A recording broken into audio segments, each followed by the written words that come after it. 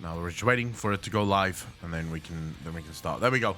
Sup, ladies and gentlemen, Aklon here, and welcome back to each of one. Even of course, if you're watching this over on YouTube, please remember that it is always better to watch it live. But if you don't have time, or I'm streaming too early or too late for you, then please remember to hit that like button, hit that subscribe button, and as always, I appreciate you coming out. Mr. Smokin', how you doing, brother? Vesper, how you doing? Thank you much for the follow, dude. Really appreciate that. Welcome to the channel.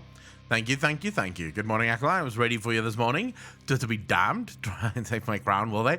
But Smokin', yeah. I was actually thinking of not streaming today, just because I woke up and this eye is completely fucked. Like, I can't see shit through it. Like, it's all blurry and crap. I don't know what happened. Edithus, how you doing? I think, because when I woke up, something was in my eye. So I washed it out, but yeah, for some reason it's still not working. So it's just fucking, it's just crying a lot. Like, there's just a lot of fucking tears forming in the eye the whole time. It's like all blurry and shit, but hopefully it gets fixed. Hopefully it gets ready or better soon. Metroplex, how you doing, bro? Welcome to the stream. I don't know if it would, like, I don't know how it would be pink eye. I don't know how you get pink eye, but I know I've not been in contact with anyone that has pink eye. So I don't think that would be the case. I don't get in contact with fucking anyone. Blue Fairy, how you doing? It's getting better. So it's better now. I can actually see what you guys are writing, even though it's a little bit blurry. Where I could not fucking see shit earlier. My erratic mind, how you doing? Awkward, how you doing, brother? Welcome to everyone. Hope you're having a good day. I'm having a great day, except for my fucking eye. It happens from time to time. It's usually allergies. Like, usually it's just allergies. Just have to wait for it to do its thing and fuck off. Still waking up and at work, Akko. How are you, dear? Blue Fairy, I am very well. I still haven't received the package, though. Like, I've not even received a letter saying that the package is on its way. Or close to me. But it's the same with the book. Someone else sent me the book. Grimmer of the Shadowlands, and I haven't received any notification that the book is in South Africa. So I don't know, man. The South African postal service is a joke. Midkoto, how you doing, brother? Yeah, it's really a fucking joke. Just make that public and then we can go. I meant to send it out last payday, but I had some family stuff happen, so I'm sending it this week. Ah, okay. No, you don't have to apologize. I'm just afraid that it gets lost again. I'm really looking forward to it, and I know you've had to remake it twice already, so I really don't want it to get lost again. Ascension, how you doing, brother? Welcome to everyone. Happy to have you guys at the stream. I do apologize if I blink a lot today. I can't really see through this eye, the one that's closed at the minute. It's, yeah, it's all manner of fucked up. Digit, how you doing, brother? Cyan, what you up to, bro? I have a shit ton of things that we have to talk about. There's like a ton of things that I found on Reddit that's very interesting lore stuff that I want to jump into. I've got a lot of videos that I added to watch later, so we can watch it on stream. So it's gonna be an interesting show today. Foulsmoke, I have no idea what happened, but this eye at the moment is extremely blurry and irritated. It feels like something, like there was something stuck in it this morning when I woke up. I got that out, but it still feels like something is stuck in it. It just gets irritated the whole time. So I don't know when that's gonna sort itself out. Because I would prefer if it fucking sorted itself out sooner rather than later. Dennis, how you doing? No leaks. This is actually just conversation. So for those of you that don't know, I love hanging out on WoW lore, right? /r or r/WoW Warcraft lore. I love hanging out on there because there's like constantly people posting stuff, usually questions that they have about the lore. And those are so fun and so interesting to actually look into and discuss. I've made videos on this shit in the past. That's how much fun it is. I haven't been on Warcraft lore in almost 3 months. So this morning I just woke up and I thought, let's go check out Warcraft lore, see if there's anything there. Put some ice or cold pack on it for a few minutes. Helps bring the swelling down. I might have to do that. If it doesn't get better, I will probably do that after the stream. Mickey Moto, how you doing, brother? Alex, how you doing? Happy to have all of you here. Very happy to have you guys here. I can't remember what I wanted to say. My eye is so fucking annoying, bro. It is so annoying. Like, if I keep it closed like this, I can actually read chat and it's all perfectly good and fine. As soon as I open it, it's like I constantly want to blink. Oh my Jesus, it's stupidly annoying. Never mind. Anyways, how's everyone doing? What have you guys been up to? How's your week been going? It's only Tuesday, so, you know, if it's a good week, many things can happen to fuck that up.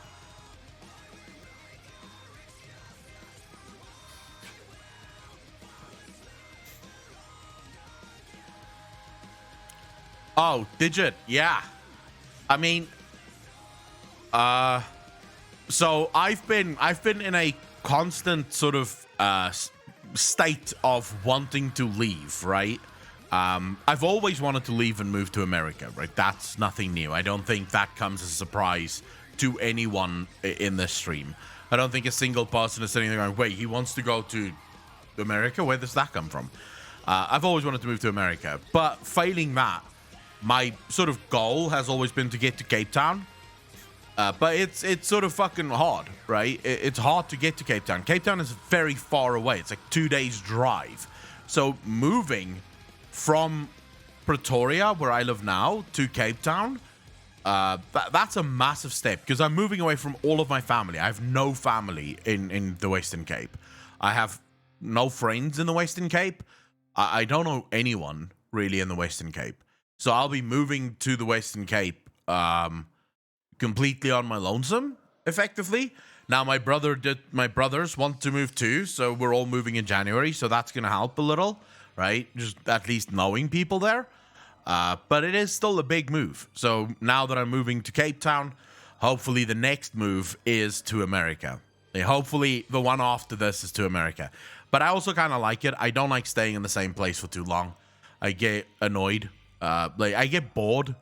So if I'm in one city for too long, I usually reach a point where I'm like, I need to get out. I need to move somewhere else now. Fuck, man, I can barely watch this. Rip me. Rosal, what's wrong with your net?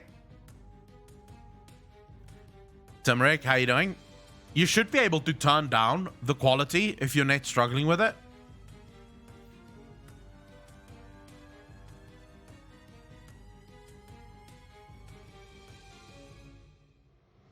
Windows made for coffee cup stands? Digit, what?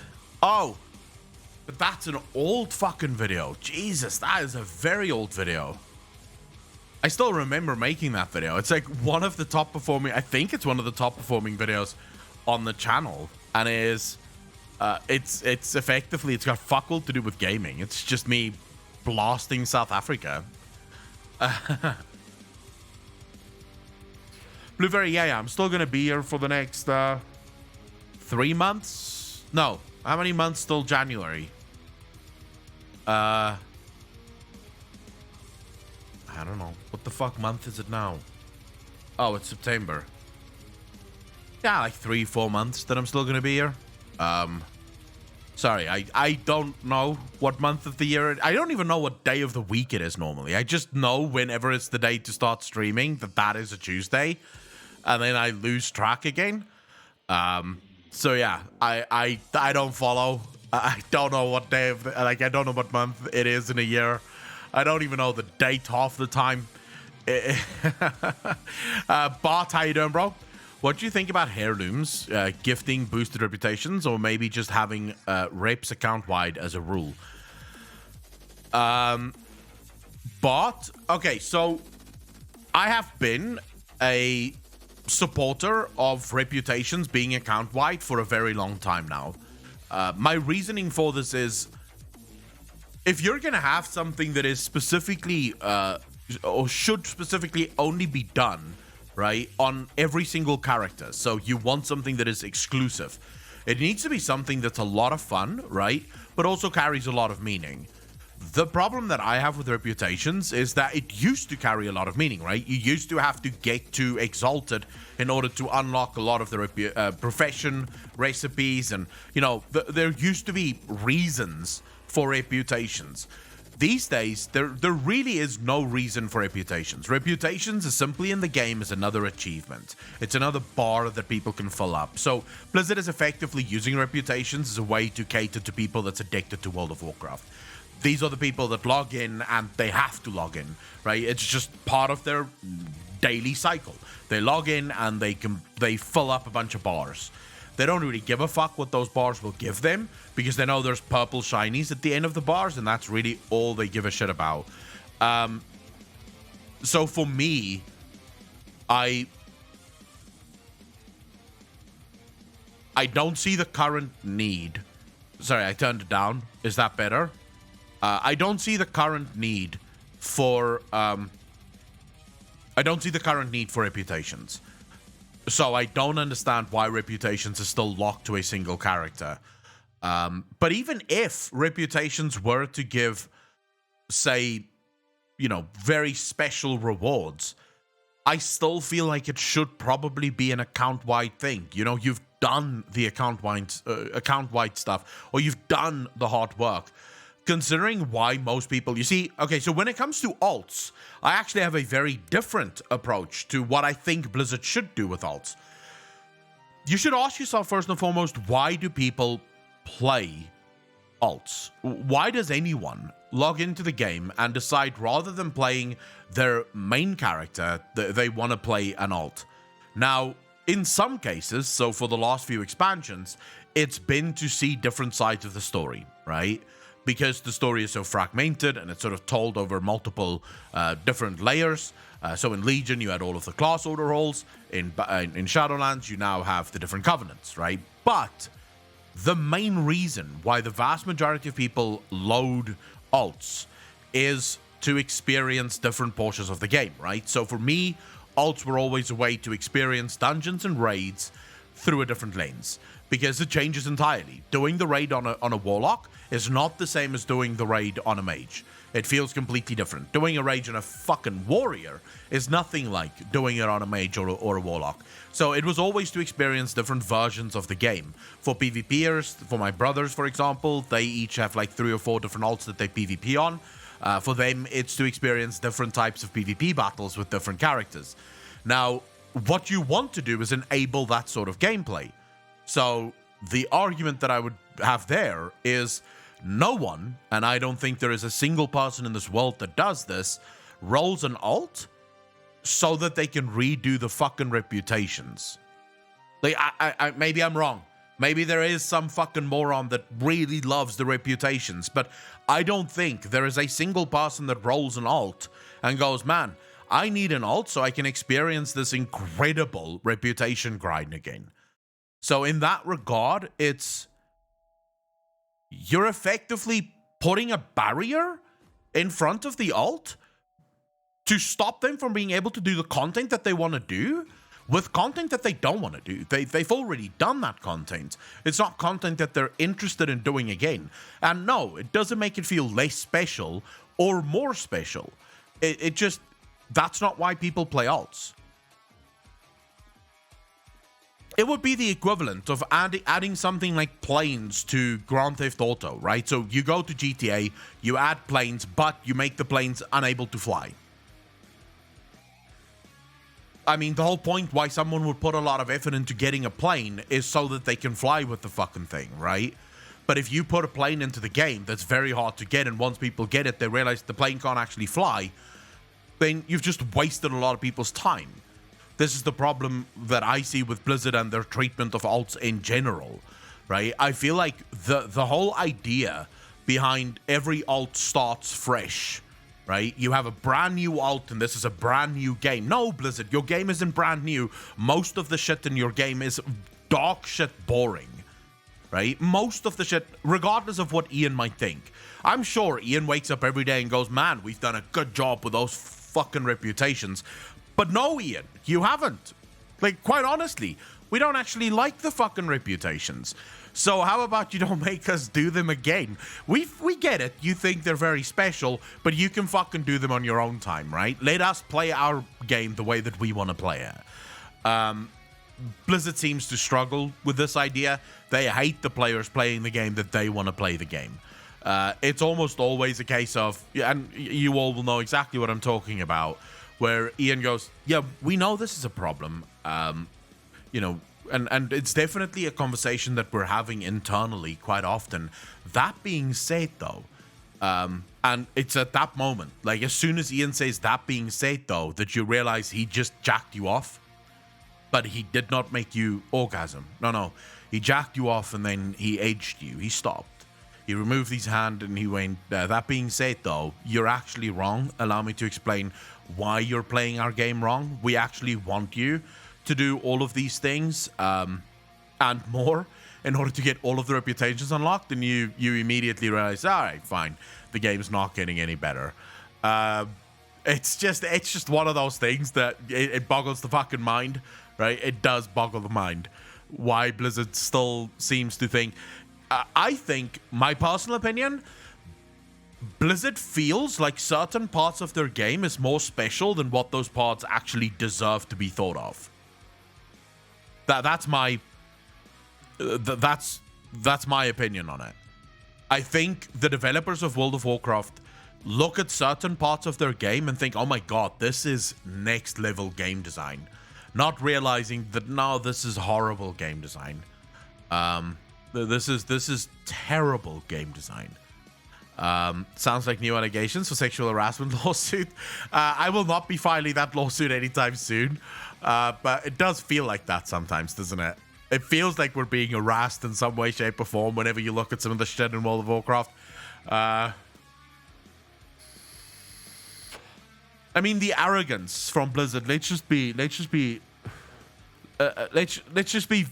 very clear about this, right? Blizzard's absolute arrogance, and I think this is something that a lot of people don't even necessarily think about this way, this deeply on. That line from J. Allen Brack, you think you do, but you don't, is the perfect encapsulation of the state of World of Warcraft and why World of Warcraft is where it is today.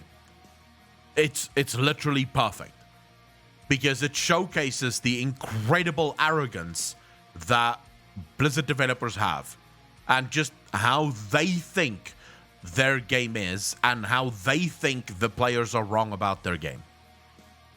And most people don't make that connection. But the truth is that not what has happened? Like, outside of the words, the physical words being said, right? So let's remove jabs, you think you do, but you don't. Think about the amount of times that Ian or any of the other developers have sat in front of a camera with an interview and basically said those exact same words. Like, technically, that's exactly what they fucking tell you. Every single time, whenever Ian uses the words, that being said, that's Ian going, you think you do, but you don't. It's arrogance. It's arrogance. It's the Blizzard developers looking at themselves and I saw this really cool shirt, right? And it was actually a shirt. It's like on Instagram, it's a meme, which I just found really fucking funny. It's actually a political shirt, but I found it funny because I immediately thought of a Blizzard variant that myself and Alex should absolutely make, right? Because I would wear that fucking shirt. Basically, the shirt would say, I thought about being a Blizzard developer, but I can't seem to stick my head that far up my ass, right? And I just thought that that's perfect because it feels like the vast majority of Blizzard developers just have their heads so far up their assholes that they don't realize just how wrong they are. Like, they don't realize just how bad their game has gotten because they don't know. They genuinely don't seem to think about the player base in any way, shape, or form, ever. You think you do, but you don't. When I first heard that, I felt like they needed a slap across the face instantly.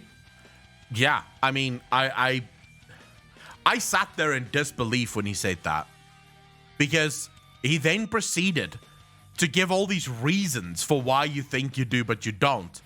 And every single player, this is how fucking stupid that was. Every single player sat there and went, yeah, we want that. No, yeah, that exact thing that you just, that's exactly why we want Classic. Exactly that. Yeah. That's the reason. Give us Classic for that. Like, he just mouthed off a bunch of reasons, and every single player were like, yeah, that sounds good to me. I'll take the bugs. I'll take the shit, because that gave it fucking character. But he fucking actually said that bug that existed, it's still there. It's like, yeah, we know it's still there, you fucking moron. It was part of the fun. Like, what are you talking about? But I mean, Classic have become the same thing that retail has, right? Blizzard have just industrialized Classic now. The fact that there are people that's excited for fresh servers just shows you the level of copium that exists within the Blizzard community. Like, genuine question, is there anyone in chat that's actually excited for Classic Fresh? Or Classic Plus? Whatever the fuck Blizzard's gonna end up calling it.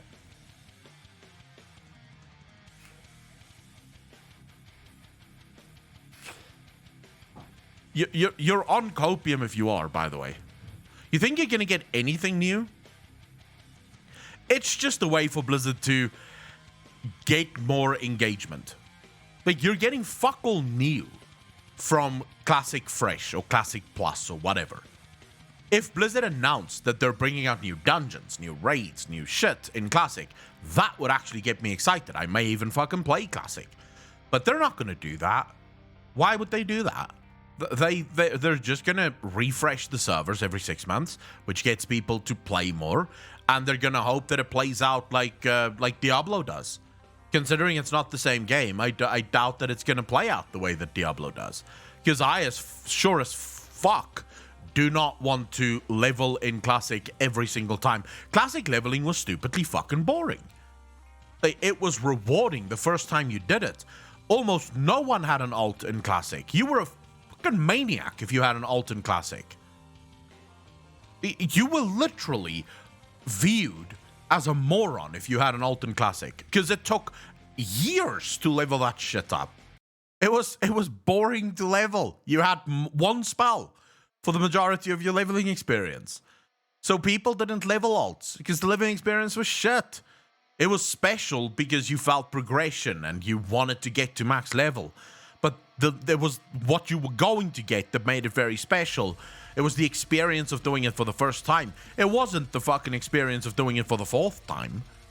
That wasn't an experience at all. That was a horrible fucking experience. So people that's excited for Classic Plus, it's like, oh my god, why? Why are you excited for Fresh Classic? So you can level again, do the same content again. Why? It's only special the first time you do it. It's not special the second. It just dies after that. And I know, because I was one of the morons that had an ult in Classic. Yeah, I was one of those no-lifers that had an ult because I decided only at level 53 that I didn't want to play a rogue. I wanted to start leveling my warlock again. I had a weird relationship with Classic. I leveled my first character was Akalon, the warlock. Got to level 10, decided, nope, I think I want to be a rogue instead. So I rolled the Night Elf rogue. He was called Demonagon, right? Demonagon. Thought it was a great name at the time. I leveled up to level 53, and I died, I think, 4 times on the same mob, and I was like, no, I'm out. I'm fucking out. I'm not doing this anymore. And then I leveled my warlock again, and I got that one to max level just before the end of Classic, so that I could go into TBC. So, yeah, it was fun. It was crazy fun. And yeah, it was a great leveling experience the first time you did it. It isn't a great leveling experience the second time or the third time, because it is very boring.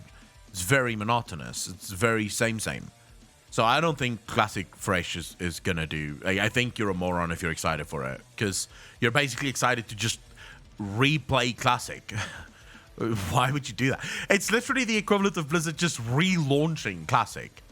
You realize that, right? Classic Fresh is Blizzard just relaunching Classic. And people again going, oh my god, we're getting Classic WoW. Ooh. It's like, you already got Classic WoW. Why are you excited for Classic WoW again? Like, give it a couple of fucking years. If Blizzard decided to relaunch Classic 20 years from now, maybe get excited, because then it's actually a classic. You've already gotten it. Just relaunching it is gonna fucking make it better. Now, like I said, if Blizzard actually did go the route of making Classic Plus more like RuneScape, old school RuneScape, that would be brilliant. Right? Imagine if Blizzard started updating it and adding new content to it, new dungeons and raids and professions, and sort of just blew the game open. Something similar to Ascension, right? WoW Ascension, for those of you that don't know, WoW Ascension is like one of the largest private server WoWs, I think, in the game. It's like a classless WoW. It's very interesting, the way they've done it. If they made it similar to WoW Ascension, maybe that would be really cool and really fun to play. But I don't see Blizzard doing that. That seems far too much effort for Blizzard to actually put in. Vanilla TBC days, I managed max 1 or 2 tunes, not more. I mean, the reason for it was you usually got the fulfillment of the game on just 1 tune, right?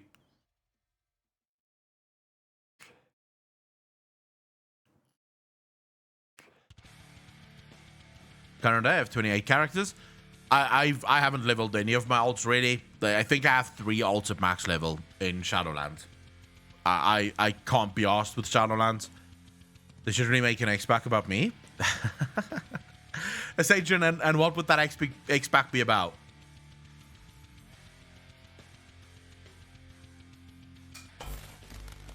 Whoa, Namulu, thank you so much for the Prime sub, dude. Really appreciate that. Welcome to the Fat Fuckers Club. Thank you, thank you, thank you.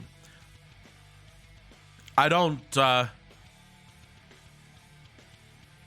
find Classic... I don't find Shadowlands good enough to replay. I just don't. I have no interest in replaying Shadowlands. It was fine. Like, it was a lot of fun the first time I played it. The first questing experience was really cool for Shadowlands. And then after that, it just died. It just fucking died, bro. Like, I cannot imagine leveling another character through Shadowlands. It's not the story. It's not the fact that the questing is particularly horrible. The questing is the same as it always has been, right? I actively play Mage, Warlock, Priest, Paladin, and Death Knight and Druid every week, even now. 6 I couldn't fucking do that. But it's not, Mary, how you doing? It's not that it's just too same. It's fucking same, dude. I really wonder, when will Blizzard wake the fuck up? And when I say wake the fuck up, they're doing all of these grand changes, and that's amazing. Don't get me wrong, right? I'm looking at Blizzard's changes. I'm looking at everything that's going on in 915, and I'm thinking, good job, Blizzard. Good fucking job. I love what you're doing. Keep going. Keep going. Keep pushing. Let's go. Let's go. But there's one part of World of Warcraft that I still to this day do not understand why players do not ask for more. And that's leveling. For the love of cunt. It is 2021. Who in their not even indie games think to themselves, you know what is really great quest design? Giving a guy a quest to kill 6 things and come back and then give him a quest to kill 12 things and then come back and give him a quest to collect 12 assholes. Like, not even fucking indie games think to themselves, now that is some next level fucking quest design. The quest designers at World of Warcraft have the easiest job in the fucking world insofar as they do fucking nothing. If you're a quest designer at World of Warcraft, you should work for charity. You should be a fucking volunteer. Because you're adding nothing to the goddamn game. Literally zero. Your contribution to the whole of every new expansion is fucking null. That's it. Quest designers in World of Warcraft must be the most uncreative, just boring people in real life. Like, you see a person, like, you would see a quest designer for Blizzard Entertainment at a party immediately. They'd stand out. You want to know why? They'd be the fucking guy staring at the wall and thinking, this is a great party. I'm having a great time. Because staring at a wall is more fucking entertaining than Blizzard's quest design. The quest design is from fucking Classic, bro. Classic. Quests have never fucking changed since Classic. Quest design in World of Warcraft has not adapted. Like, what the fuck is that? You're telling me in 15, 16, how long is WoW now? It's almost 20 years, 17 years, I think. We're going on 17 years or some shit like that. You're telling me in almost 2 decades, there's not been any new, developments within quest development, like within quest design? Like, it's never been done. This is the game. This is how it works. Go out there and collect them assholes, son. And then for some reason, not every bear has an asshole. Of course it doesn't have an asshole. Some bears just don't shit, I suppose. I'm sorry, it's absolutely disgusting to me that Blizzard boasts about how many fucking quests they have in every new expansion and how much effort they've put into the leveling experience. And it's like, you've not put any work into the fucking leveling experience. Let's not lie to each other. Let's not sit here and pretend, right? No, I'm not going to give you a fucking pat on the back. No, I'm not going to give you a standing ovation. I could have designed the Shadowlands leveling experience in my fucking sleep. I could ask a toddler and it would be more fun. Because at least with a toddler, I might get some creativity. But no. Every single fucking World of Warcraft quest is a copy-paste from, like, years ago. All they do is they change the monster that you have to kill. Like, they change the mob. This time you're gonna go kill wolves. Wow! Innovative gameplay, bro. Like, Jesus. Can we just not... Like, can we just fucking not... Why? Why is this still a thing? Where is the... Why isn't every single quest voiceover in WoW? Like, are you telling me Blizzard doesn't have the money? Because then I tell you, go fuck yourself. Every single quest should be voiced over. Why is it that we still get a fucking wall of text when what's needed is this much? They usually say fuck all in the wall of text. You get this wall of text is like 2 lines that makes any fucking sense and actually matters. The rest doesn't matter. And every quest sends you off to go kill 5 of something. It's like, whoa. Bro, when did you dream this up? How many months did it take you to come up with this engaging gameplay mechanic? Like, oh my god. Can't believe it. 5? Really 5? What at 6? What is it? How long did it take you to reach the idea that 5 is the perfect fucking number? This must have been months of fucking brainstorming to come up with this quest. You're sending me to collect 6 herbs? I have to collect 6 herbs? I'm not even a herbalist. The experience of it. I haven't collected herbs in the game for years. It's just an experience to collect herbs for the first time fucking ever. Oh my god. What the fuck? Like, that's literally it. They probably never have meetings. Never. The quest department, if you walk into the department that designs quests in World of Warcraft, it's basically an empty room with like spider webs and like some guy sitting behind his desk half a fucking sleep, just sort of chilling there. I haven't seen a person in fucking years because there's no one there. It's just one guy on his computer going Control C, Control V, Control C, Control V. I'm done. That's Shadowlands. I guess I'll take a break. Oh, next expansion. Control C, Control V. Control C, Control V. Done. Like, fuck me, bro. Can we get something fucking moving? Can we maybe fire the quest development team? Because they're useless. They don't know what the fuck they're doing. I don't know. Or maybe give them freedom. Maybe it's not their fault. Maybe they do have amazing ideas and Ian comes in and says, no, I don't like that. I don't like that. Where's the bare asses? Like, I don't know what the fuck the answer is, but I know it's not this.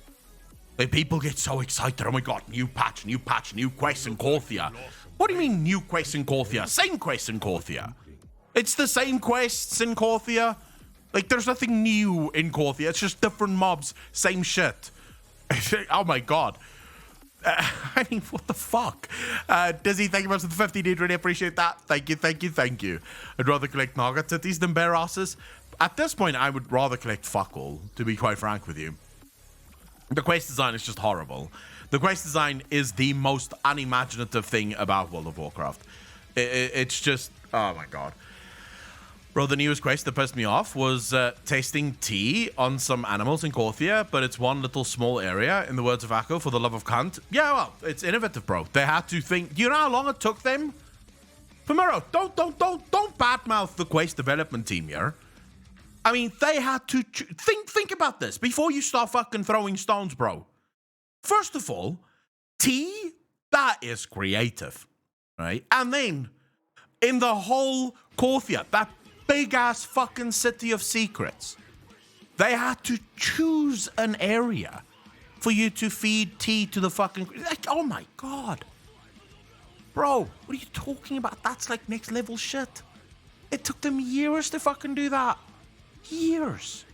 We should fucking standing ovation. Applause for all the fucking quest developers. All the one quest developers. How many quest developers work at Blizzard? How much money does Blizzard waste on quest? They could hire me. I'd do it for free. Because it's Control-C, Control-V, Control-C, Control-V, Control-C, Control... It's easy. I could do it. I could do it in a week. Like, maybe an afternoon. Like, send it to me a week before the fucking expansion goes live. I'll quickly Control-C, Control-V myself into shit. And then, there you go. I've done the questing. Because it's not hard. It's not fucking hard. I guarantee you, the quest developers of Blizzard are probably unschooled labor. It's likely unschooled labor. Must be, because I don't know what else it could be. It must be them just giving people an opportunity. I don't know if I genuinely think quest design. Blizzard used to have these quest design. Evil Toot, by the way, thank you for saying what's up. Really appreciate that. 2 months in a row. Thank you. Blizzard used to have these quest design discussions at BlizzCon, and I remember sitting there and them sort of bragging about all these quests that they've designed. And just thinking to myself, I wouldn't show my face if I was a quest designer at at Blizzard Entertainment. I wouldn't show my fucking face. I would be too ashamed to be seen in public as one of the quest designers for World of Warcraft. How would I change it? Oh, Gov, Jesus. I've done videos on this in the past, like many, but okay, so it all depends on what Blizzard wishes to do, right? The quest development that Blizzard has worked fine for Classic, because in Classic, the quest didn't really tell a story. There's really no lore that they were trying to involve in the story whatsoever. They were just trying to get you to max level, right? That's it. That's literally what quests were. Blizzard even admitted this. Their quests were simply to guide you to where you go farm next, right? That's it. So what would I do if I designed quests in World of Warcraft? Kunmulu, thank you much for the first time chat. Really appreciate it. Welcome to the stream. If I were to design it, I would want more story level questing. So this would be a good example of this would be if you go into the world of Elder Scrolls Online, right? Even if you don't like the game, doesn't matter. Their questing is absolutely phenomenal. Elder Scrolls Online never sends you on a quest to kill X number of something for no fucking reason, right? It usually sends you somewhere to kill someone very specific. And yes, they'll put ads in your way to getting to the someone specific that you have to kill. But the ads are almost never part of the quest. You see, so it's not like kill 10 of this and then that one. It's just kill that one, and they strategically place the NPCs in such a way that you're sort of gonna have to work through a couple of NPCs, but the guy that you kill at the end also is part of the story, right? Borrow from normal RPGs. right? Borrow from normal RPGs. Things like Witcher 3, things like Mass Effect. If you want to tell a story through your questing, you have to tell a story through your questing. You can't send me to kill 5 bears and collect 5 bear assholes, and then give me a story about how Bastion is going to be saved by me killing 5 bears and collecting 5 bear assholes. I don't buy it. What did these bears do to you? What exactly are you doing with their assholes? Because we're on the verge here of things getting illegal, right? That's my issue. The video leading into the usurping of the Undercity. Also, I enjoyed the other cutscenes. So events like the Undercity event, those were really cool events, right? And that is actually done really, really well. Yeah, that is done really, really well. I'm talking about the normal, everyday quest design, right? The shit that you get every single fucking day. Jamalman, how you doing, bro?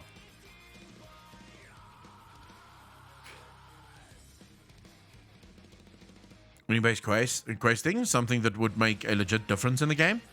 I want to know that I'm doing things. So I'll give you guys a good example of how I would have designed the entire story leading into the Shadowlands, right? Without going into big brain, actually not going into Shadowlands, because Shadowlands was the wrong expansion to follow BFA. But first and foremost, I would not have just thrown the player into a cinematic where Sylvanas goes to the top of Iceland Citadel and just blows shit up. After Sylvanas slays Saurfang, we are tasked with hunting down Sylvanas. We do so by hunting down her Dark Rangers, right?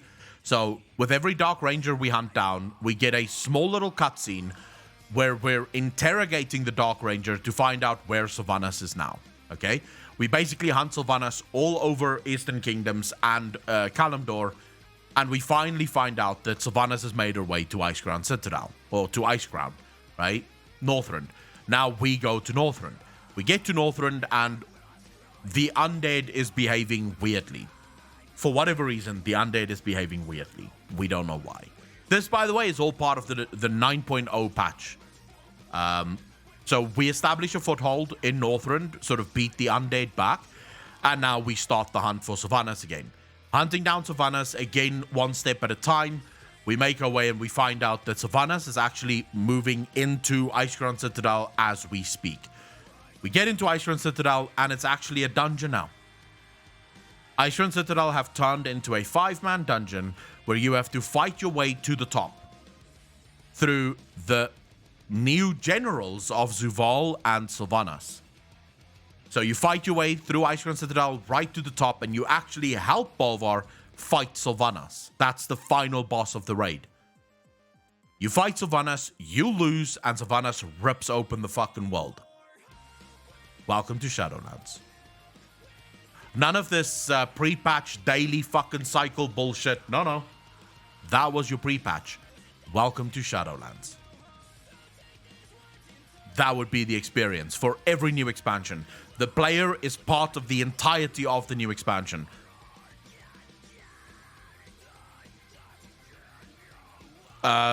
We can go to something like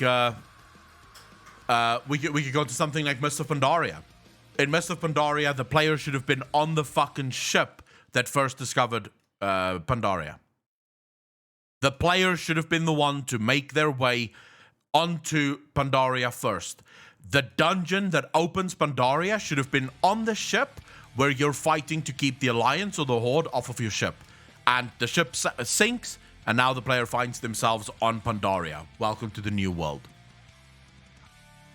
That is quest design. In my opinion, that is how quest design should be.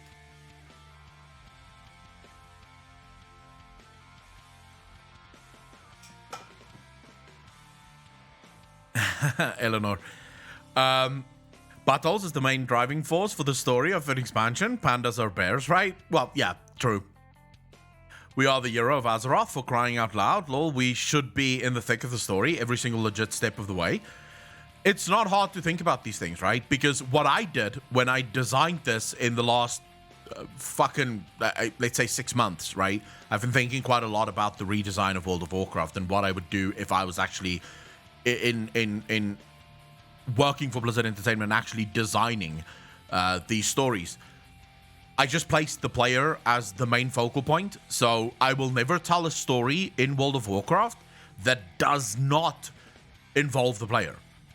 Because if the player is the main focal point, then the player is the prism through which the story must be told. This means that no story can happen where the player is not part of it unless it's specifically designed to be that way. So if it's a story that is specifically designed to happen without the player, then that should be shown, that the player can't be involved in the story because the player weren't there. So the player is sort of seeing behind the scenes as something unfolds, but I would even then only show the player as they're investigating the thing that has happened, right? So for me, all Blizzard needs to do is shift their focus. Just a little bit. And boom. Now you're telling good stories, because now the player is part of the story.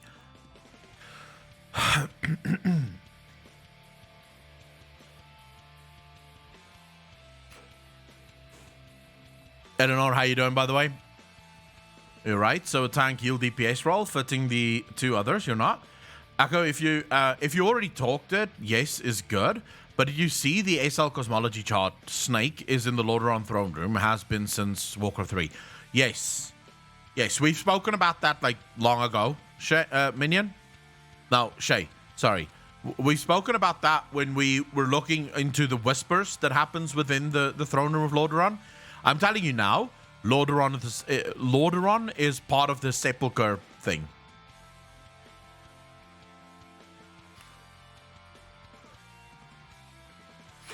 Dove, I would be okay with that. If there was new content in Classic Fresh, I would be okay with that. I just don't like the fact that people are getting super excited for Classic Fresh, and Classic Fresh is not going to add anything new to the game.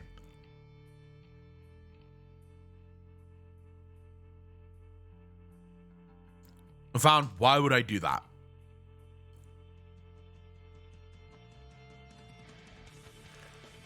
And then in the Sanctum of Domination, you then get to decide again. You either choose to stay with Sylvanas, the Jailer, and Anduin, or Bolvar crew. Why not? I don't know you. That's a good enough reason for me. Classic is more exciting than the retail. That says something. You can do so much with Classic, though, can't you? To decide on the Covenants, why not with the faction? I mean, your guess is as good as mine, right? What is your favorite South African food? My favorite South African food.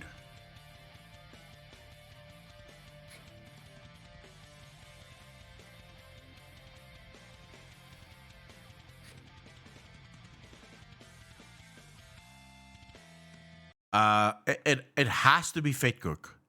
Even though I can't eat that anymore, like I haven't had Fate Cook in fucking months, because it's quite fatty and would not work with my current diet. But I would say Fate Cook, which directly translates to fat cake, that would be my favorite thing, because it's literally just bread dough. It's bread dough, deep fried in oil, filled with mince. I'll show you what it looks like. I think different versions or different places in the world have similar things to this, but it's like you get this everywhere. You go to any sort of carnival or something and you'll get this shit.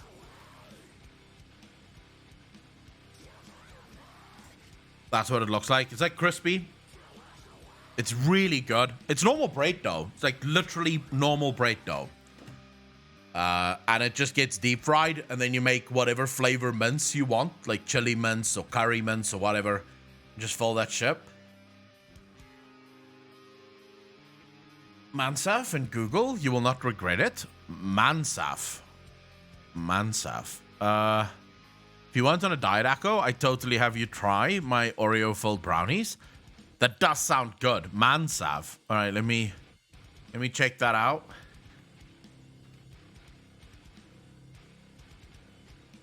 Wait, what the hell is what is this? This eye is still fucking blurry, bro. It's Jordanian. It looks like rice. Is this rice? It's rice with meat on it. No. What? I don't know what this is. It's meat with rice. I mean, we have similar things like that here. I don't like the fact that I can see bones there, though. That sort of pisses me off. I don't like bones in my food. Why does this look like worms? Oh, for a second there, the beans or some shit look like worms. And that sort of disgusted me for a second. Prince, how you doing, bro? I'm not into, like, weird foods, though. I like trying new things, but there's certain types of food that I'm just not that big of a fan. Like Indian food, for example. I've had that twice now, and I'm not a fan. It's not that it's bad. It's just not great.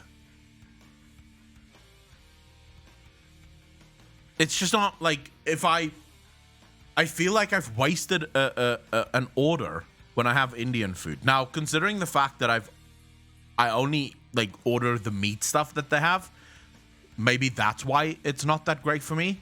So when I order from Indian places, I don't get naan bread, I don't get the rice or whatever.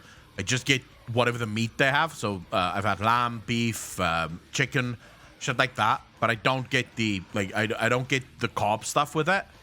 Because there's already fucking sauce on it, and I shouldn't even have the sauce. So yeah, maybe that's it. Maybe I should have the naan bread with it to actually experience if it's good.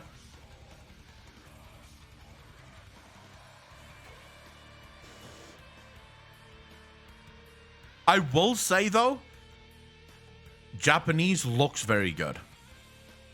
So the other day I had, on my cheat day, I actually went to, there's a Japanese restaurant just up the road here. Now, I didn't actually order from them, right? But I did, my brother ordered from them, and it looks fucking brilliant. Like, it looks absolutely next level.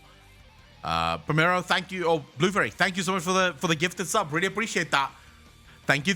With some love and chat for the gifted sub, Primero. Blue Fairy, really appreciate that. I do apologize because my fucking eye is just super annoying.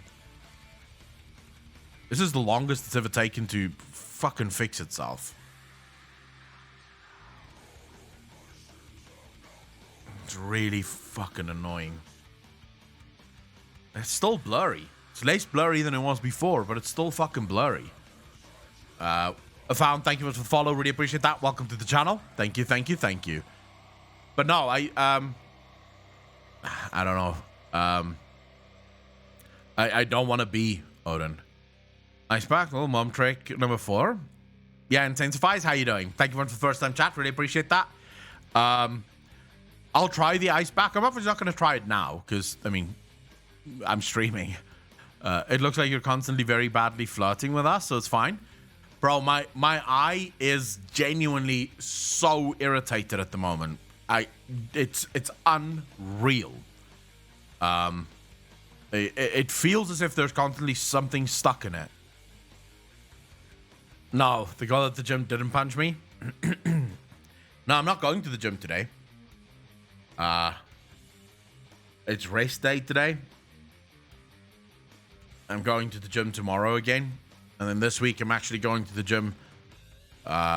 It's Wednesday, Thursday, Friday, Saturday, Sunday, and next Monday. And then I have next week, if everything works out the way that it should, I have Tuesday and Wednesday off.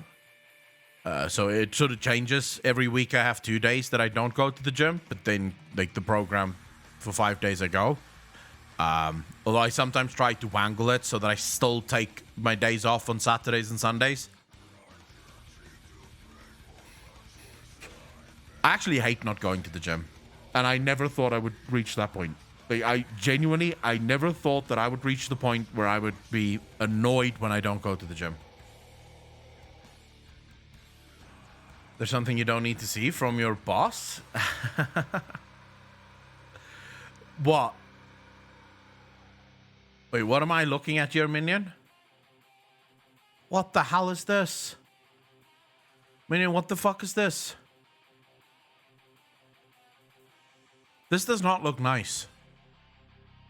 There's like a whole bunch of shit on here that I don't think I'd eat. It seems like pineapple. I'd eat that. I don't know what the fuck these things are. That looks like avo. That's disgusting. This green shit doesn't look nice either. I'll have what looks like tomato. That's alright. Whatever those bean things are, they can go fuck itself. The rice is alright, I suppose. I don't know what the fuck this is. There's like half of the shit I wouldn't eat.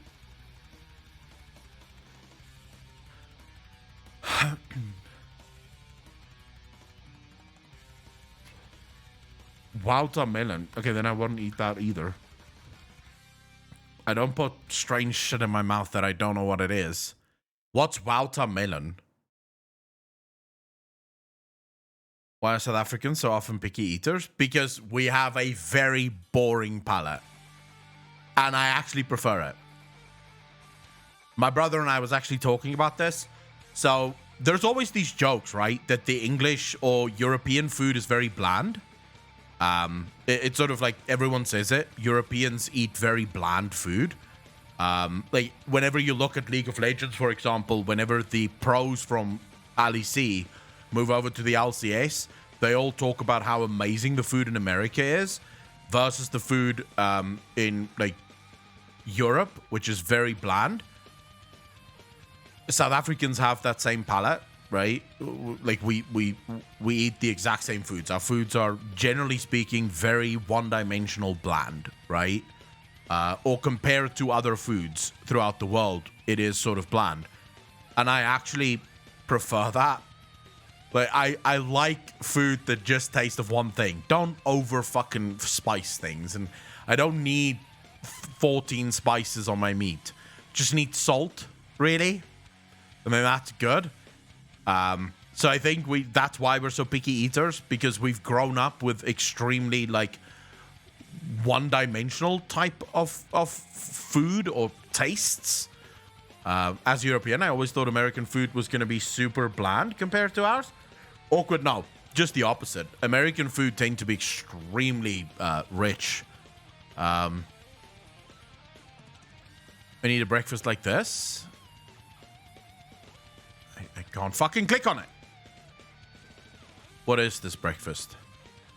Lo más importante para este plato, obviamente, que es la salsa. Y aquí tengo todo lo... I don't know what he's saying. So we'll just have this play in the background. He's speaking a language that doesn't sound like a language. Why is he boiling everything whole? I don't understand. You could never live in Texas then, Akalon? The way treat beef and brisket would cause you to starve to death? No, I like brisket. I don't have a problem with brisket. And I've seen the spices that they put on brisket. It's good. It's not bad. South Africans do that too. It's more the other types of food that we don't fuck around with. Well, no, actually, American food. Remember, America is a collection of different cultures, right? So when you say American food, all I'm talking about is the different types of places that you get in America, right? So I'm literally just talking about like all the amount of restaurants and outlets and stuff that you can get food from, as well as just the fact that you guys have Korean markets and shit, right? Where in South Africa, it's kind of hard to get a fucking like Asian market anywhere. I think the only place that I know of in South Africa that have Asian markets would be Johannesburg, because they have like 2 Chinatowns. Well, they call them Chinatowns, but there's actually more like Asian towns, because Joburg has... So Joburg's demographics is 4.9% Asian versus like the rest of South Africa, which is... so if you go to Cape Town, it's 1.9% of the population is Asian and Indian. Pretoria is also like 1.4% Asian and Indian. So it's like very... I don't think there's enough people to really have Asian markets.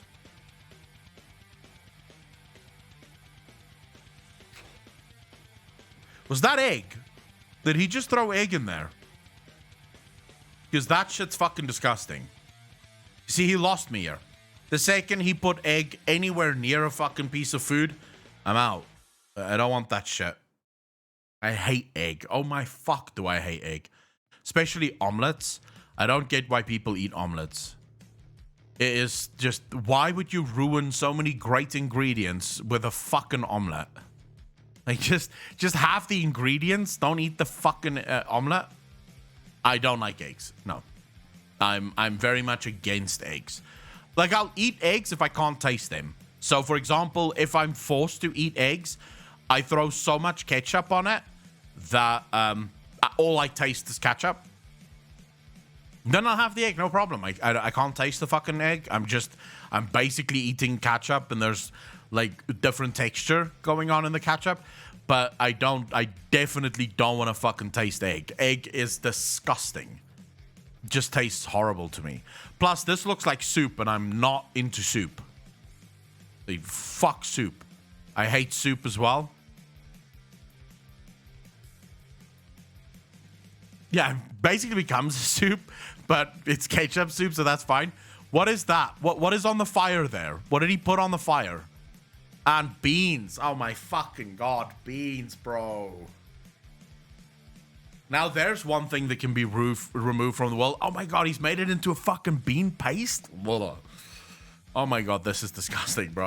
I would not fucking eat that. I hate beans. I despise beans. Like almost a year and a half ago at this point, I ordered food from a place called Tex-Mex, which is literally the Texan and Mexican eatery. It's called Tex-Mex, Texan and Mexican eatery. It's just down the road from me, actually. And I ordered burritos from them because I wanted to taste what burritos taste like. And I specifically said, do not add beans. Not only did they add beans, but they also added a thing called refried beans. Bro, that was the most disgusting thing I've ever eaten in my fucking life. The most disgusting thing I've ever eaten in my life. Like, I don't want I don't want beans. I hate beans. Taco John's, Tex-Mex. Eleanor, it's literally just called Tex-Mex, and then at the bottom, it's Texan and Mexican eatery. And if you look at their menu, it's like Mexican flavors as well as Texas flavors. So they have like, it's sort of like a fusion restaurant where they fuse like American and Mexican food. But South Africa is huge on like American foods. We have shit tons of American outlets here.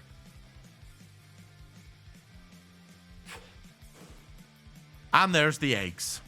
How did I fucking know that there would be eggs?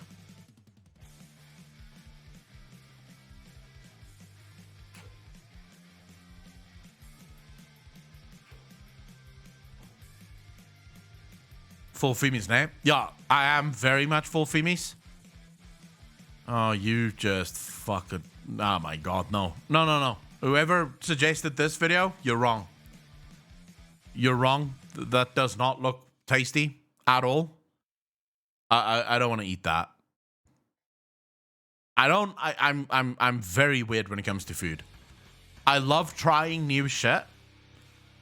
But once I've decided I don't like something, and sometimes this can happen even before I've tasted it, like I'll look at something and I'll be like, yeah, I don't want to eat that. And then it's done. I'm not eating it. It will never be eaten. I will tell you though, I've been watching a crap ton of, it's like a travel channel where they go to different restaurants throughout the world. But it seems like most of it is just Asian restaurants. And I will say, though, Asian people have some fucking amazing foods that they make, bro. Foul Smoke, I watched as my dad had sheep head. And I wanted to puke. Like, my dad literally ate a whole sheep's head by himself. Brains, eyes, tongue... the fucking meat that cheeks. I was so nauseous throughout that entire experience. I couldn't even eat my own fucking food. Like, I couldn't eat my own shit. I was just looking, and I was just like, this is too much. You can't fucking eat this. How can any man eat that? Yeah, the brain and shit as well. Said it's tender. It's like, bro, it's fucking brain. It's brain. You shouldn't be eating that. Why are you eating brain? No, that is just, I'm sorry. Will not eat that. The other thing that I refuse to eat, which is like a massive South African delicacy here. My dad loves it. My brothers love it. It's cow stomach. It's called offal, right? I think the English refer to it as offal. Offal. I cannot fucking eat that, bro. It smells fucking horrible as it's cooking, and it tastes disgusting. Rook in the Ring from the Wiffleston guys. CCS, I haven't watched that now. No, Nico, my dad doesn't like when you clean it. Like, he always hated my mum making it for him because my mum would clean it, like proper fucking wash it until it was completely cleaned. And my dad said that removes a lot of the flavor.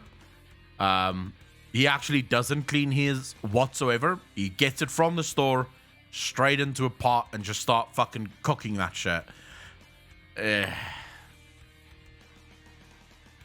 There are certain things that humans should not fucking eat.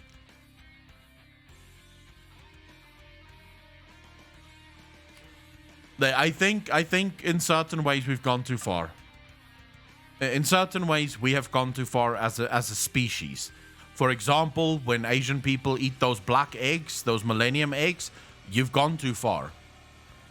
You have fucking crossed a line. The egg is now black. It's now fucking black. Black should tell you it went from fucking white to black. The yellow yolk went from yellow to sort of greenish. Your mind should tell you this is not okay. This should no longer be fucking eaten. This is now bad. And yet you're going, oh, fucking great. It tastes like feet. I'll eat this. No. Let's stop this shit.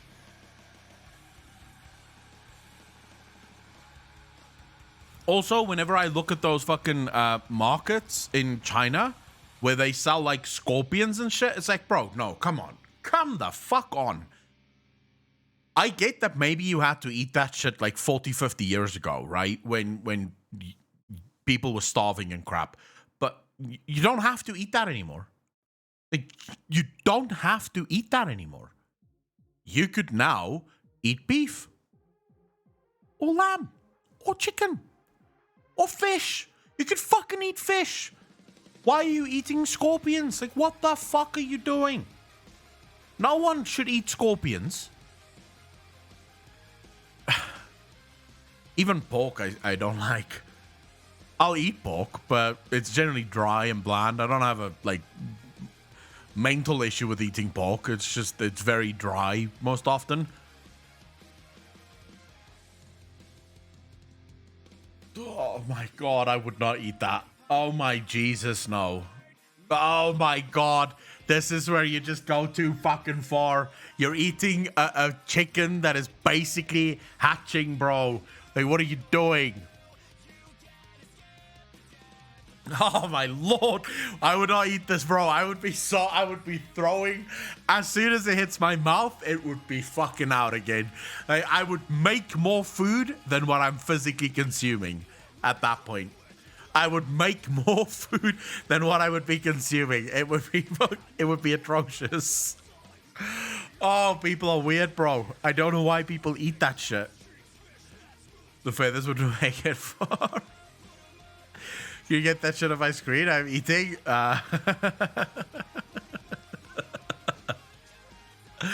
Oh my god. You've lost some weight. That's terrible. Have a dumpling. I remember when I was very young, one day my mom took me to a carnival, and there was a group of performance artists performing eating fried centipedes. We don't need to. We do not need to eat insects. I'm sorry. I don't give a fuck what you say. If you don't like the farming industry, then turn vegan, more meat for me. But I will in my fucking life not start eating insects. No, no, no. No. If you don't like it, go fucking eat your plants, bro. Go nibble on your fucking salad. I will not. I want the meat from a cow because they're fucking tasty. I don't want some creepy crawly that you just caught in the garden and fried up. Like, no, no, no, no, no. I don't give a fuck how high their protein is. I'm not eating it. Carlos. Connie for the win. Exactly. Can we get Carlos unbanned? The bot is taking the piss. Take a jet. How you doing? I could never, ever, ever, ever be vegan. Ever. It would not work. No, no, no, no, no. Give me the meat. I am technically eating vegetables because my food eats vegetables. Right? My cows eat grass and I eat the cow. So technically, perfect cycle right there.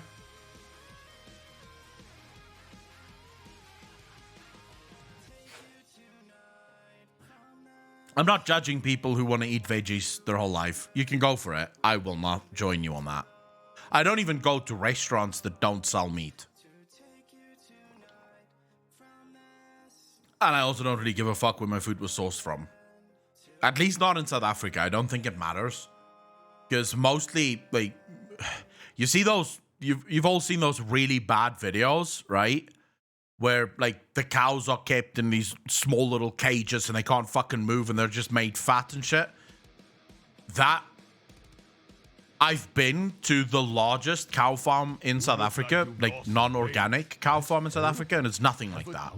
Now there are actually just very few people eating spiders and centipedes in China, if any. But that half chicken thing in that egg is relatively popular. It's a legit dish sold in a lot of restaurants. Yeah, all those restaurants should close the fuck down. You're not... Why are you selling me a half laid egg? You're selling me an egg that is basically close to being born. Do I like any vegetables? I actually love vegetables. I don't know. I'm actually a huge fan. I'm one of those children that my mom never had to force me to eat veggies. I enjoy vegetables. So I basically eat any vegetable. I don't eat them anymore because I'm carnivore, but I used to. And I love it. I absolutely adore veggies. Like, I think my favorite would be spinach or Brussels sprouts. I'm a huge fan of Brussels sprouts. So yeah, I don't have a problem with eating veggies, but I can't just eat veggies. Like, veggies is nice with some meat, but no meat, where's my food? You've given me a bunch of, like, tasters and shit, but you've not given me food. Where's my meat? Vegan do not understand that not all people are willing to be vegan. Ticketjet, I think, well, it's like that joke says, right? How do you know someone is vegan?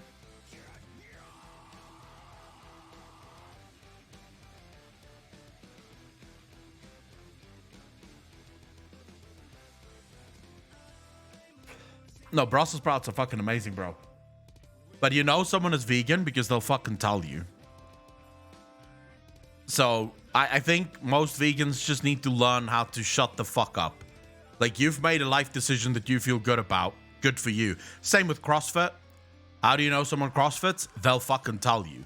Shut the fuck up, bro. You've decided to do CrossFit. Good for you. Shut the fuck up about it now. No one cares.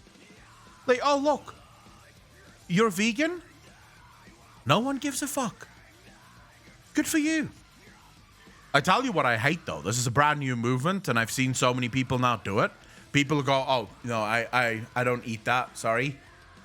Is that free range? Like, is that organic? It's like, bro, it's food. It's food. Are you eating it or are you not? Like, I don't give a fuck. I don't know if it was free range. I don't know if the cow was getting a massage every Thursday before they got fucking slaughtered. I can tell you it's meat. It's meat. It's fucking tasty. Do you want it or you not? I don't give a fuck. I don't know. Maybe it did get a massage. Maybe someone wanked it off every fucking day to make sure that it wasn't stressed. I don't know. I can tell you, though, that it's meat. And it was bought from a supermarket. It's good meat. I hate that. I fucking hate that. Just, look, if you want to buy free range, go ahead. Buy your free range. No one's going to stop you. You're paying so much more for basically the same fucking product. But don't make it like people say it, and the reason I get annoyed by it is people say it in sort of like a condescending way, right? Excuse me, is that free range? It's like, listen here, you snob cunt. You can barely pay your fucking house and you're worried about the free food being free range? Just shut the fuck up. Like, oh my God. I don't really give a shit. Like, I genuinely don't care. Because like I said, in South Africa at least, I've been to the largest non-organic, non-free range farm. In South Africa, it's actually owned by 3 Jewish brothers. They're like the largest fucking cattle farmers in South Africa. I've been to their farms. My dad's a cattle farmer himself. The animals in South Africa that is sort of factory farmed, they're just... The only thing that makes it factory farmed is the fact that they basically have access to food 24/7. But they're in massive fucking, like, I don't know what the English word for it is. Kraal? The Afrikaans people in chat, kraal? What the fuck's a kraal in English? It's like an enclosure, right? But they have more than enough space. They don't, like, they're not standing, like, on top of one another just eating the whole fucking day. It's like a massive enclosure, and they can walk around. They can do whatever the fuck they want. They basically just, they have access to food consistently. And then that's only for the last 3 months before they actually get slaughtered. The first sort of year of their lives is actually spent in the field, just walking around eating shit, because it's actually better. You get more meat and more fat when they first sort of free reign. And then get into the feeding camp to get fat and then get slaughtered. So, and it's not inhumane. They get killed within like a second. I figured out why I couldn't sub with my Prime. I fixed it. I love you. You're welcome. Eleanor, I really appreciate that. Thank you so much for the Prime sub. Welcome to the Fat Fuckers Club. Thank you, thank you, thank you. What was wrong with it, by the way, Eleanor?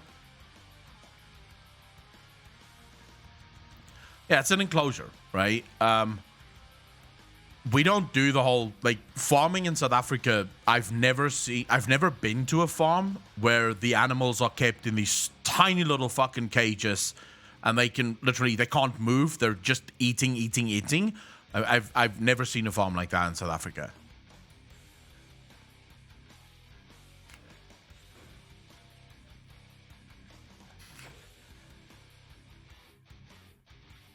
So, I think people are wasting their money in South Africa when they fucking eat like free range and organic. It's like, bro, most of the shit that you eat is free range and organic.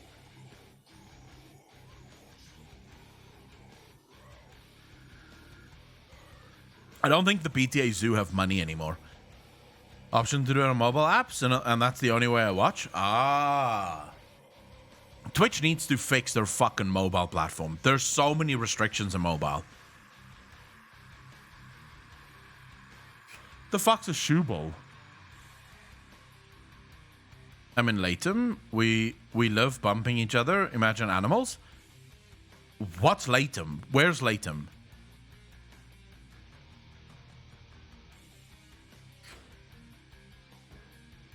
Then you have the company jack up the price on organic. It's nuts. I mean, it's not that they're jacking up the price on organic. Organic is very fucking expensive to do, right? because you're basically like you have to so it's sort of, most people misunderstand the whole GMO thing. Like, GMOs is not dangerous at all, but it does allow us to do things with food that we wouldn't be able to do if we were just going organic. So you get food that grows so much faster when it is GMO, right? It grows so much faster, so it means that it's cheaper to actually sustain. Whereas if you go organic, it takes 3 times as long to actually grow, and you don't get the same yield that you would get from GMO. So at the end of the day, of course, it's more expensive. It's like 3 times the amount of input in order to get the same amount of output. It actually, organic farming is also very bad for like earth erosion and just earth depletion. It's a problem that a lot of organic farms face because their soil literally gets depleted, because unlike the fucking GMO farmers, they have to use up their entire land in order to get any sort of yield. So at the end of the day, there's so many misunderstandings when it comes to GMO versus organic.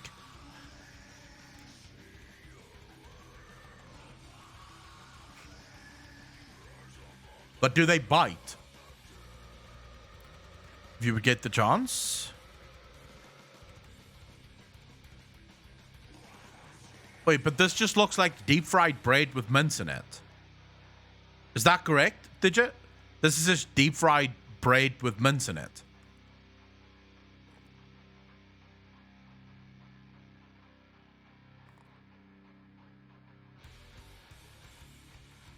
It's pierogi? Yeah, but that doesn't answer shit. This looks like fake cook.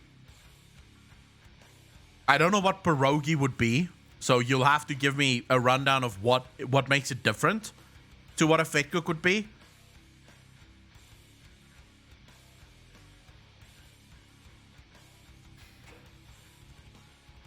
Yeah, I heard somewhere that the original banana, so wild bananas, are actually poisonous. So there's basically, like, I could be completely wrong here, but from what I've heard, almost every single banana that you eat is GMO. They've gone through a lot of changes to get it to a place where we can actually fucking eat it. It's even GMO, organic by definition, forbids uses of artificial fertilizers, and that alone helps tremendously. I mean, so fertilizer is still not bad, right? Chilean paparulina and the corn. I still don't know what this is, but this looks very similar to what we would have as fake cook. Just mince in deep fried bread.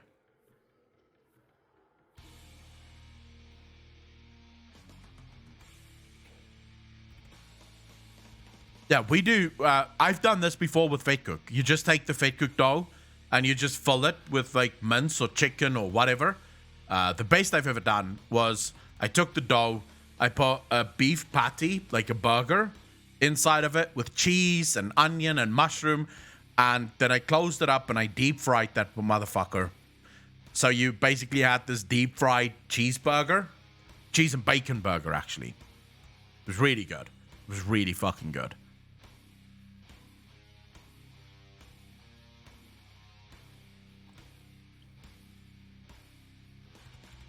Is that different of having... Yeah, beef Wellington is a lot of fucking work, right? That is not pierogi. You don't deep fry them. That's what it looks like to me. They add the mince inside the dough, just easier. Yeah, I mean... the only difference between this and fake cook would be... Fake cook is usually cut afterwards. Russian small pastries with meat, cheese, and vegetable filling. Yeah, but this looks like normal bread dough, though. It doesn't look like any sort of special dough. It looks like normal bread dough that was deep fried. And I don't mind this at all. Anything deep fried is better. Everyone knows that.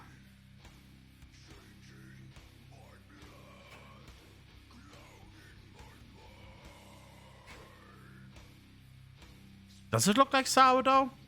Doesn't really look like sourdough to me. I mean, wouldn't sourdough give you a lot more bubbles? Although I've never tried deep frying sourdough.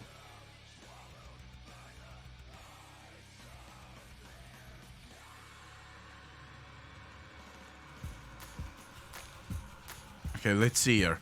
It's definitely thinner. Plain flour, salt, dried yeast. That's bread dough so far.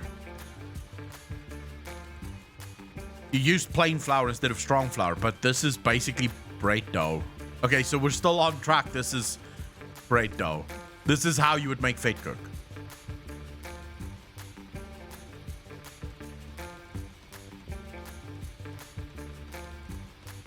So far, so good.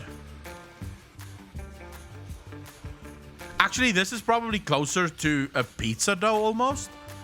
Not quite pizza doughy, but closer to pizza dough. Because you do add oil, which normally you won't do with bread.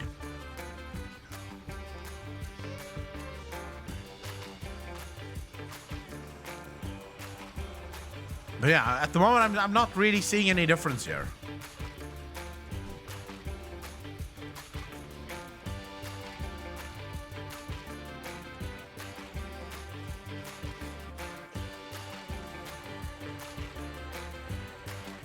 See, a deep fried sourdough, it depends on amount of yeast and time of growth. Savoy cabbage, carrots. All right, so now they're just making the stuffing for it. Fresh dill, ground paprika, red wine vinegar. All right, so far so good. Just season. I suppose add whatever fucking season you can think of there. It's just season. So Fury, how you doing, bro? Man, they're adding a lot of fucking flour to this dough, though. That's a lot of flour. At some point, you should stop adding flour.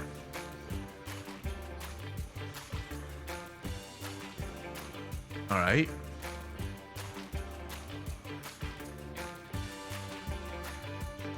You see, so here's the difference. At this point, what we would do is keep that just as is and throw it in oil.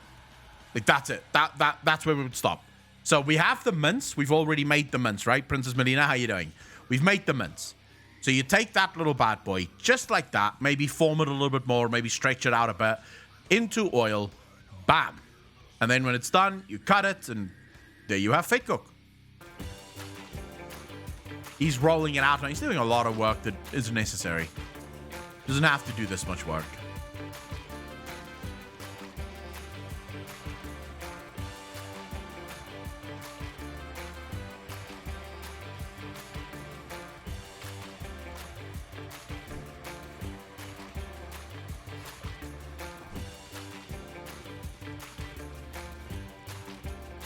Yeah, they're basically just making fake cook with the filling already inside. Yeah, it looks a little bit like meat ravioli. Empanada. I don't know what the fuck empanada is. In Greece, we have something similar called pierogi, mostly filled with mince of sausage. It's a bready. Jesus, every single place in the world has a different name for the same shit. Everyone has a different name, but it all boils down to the same crap. It's about whatever dough and filling, but might need tasting to figure out what fits what. I mean, my favorite filling with fate cook. So, like I said, you make the dough for fate cook exactly the same as you do here. You just don't roll it out and you just don't fill it first. But my favorite filling in fate cook is either chicken and mayo. So chicken and mayo, very good filling. Or you go with mince, cheese, and syrup.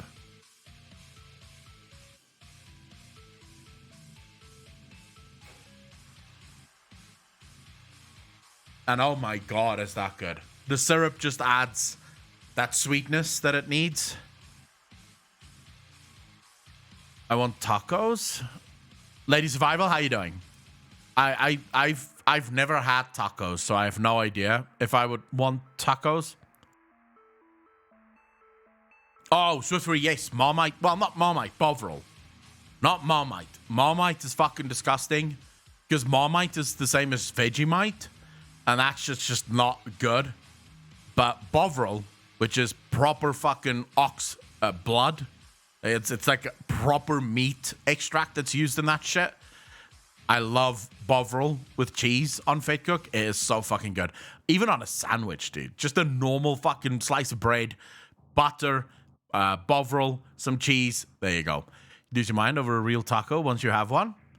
I suppose. Depends. Is there beans in tacos? Because then they can fuck right off.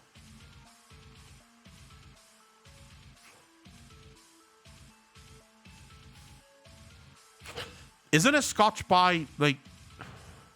What's a Scotch pie? A meat pie and a mug of Bovril. Great while watching TV. You don't drink Bovril. Excuse me. Ben Raging, how you doing, brother? You don't drink Bovril.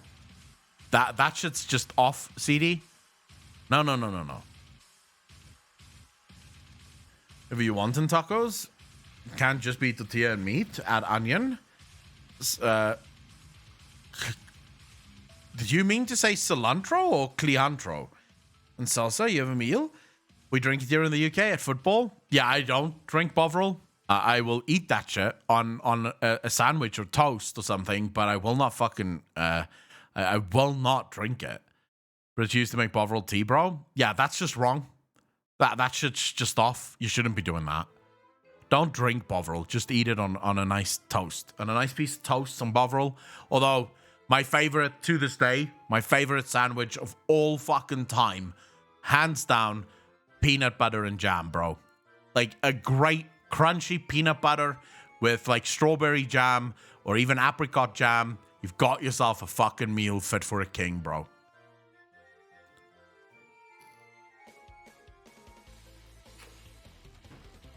Behind the Shill Show, another vote, so it's going to be an Acco Tuesday. Ben Raging, I fucking love that. Peanut butter and bacon is also very good. I once made peanut butter and jam burgers, bro. Have you ever had peanut butter and marshmallow cream sandwich? No, I haven't actually, but it does sound good. Although marshmallow is very sweet, so too much marshmallow can really be overkill for me. It's like Nutella. I don't like Nutella at all because it's too sweet. I don't like anything that's too sweet. It has to be just the right amount of sweetness. But I'm a huge fan of peanut butter and strawberry jam, bro. Fuck strawberry jam, bro. But specifically the one that still has like the chunks of strawberry in it. Oh my god. Dude. So fucking good. Also not overkill amounts of strawberry jam, just like enough. Just like a small layer of strawberry jam, just so that when you bite into it, you get that salty sweetness of the peanut butter and the sweetness and taste of the strawberry jam. Oof. They just say, I wish my ex-wife would choke on it. Oh my god, the anger is legendary. But yeah, no, I think peanut butter is way underrated. CCS, there's a farmer's market that is open every Saturday, like 15 kilometers from where I live, and they have grape jam. Like the tunnies make the jam, so it's like all like literally every kind of jam you can fucking imagine goes on there. Ever tried a Berliner, Akko? What the fuck is a Berliner?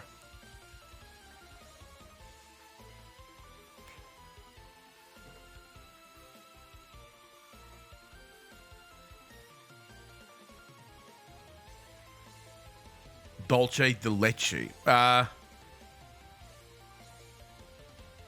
Isn't that what you get when you sort of cook condensed milk? Like you caramelize condensed milk effectively? Isn't that what you end up with, is dulce de leche? I'm assuming. Because if you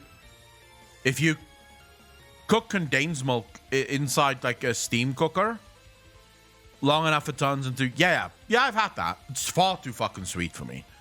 But you can buy the cans here. They just we don't call it dulce de leche. We just call it cooked condensed milk. But yeah, you can buy the cans already cooked here. I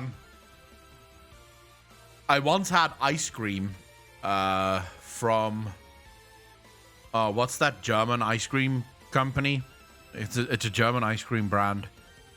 It's like worldwide. You can get it anywhere. I can't remember the name now. But they have a dulce de leche. Haagen-Dazs, yes. They have a dulce de leche one. Too sweet. Too fucking sweet. Can't have that. I don't like... It shouldn't be oppressively sweet. I don't like lasagna. I don't eat lasagna. The thing is, when you have lasagna, you're almost always at a place that also has pizza. And if you choose lasagna over pizza, you're a psychopath.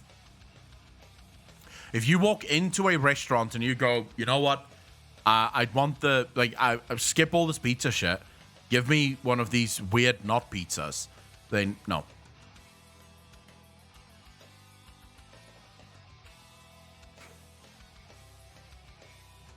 I mean, Langnese ice cream? I don't even know what the hell that is. Did you? Just packed away 9 hot dogs earlier. No, this talk is making me hungry again. You combine pizza and lasagna with some salad too? No. There's actually a restaurant here in South Africa. It's like this guy who became really famous on YouTube, and they have beard oil and shit. Like, they have a beard oil company, but they have their own restaurant here. And when you order chicken, you can have chicken with salad, and on the menu, it's a salad with a side of salad. In their restaurant, chicken is referred to as salad.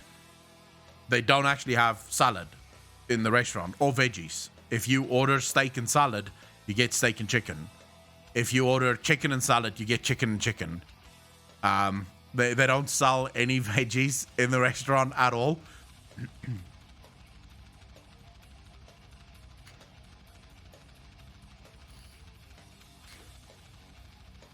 Eatable, yes. It's a pretty good restaurant as well. Although the one place that I still want to go to is Guy Fieri's restaurant here. He has I think it's something called True American or something. But it's Guy Fieri's restaurant, like his burger joint. And apparently the burgers there are absolutely next level.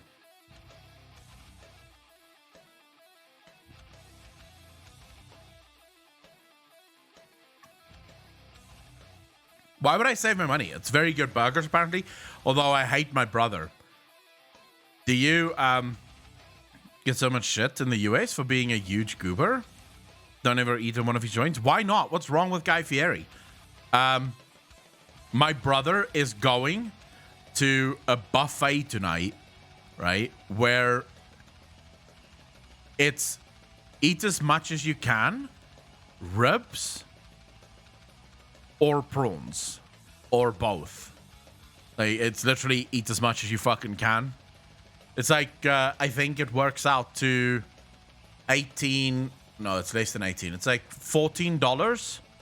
Yeah, it's $14. Eat as much as you can.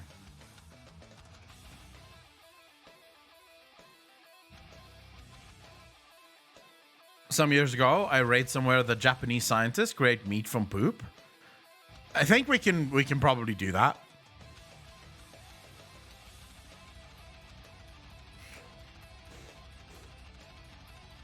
The Guy Fieri's burger joint here in South Africa is very good. It's considered to be one of the best burger joints in Pretoria. So I would say maybe in the US, Guy Fieri isn't that good. But in South Africa, he's considered very good.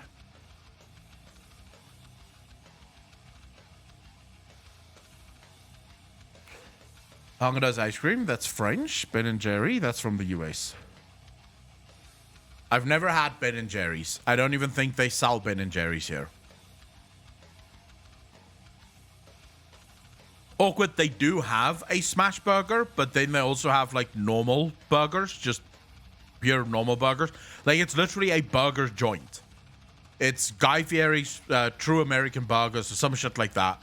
It's like full-blown just burgers. When you walk into the restaurant, all they have is burgers.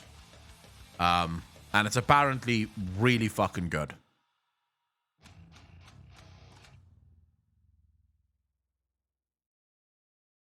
Well, here's the thing. Imagine if meat created from poo tastes exactly like normal meat. Why wouldn't you eat it? Like, imagine if they went through a scientific process and they created like a steak that was just made from poo, but it tastes like steak. It feels like steak. The texture is like steak. I mean, it's steak, bro. I'll tell you what, though. I wish they would come out with a type of meat that doesn't have any sinew in it. Like, that shit puts me off of my steak immediately. When I cook a nice steak and I cut into it and there's like a piece of sinew that runs through the meat, I'm done eating. Like, I won't eat it. Just will not eat that piece of steak. Haagen-Dazs is American, not French, not German. Almost everything in this world seems to be American.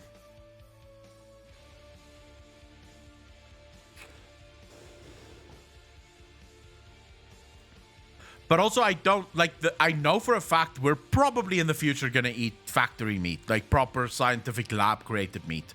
It's probably not gonna come from poo, but it is gonna be lab created meat.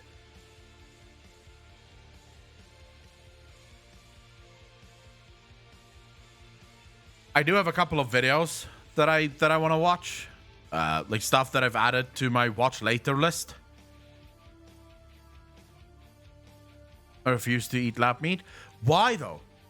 What if there's nothing wrong with lab meat? Like, if it's just normal meat, just grown in a lab, why would you not want that?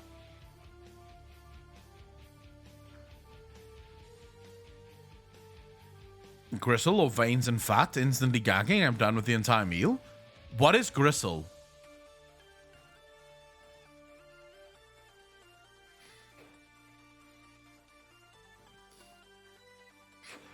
I'll say this. I don't mind fat. I love fat. Like, fat on meat is an absolute must-have. Like, you can't have a nice ribeye and not have a crap ton of fat. Like, intermuscular fat, it's, you have to have it. Because that's the best part of the fucking steak. Like, this is how I eat steak, right? I'll eat the normal bits of meat, but then wherever the sort of fat bit of it is on the side of the meat, I'll leave that with a little bit of fucking meat, right? So, like, maybe this much, like, let's say an inch of meat, and then whatever the fat content is there, I'll leave that for final. That's like the perfect bites. That goes last, because that is just perfect. Getting a little bit of meat and a nice juicy bit of fat. Oh my god, bro. Oh my god. Although I will say South African meat isn't quite as marbled as some of the meat that I see in the US.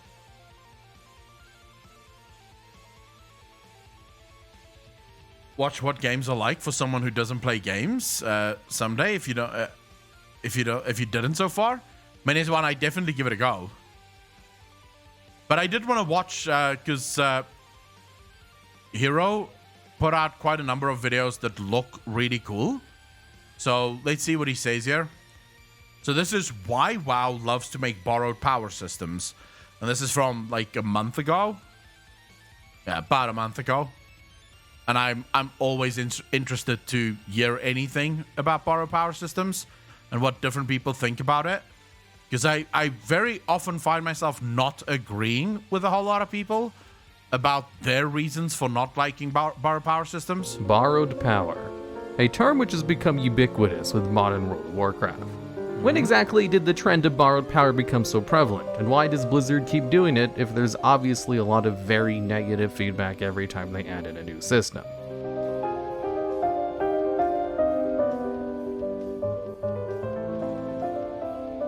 right? First, let's go all the way back to Vanilla WoW. Let's examine the first ever borrowed power system. A borrowed power system, in the most simplest terms, is when you obtain something that increases the power level of your character, which you have to go out of your way to obtain, that you can only realistically keep for a limited amount of time, usually for less than an expansion. Technically, all gear is borrowed power. I would say, I would say the problem with this definition there of borrowed power would be that then everything turns into borrowed power, because then, yes, all gear is borrowed power. Literally everything in every game is borrowed power. I would say his first definition was actually the okay. Let me start it like this. If we talk about systems of borrowed power, it's important to note that there are good systems of borrowed power, and then there are bad systems of borrowed power, right?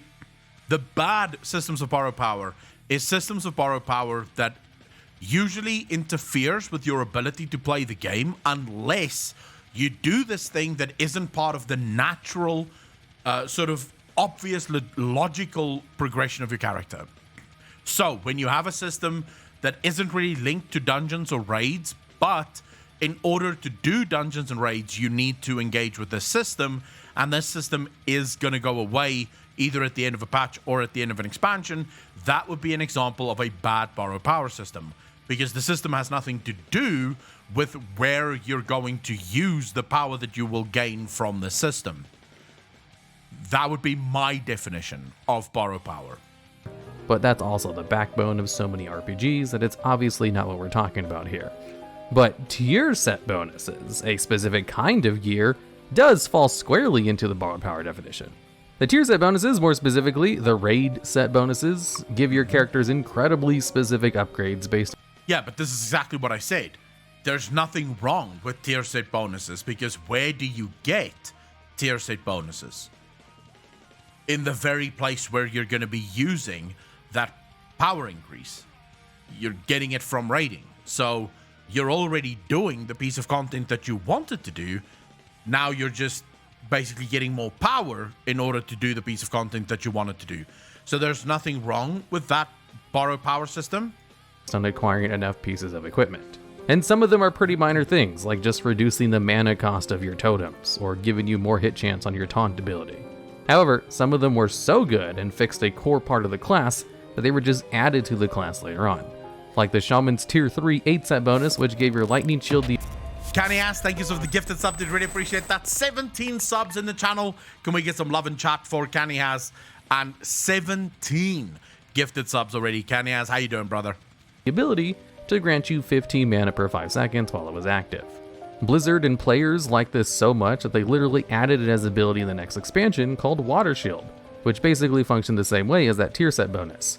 In Dragon Soul, the 2 set bonus for hunters doubled the amount of focus that their basic attacks generated, which felt so good for the hunter playstyle that it was added as a baseline feature to the class of the next expansion. The tier 15 2 set bonus for rogues allowed their finishing moves to work as if they'd consumed 6 combo points, which was added as a talent later on because players liked the implications of it.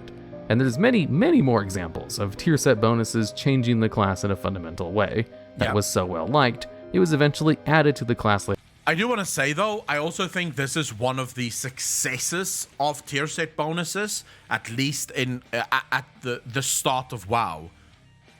Tier set bonuses would oftentimes fundamentally change the way your class plays, and almost always for the better, right? Your class would have some deep issues that you know, maybe the rotation just doesn't quite work out. The rotation feels a little bit broken, and the tier set would fix that, so it's more fluid. The problem that I have with modern day power systems that Blizzard introduces is it very often does not interfere or change the way you play the game. It'll be things like flat damage increase of 5%. 5% damage increase does not fix or change the way you play the game. It just means you get more pew-pew at the end of the DPS fight, right? You have more pew-pew on the meter. That's not really engaging gameplay. It doesn't change or fix anything. It just gives more pew-pew. So it makes it very boring for you to actually be able to play the game, because you're not looking forward to the thing you're getting, because you know that the thing you're getting isn't actually changing anything. Later on, after the borrowed power system was no longer current content. Because these effects are tied to gear, they are very limited on how long they can be used for, by the maximum item level of those pieces of equipment. Yeah. There are some expansions in which tier set bonuses were so good that it kept being used all the way until the end of the expansion and had to be nerfed so that people would stop using them once they're... You see, I don't particularly like that. I'm actually a fan of introducing gear in such a way that it can be used within your build for the whole of the expansion. So if you do get a tier set bonus in, say, 0.1, but it's such a good tier set bonus that you're not going to replace it until the end of the expansion, then Blizzard should just accept that. Don't nerf it, don't change it, accept that that's how players want to play. You made a mistake as a developer because the subsequent tier set bonuses weren't anywhere near as good, and now just play into it, right? Just accept that this is how it works now. Add things like upgrade abilities, right? So people can upgrade their gear so that it keeps current, and now it's just part of their playstyle. Their item level was no longer valid, like the Shaman Tier 12 2-set bonus, which had a chance to reset the cooldown in your Fire Elemental. Although for the most part, players like tier set bonuses. You have to work hard in order to obtain them from the current raid tier. Most of them will fundamentally change how some of your classes will play during that raid tier. Yes. And if your tier set bonus doesn't really do anything special for you, you know you're probably going to have another one waiting for you in the next raid tier. And at the very least, it'll provide some kind of static DPS or healing benefit. But it does the ever important thing of occasionally changing how you play your class. Yes. Like the 2-set bonus back in Nighthold, which allowed you to spam Void Bolts for a few seconds when you entered Void form on a Shadow Priest, which put me in the habit of spamming the Void Bolt button every time I entered Void form because I just got used to it. Quick, simple systems you obtain with a new season of content, that was actually a fun tier set, by the way, because your Void Bolts would hit quite hard once you went into Void form. It was actually quite fun. Sometimes have fun and exciting effects. And we wouldn't really get another borrowed power system until Wrath of the Lich King.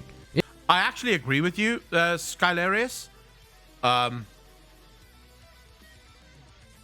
It was actually one of the most fun things when you had a particularly strong 2-set bonus on your previous tier, and also a very strong 2-set bonus on your next tier. And I remember as a Warlock, there were tiers where you actually only ever replaced your 2-set bonuses with the highest level 4-set bonus gear. Like, you wouldn't do it with just normal, because the 4-set bonus on the new gear wasn't nearly as strong as the double 2-set bonuses on the previous gear.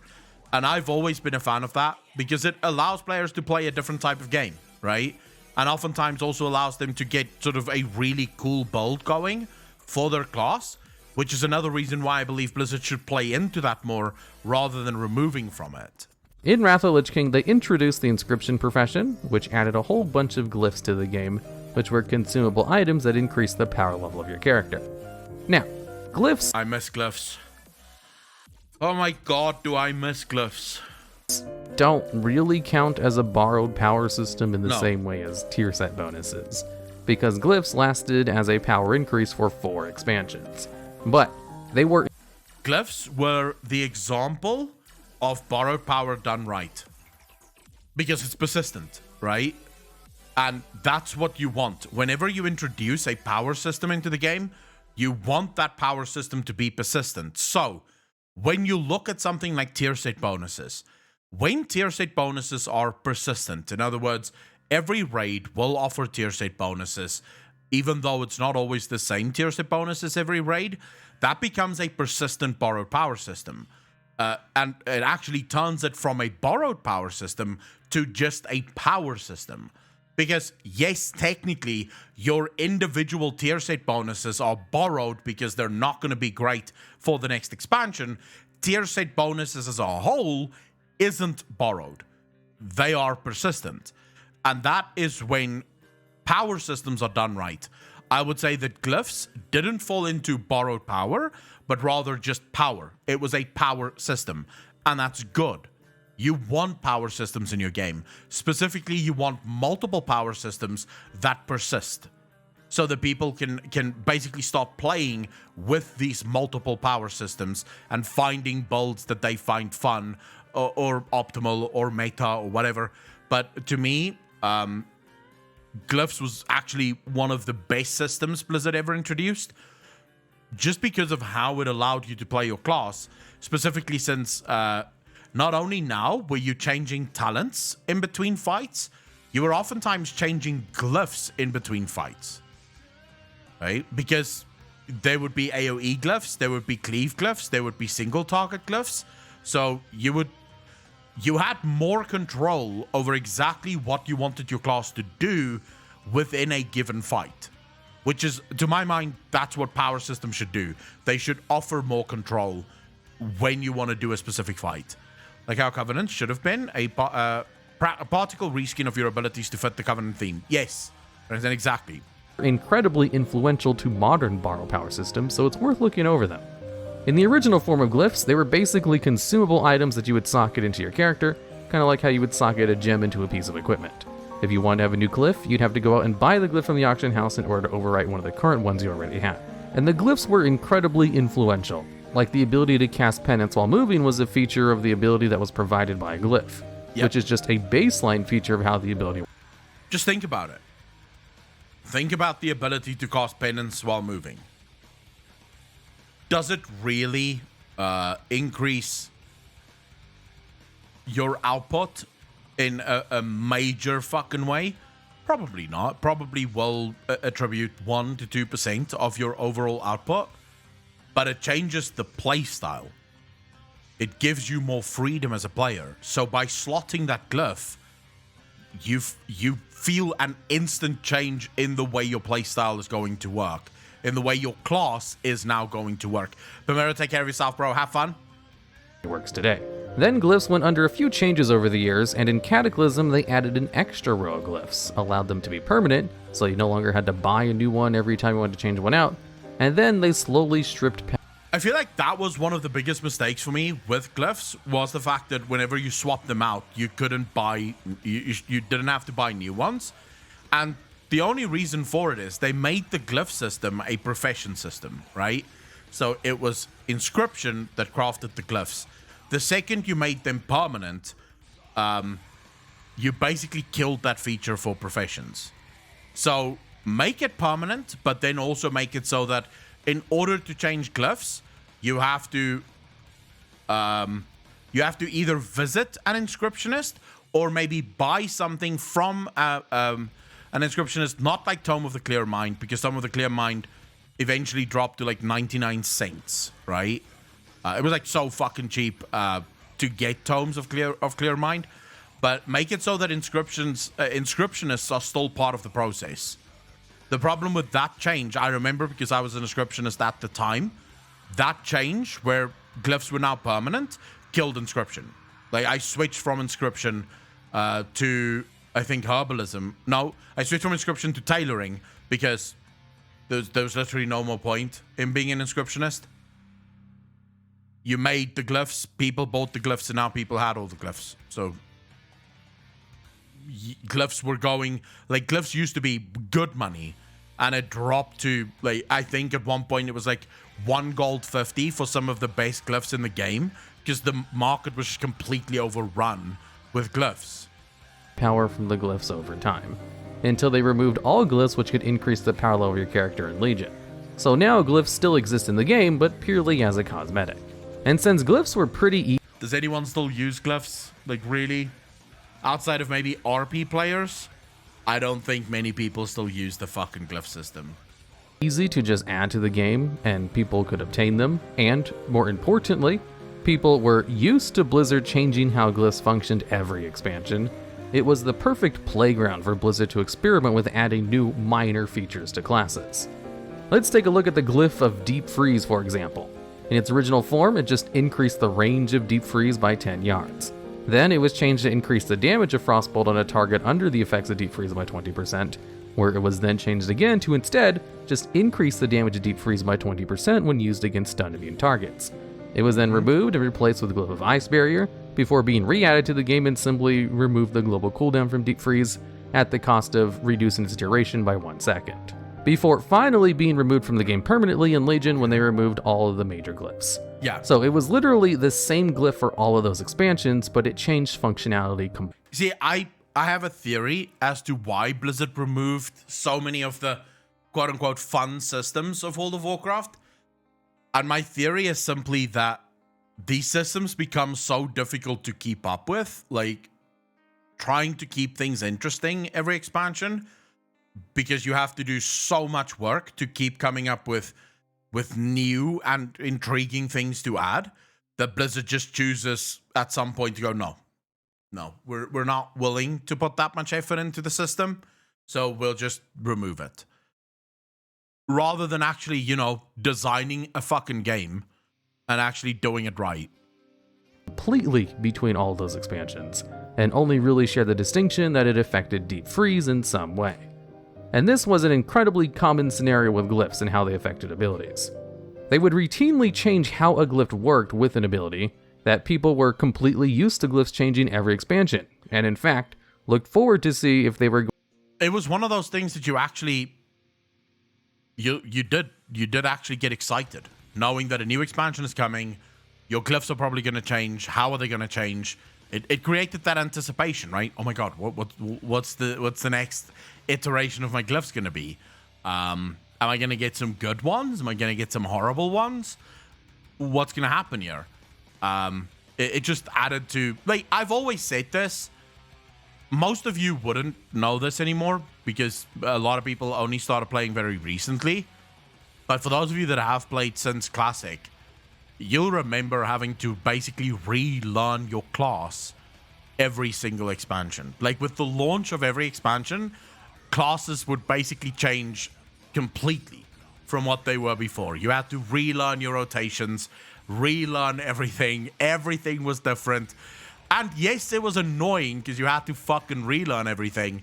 But at the same time, it was exciting because you had to relearn everything. So it was a lot of fun going back in and having to relearn, fucking research everything, figure out what's the best build now for your class. It was just really cool. Rather than what we have now, where it's just so fucking stale, bro. Everything's just the same the whole time. Going to make some underperforming glyphs more powerful, or worried if a powerful glyph might get nerfed into uselessness. However, let's put glyphs on hold for now. Let's jump over to Mists of Pandaria. Mists of Pandaria is when they added a new borrowed power system, which would last for the entire expansion, except it was done in a way which was tied to gear directly. And that was the Legendary Cloak and the associated questline. The Legendary Cloak was a piece of equipment that you work all expansion in order to build, which required you to farm. Apocalypse, thank you for doing sub, dude. Really appreciate that. 2 years, bro. 2 fucking years. How you doing, Apocalypse? Again, we get to legendaries like this one. Cool. Because again, a lot of it is tied to, first of all, personal progression, right? But then also tied to the dungeons and the raids, the very thing that you're gonna do and use that item in. So I don't see this as a borrowed power system, or at least a bad borrowed power system. Farm out a lot of materials and reputation, as well as complete a whole bunch of quests that involved doing raids. And the entire process was time gated, where you literally could not complete the quest until the last raid tier, where the final quest would unlock that allowed you to finally upgrade your cloak to legendary quality. This is again where Blizzard fails. The idea, brilliant, no problem. Have a legendary that basically gets upgraded and shit. But the time gating of items like this, so that I've always had a massive problem with this, right? Where you basically reach final form when you no longer need it. It's one of my biggest problems with a lot of things in World of Warcraft. You reach final form when it's no longer necessary. You've killed the final boss. Like, you don't need more power, but now you have more power because you've killed the final boss. Ninja Bears, thank you for doing something to represent 21 months in a row. Thank you, thank you, thank you. Finally convinced my GF to join me on Final Fantasy 14 tonight after work. Let's get it, boys. Let me know, Ninja Bears, if she likes it. I really hope that she does, because Final Fantasy is fucking spectacular. So I hope that she's going to enjoy it. However, throughout the expansion, you would get a high item level cloak, as well as other bonuses which directly increase the power level of your character as well. And the whole process of acquiring the legendary cloak is very familiar to the progression systems we have in modern borrow power systems. At the beginning of the expansion, the first tier bosses would drop shot-touched weapons, which could be socketed with crystallized shot-touched gems, which were basically just a higher statted regular gems with legendary quality. But continuing the legendary cloak questline would allow you to unlock the Eye of the Black Prince, which allowed you to add an extra socket to your shot-touched weapons. Not bad. Although only with a normal gem. Rain, how you doing? Then later on, you would unlock the legendary meta gems, which had... Esoteric, I'm aware that lots of girls like Final Fantasy, but I have also met girls that don't like Final Fantasy. Final Fantasy is sort of like one of those... Final Fantasy, sadly, is one of those games that you either love it or you hate it. There's very few people that feel sort of meh about Final Fantasy. It's one of those love it or hate it kind of games. But I mean, Ninja Bears is convincing his girlfriend, or trying to convince his girlfriend to play Final Fantasy with him. Playing games with your significant other is obviously fucking amazing. So that's why I'm hoping that she likes it, so that he actually has his girlfriend play with him. You're as well.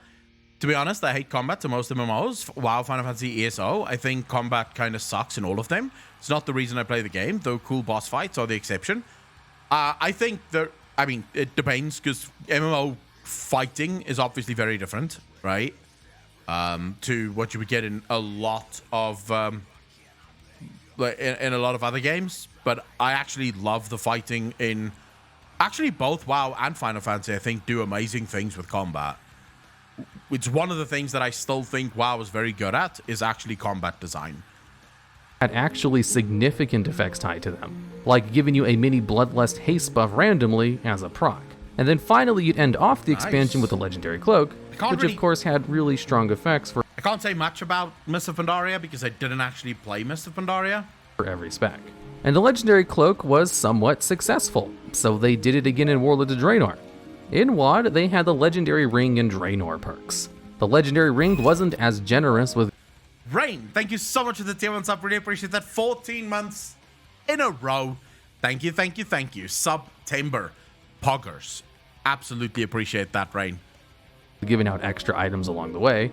You basically just upgraded a ring, which made it stronger and stronger, which wasn't really a new thing since they'd done something similar in classic TBC and Wrath.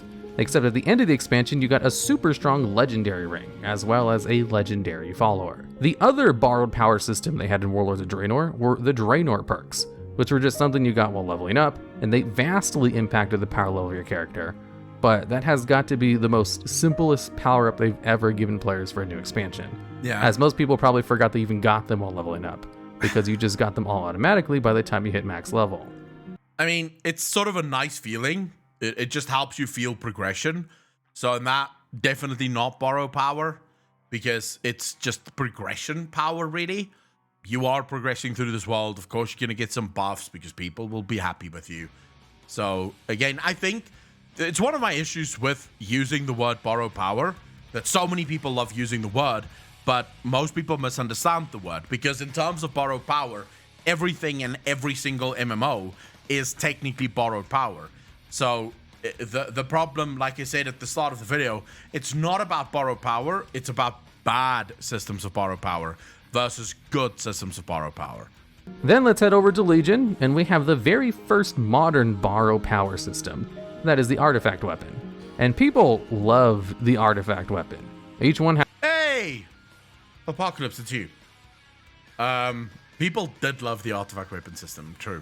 Had a whole bunch of major lore tied to it, vastly increased the power level of your character in more specific ways than just a generic ring or cloak. And you got to level up the weapon like you did your... There was one major flaw for me with Legion artifact weapons. And that was that this was never a choice. This was the first example of a non-choice in World of Warcraft, where you create the illusion of choice without actually granting choice. What it should have been is that you have limited amounts of points that you can put in your weapon, and at no point can you have everything active. So you can't have all of the golden circles. Maybe you can have 2 golden circles active at a time. You can change it whenever you want. So if you're going into an AoE fight, you can change your build so that you now go into the AoE golden circle.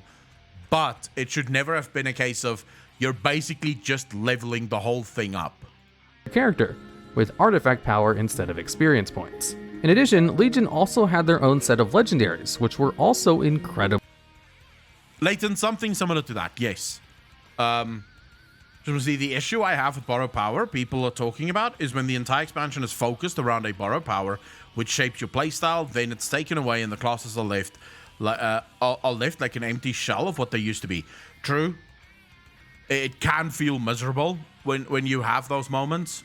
Incredibly powerful. Some of them on the same tier are even better than the cloak or ring from the previous 2 expansions. And these legendaries you just got randomly by doing whatever.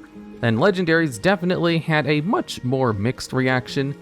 Generally, people... They had a mixed reaction because you couldn't target them. Legendaries were so powerful that it wasn't even a case of legendaries are within 5% of each other. You had legendaries that were literally 20 to 25% stronger than any other piece of item that you could have. So if you didn't have that legendary, you were fucked. You were just not putting out DPS because you didn't actually have the damage. You just didn't have that item. That's why it was such a mixed reaction, because there was no way to target which legendaries you wanted to have. And if you got the wrong ones, go fuck yourself, right? Mighty Randon, thank you for the follow. Really appreciate that, dude. People liked the legendaries, they just hated how you obtained them. And as the expansion went on, they would just add more of the power to the artifact weapon, giving it more traits and even an additional way to customize it with the crucible. And then at the end of the expansion, they made the artifact no longer work, and you were incredibly depowered for the next. They should never have done this. This was the one thing that they should never have done. They should have stuck with artifact weapons. They should have made a lot of the artifact weapon abilities baseline, and they should have come up with new artifact abilities. Just build on the artifact system and allow players to connect different skins for their artifacts from this moment forward. So you made the system, you broke it, you can never have weapons in the game again. Instead, what you get is weapon skins in the game. Expansion. Then in Battle for Azeroth, they removed tier set bonuses, added in Azerite traits, which were the one fucking system I never gave 2 fucks about. That's how bad it was. I never cared to even learn this system. Never even learnt it. I didn't know what was the best. I couldn't give 2 fucks about what was good or what wasn't. I just basically, like, you know, I get a piece, I choose a bunch of shit, and I go. It was the worst borrow power system. Like a worse version of tier Kid set Cougar, bonuses. how you doing? In addition to essences, benthic gear, and then finally corruptions at the end of the expansion. Then in Shadowlands, they have covenants, conduits, legendaries, and domination shards. And pretty much every single one of these has been met with a negative reaction. So Blizzard really hit the peak with the artifact weapon. Players liked it, Blizzard liked it, so it seemed like a no-brainer to try to do it. And I've said this before, but I'll reiterate it since this is what this video is about. I don't know if it's going to go into it here. The reason artifact weapons hit the mark for almost every player is because in order to upgrade your artifact weapon, you just had to do the stuff that you wanted to do anyways. Like, you could upgrade your artifact weapon. You could literally level your artifact weapon just by doing raids. Like, you didn't have to do dungeons or anything else. If you just did your raid, you would keep up and you would be able to upgrade. So basically what the artifact weapon did was it tied the whole expansion basically into a free-for-all buffet. Choose what you want to do, leave what you don't, it doesn't matter. Just go do whatever it is that you want to do. If you don't raid, you can do world quests and level your artifact weapon that way. That, by the way, I believe if that wasn't the case, let's imagine Blizzard tied artifact weapons only to world quests, so you couldn't actually level your artifact weapon by doing dungeons or raids. people would have hated the artifact system as well. Because it would have forced them to do something that they don't want to do. It again. Except there were some problems with the next iteration, and it kind of soured people to any kind of system similar to it. So basically, that's the short history of the borrowed power systems. No need to go into too much detail about all of them. Instead, let's talk about them in more broad terms. Okay. In order to do that, let's go back to glyphs. Section 2. Why glyphs failed. The glyph system was removed from the game. However, the talent system has stayed in the game since the beginning. Both of them were default ways. The talent system. There's never been a more snooze-faced resident sleeper system in World of Warcraft than the talent system. Because before people go, wait, I love talents. Yeah, you like set and forget, because that's literally what talents are. They're set and forget. You set your talents once and then you never touch them again, outside of maybe 1 or 2 talents that you'll change depending on the fight. To just adjust the power level of your character, and change how some of your main abilities worked. Why was one of them kept and the other one removed? Well, because talents are better. Talents are like a core part of your class, whereas glyphs are just kind of buffs to your class. There are entire specs and rotations which revolve around talent points, like Spirit Shell. The same could not really be said about glyphs. And another thing with glyphs, sure, they did change them up pretty much every expansion and the functionality of all of them. However, you didn't have to do anything to get those new glyphs. If you made a new character, you'd have to go out and buy every new glyph, sure.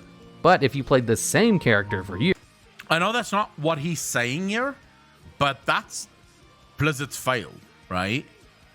You could absolutely have added an actual system to attain glyphs, right? So you could have moved glyphs away from the inscription artists or the inscriptionists, and you could have said, in order to unlock your glyphs, you have to do certain class challenges. So let's imagine glyphs were added to the game today. You could add glyphs to different dungeons, right? You could add glyphs to different raid bosses. You could even go so far as to add glyphs to a mage tower system, right? Where the player goes to test their skill. If they kill it, they get a glyph. So you could have built an actual system of progression by which people attain their glyphs and then also change their class. Years, the new expansion meant you might have to visit the auction house in order to buy one glyph, and then you were done with the progression of your character through that system. Plus, keeping the glyphs in the game means they'd have to constantly balance them, and they already barely balance the talents between each other. So, there. The reason they don't balance the talents between each other is actually, I don't think, a problem with talents. It's a problem with all of the systems that add on top of talents. Blizzard have so many things that needs balancing that if you balance talents, you also have to balance covenants, you also have to balance conduits, you also have to balance domination gear, and you have to balance normal gear, right? If you change anything on normal gear, you automatically fuck something in the talents. Now you change the thing in the talents and you've just fucked another thing.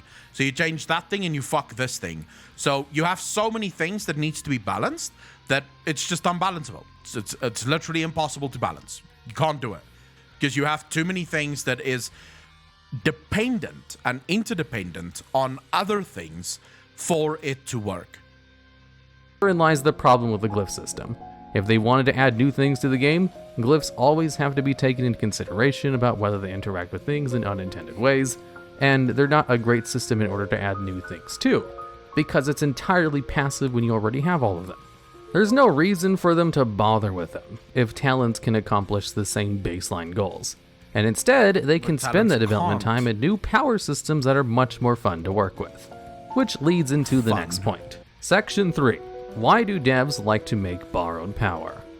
Personally, I DM a lot of games for D&D, and being a dungeon master is like a very low-risk version of being a game designer. There's no point in changing the core mechanics of the game, but the core mechanics of the game allow you to add pretty much whatever you want on top of it, Yeah. So there's a whole market for player-created items, enchants, boons, adventures, subclasses, maps, and new systems to add to the original ones. There are people who make a living doing nothing but creating homebrew content for D&D. Some of them with very profitable Patreons and Kickstarters. Even Chris Metzen had one. And why is there such a huge market for just adding stuff to a game that already exists, where almost none of them change? 1.2 million, and he asked for fucking 50,000. That's insane.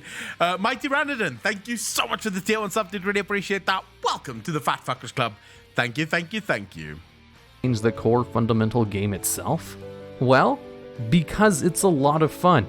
I can tell you from personal experience that creating brand new abilities that you know are only going to be temporary because they're not part of the base game, and you can just remove them when you run another game, just allows you to throw stuff against the wall and see what sticks. I will again reiterate what I said at the start of the video. It's not borrowed power systems that is bad. It's not that borrowed power systems cannot work. It's how you implement borrowed power systems. We've already discussed this with tier sets. Tier sets is a borrowed power system.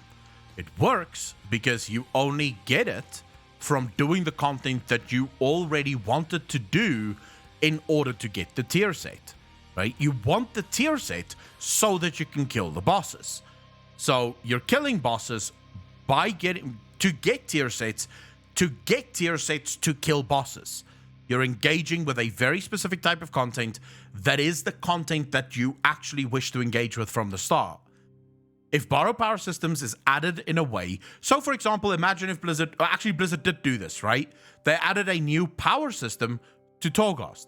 It's a system that is primarily linked only to Torghast. You level that system by doing Torghast. So you are engaging with the content that you wanted to do in order to gain power to do more of the content that you wanted to do. That is an example of a borrowed power system that is perfect.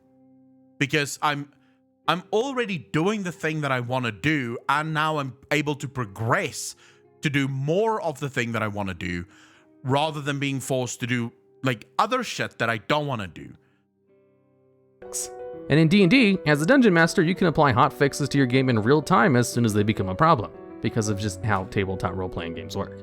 In video games, it's a little bit different, but what I'm trying to say is I can understand why the designers like the systems, but also as a player, I can see why. By the way, Schmoose and Starfish, thank you very much for first-time chats. Really appreciate that. Vanapir, as well as Schmoose, thank you for the follow. Really appreciate that. Welcome to the channel. Thank you, thank you, thank you. Why people are sick of them. Think of it like this. You're a designer, and you just joined the WoW team, and you want to give, I don't know, warlocks some new ridiculous ability, where they can sacrifice part of the health of all their demons in order to shoot a giant health bolt at your opponent. But if you want to add that to the game, you have to think, how would this interact with all the systems we have in the game currently? And how would it interact in the future when we add new stuff to the game? And would we have to limit the amount of demons we can allow warlocks to summon, and etc, etc? Well, you don't have to think about any of that if you just add it as a temporary power system. Say you... Vanapir, thank you very much. I'd really appreciate that. Happy to have you here on your first stream. Really happy to have you here. Mighty, thank you for the first time chat. Well, I don't know about artifact weapons in WoW, but in Final Fantasy, relic weapons are basically used in glamours, transmogs in general. In max stage, the relic is one of the best for the expansion, and you need to have a very specific path to do it. Dungeons plus fates in ARR, and Heaven's Ward, separate zones, and level systems in Stormblood, and Shadowsbringer, Eureka, and Bonja. Still a very grindy process, but you could do the early stages to get the look, and use it as glamour. Not needed to do it, but looks cool. Mighty Ranadon, so again, it's a system that is very... it's designed in such a way that you yourself is responsible for actually doing a quest line tied to a story. Again, not a bad thing, right? That's not a bad thing. What I'm talking about here is, take, for example, covenants in Shadowlands, right? Or legendaries in Shadowlands. In order to make legendaries in Shadowlands, now let's talk about where would you use legendaries in Shadowlands? You'd use it for Mythic Plus, raiding, and PvP. That's where they would be used to their maximum effect. You could say, well, I use them to farm mobs in the outside world. What are you talking about? So basically, you're going from two-shotting the mob to one-shotting the mob. Congratulations for not playing the game in any way, shape, or form. I mean, you don't need legendaries in the open world. They're nice to have, but they're not needed. You need them in Mythic Plus and raids and PvP. In order to get the legendary, to use it in Mythic Plus, raids, and PvP, you must do Torghast, which is literally not the content that you want to use the item in. You want to use the item for dungeons, raids, and PvP, but you're forced to do a different type of content in order to actually do the content that you wish to do. Right? That's the problem with borrow power systems that exist in other systems. You just doing raids and dungeons will not give you a legendary. Like, it might give you the recipe to the legendary, but you won't be able to build your legendary until you've done Torghast. So you're basically forcing players to do content they hate doing. They don't want to do it because it's not why they play the game, in order to actually unlock the thing that they want to do. You want to let demon hunters spam their I-beam ability endlessly on mob packs. Sure, it's kind of broken, but it's also fun, and it's only temporary, so it's okay to be a little bit broken. From a designer's point of view, they just get to be more creative with what they want to add to the game, because they don't have to worry about the long-term health of the game. And honestly, I think people who play the game would be fine with this too, if it wasn't for the fact that they were so hard to obtain as well. Maxing out your artifact was a huge grind. Getting the super legendaries in Legion was almost impossible to target the ones you actually wanted. Azerite gear was needlessly complicated for how simple the system was. Corruptions were huge power increases, but they were so random that it completely ruined everything with them. The new legendary obtainment system for Shadowlands is a huge improvement over Legion, but they force you to run an optional game mode in order to get the currency required to create it, plus make maxing out the legendaries needlessly expensive. True. If they just allowed you to obtain all this stuff as easy as you could glyphs, or even tier set bonuses, I'm sure people would have a lot more fun with them too. It seems like a win-win situation. Developers get to have fun creating brand new abilities and spells, or things which upgrade class abilities, and players get to have fun with those and change them out however they want. So why doesn't Blizzard just give you all of these things easier? Why have I never turned into one of these things? That looks cool. Section 4. Why must you work for power? Say you're playing a single-player RPG, and you can just buy all the gear and power you want from a vendor for free in the starting zone. In this imagined scenario, there is no level requirement or restrictions on anything. You can just go crazy with it. With this, you would be able to easily beat the game at level 1 by just equipping all the most overpowered items and skill combinations. And this is also what we call playing a game with cheat codes turned on. There is some fun to playing a game with cheat codes, but generally, that's something which is more of a side enjoyment after you play the game normally. However, let's take this same exact scenario, and instead add in some restrictions to the gear, like say a minimum level requirement. Everything else is still the same. You would no longer be able to beat the game at level 1, but you would be able to beat the game once you got to the level which unlocked the most overpowered pieces of equipment. However, there would be more of a game to play. You have to go out and grind levels so you could eventually equip the strong stuff. And then equipping the strong stuff would feel more earned instead of just like you enter cheat codes. So that kind of raises the $1 billion question. What the fuck game is this? What kind of restrictions should you add? With no restrictions, you're not really playing a game anymore and more of a power fantasy simulator. However, if you just take the same system, add level restrictions, and add some kind of cost to purchase those items, then it's universally accepted system, which is pretty standard in games. But if the cost for purchasing those items is waiting months for Titan Residuum that you can't do anything to farm faster, then it just adds a new problem. If the developers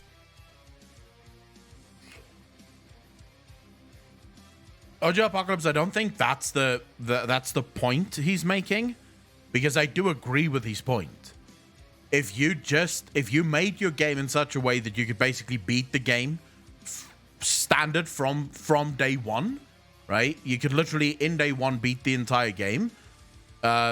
there would be little to no progression. You wouldn't feel like you're progressing because you were already beating the game, so it doesn't really fucking matter. There needs to be some level of progression. In Dark Souls, there is progression. The progression is built through levels. You need to clear levels and bosses in order to beat the game. I've not played Dark Souls, but I've watched people play Dark Souls, and it does seem like it's there's levels that needs to be beaten, right? So you have to go through certain mobs, kill certain bosses, and then get to the end and kill the final boss. If you wish to, that's a different way of sort of enacting progression. The point he was making is, imagine the final boss was stood right beside you. You clicked on a guy, bought all the base gear, and then immediately just killed the final boss. What's the progression system? There's no progression system. You didn't feel like you did anything. You just bought all the base gear and do whatever, right? Kill the final boss and leave the game. You're now done. I don't think he was making a specific point that there aren't different ways to fucking do it in.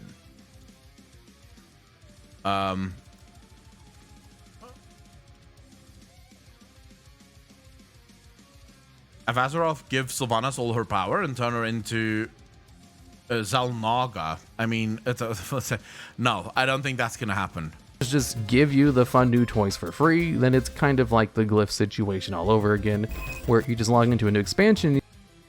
Nick, thank you for the 2 months update. Really appreciate that. 17 months in a row. Thank you, thank you, thank you.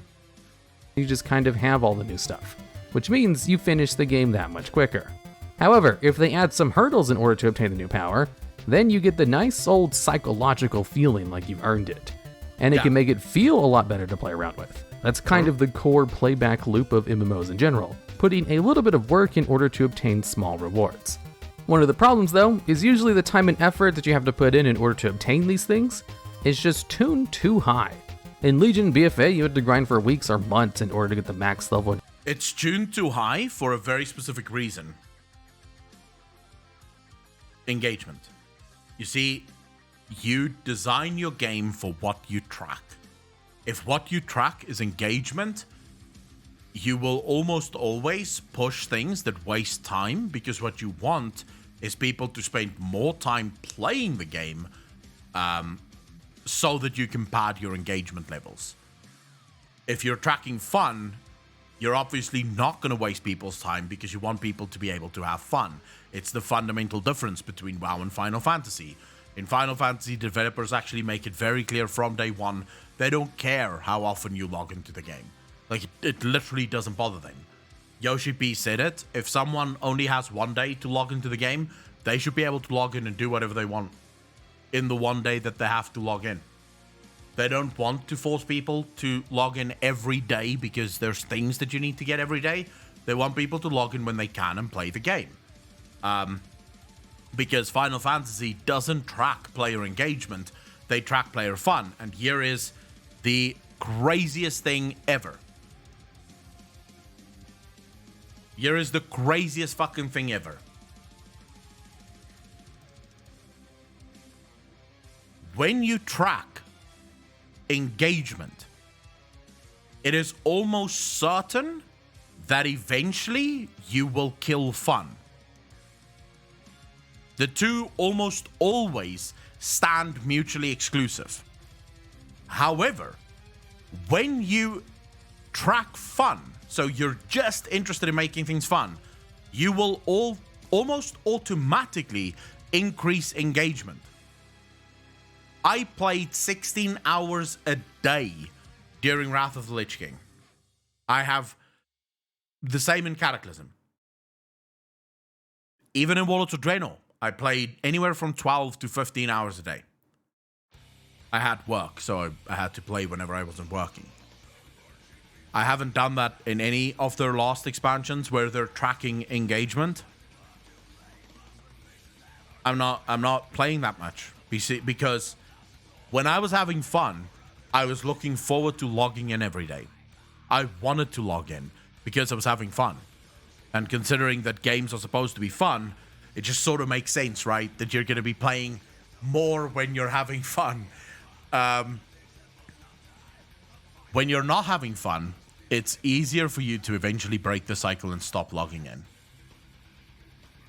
So if you attack the game from a fun perspective, you will almost always increase your engagement automatically. I know of so many people that play Final Fantasy non-fucking stop.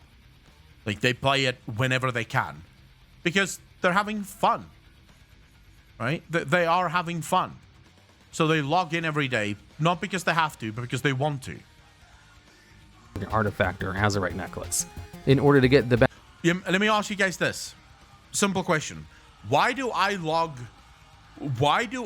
finish The Witcher 3 and all of its expansions at least once a year?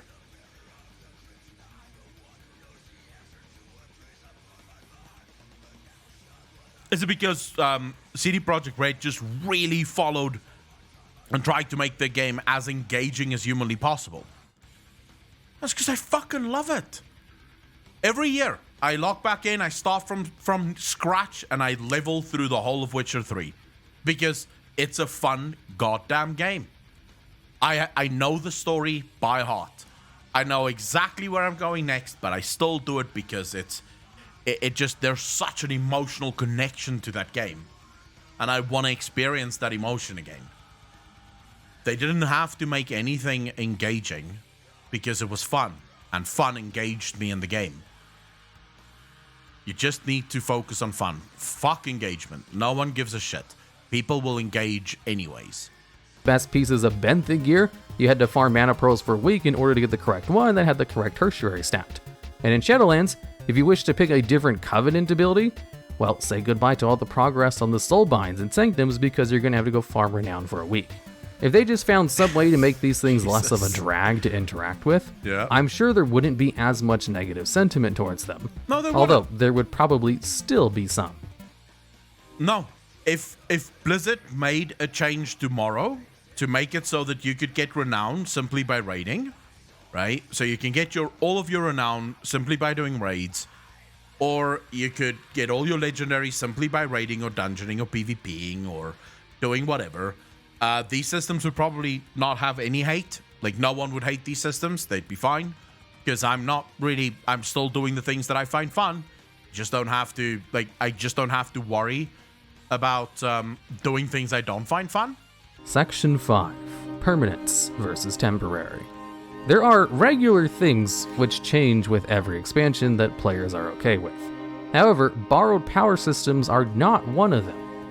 If people could still use their artifact weapons today, I'm sure there'd be a lot less debate about borrowed power. Although the game would also be ridiculous with the amount of abilities in it if we literally kept the artifact weapon Azurite necklaces. Yes, we would probably not have kept the artifact weapons with the necklaces. That would have been stupid. Because what Blizzard would have done, if they kept artifact weapons, they would have taken a lot of the abilities that could just be baseline, and they would have made them baseline. Then they would have designed a sort of a brand new tree for the artifact weapons from the start. If they decided from the beginning, hey, we're not going to remove the artifact weapons, they would have designed something very similar to what old school talent trees look like. In other words, you're not going to be able to pick every single talent in your weapon. You're probably not even going to be able to pick half of the talents in your weapon. But next expansion, you might get a couple new points that you can throw into your weapon to make it even a little bit more powerful. Essences, corruptions on top of the Covenant abilities and Soulbinds, even if that would be kind of fun in its own way.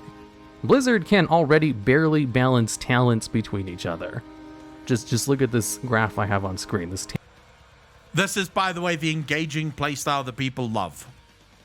I love my talents. It gives me so much choice. Yeah, sure. There's one talent there that needs to be picked almost every single time, and one that gets picked about 10% of the time, and one that literally never gets picked. It's so engaging. It's such an engaging feature. And again, I go back to why do talents suck? They suck because they can't be balanced because they have to be balanced against so many other things that it's just impossible to balance anything. Talent is literally useless. I couldn't imagine the nightmare involved in balancing all the systems between each other. However, players regularly lose all the gear that they've worked hard for every new tier. When a new expansion comes out, it's kind of expected that some classes and specs will just be completely redesigned. And in fact, people clamor for Blizzard to change theirs next, or to just fix a problem they might have broken. All that to say, players are fine with some things going away or changing, but not okay with others. I think one of the biggest problems with the borrowed power system is just kind of a point of the previous section in this one. They make you work so hard in order to obtain this temporary power system, as there's so much that goes into them, that by the time the next expansion comes out, it kind of feels like a huge waste of time. It's quite simple. It's quite fucking simple. Imagine you work your fucking ass off, right? You put everything into your job. You stay late. You're always there. 6 hours overtime every day. You don't even charge them overtime. You go home and you keep working. You keep working. You are by far the best employee at that company. And then comes the time for people to get promoted and they don't promote you. You don't get that promotion. How do you feel? You feel like as if you were taken advantage of. You feel like you've wasted time. This was your time that just got fucking wasted. That is the issue. If you're gonna make me spend hours upon hours upon hours of my time which is literally the one thing in this world that we can get no more of. It's literally the most important currency we have. When you waste my time, I feel taken advantage of. I feel helpless. I feel frustrated.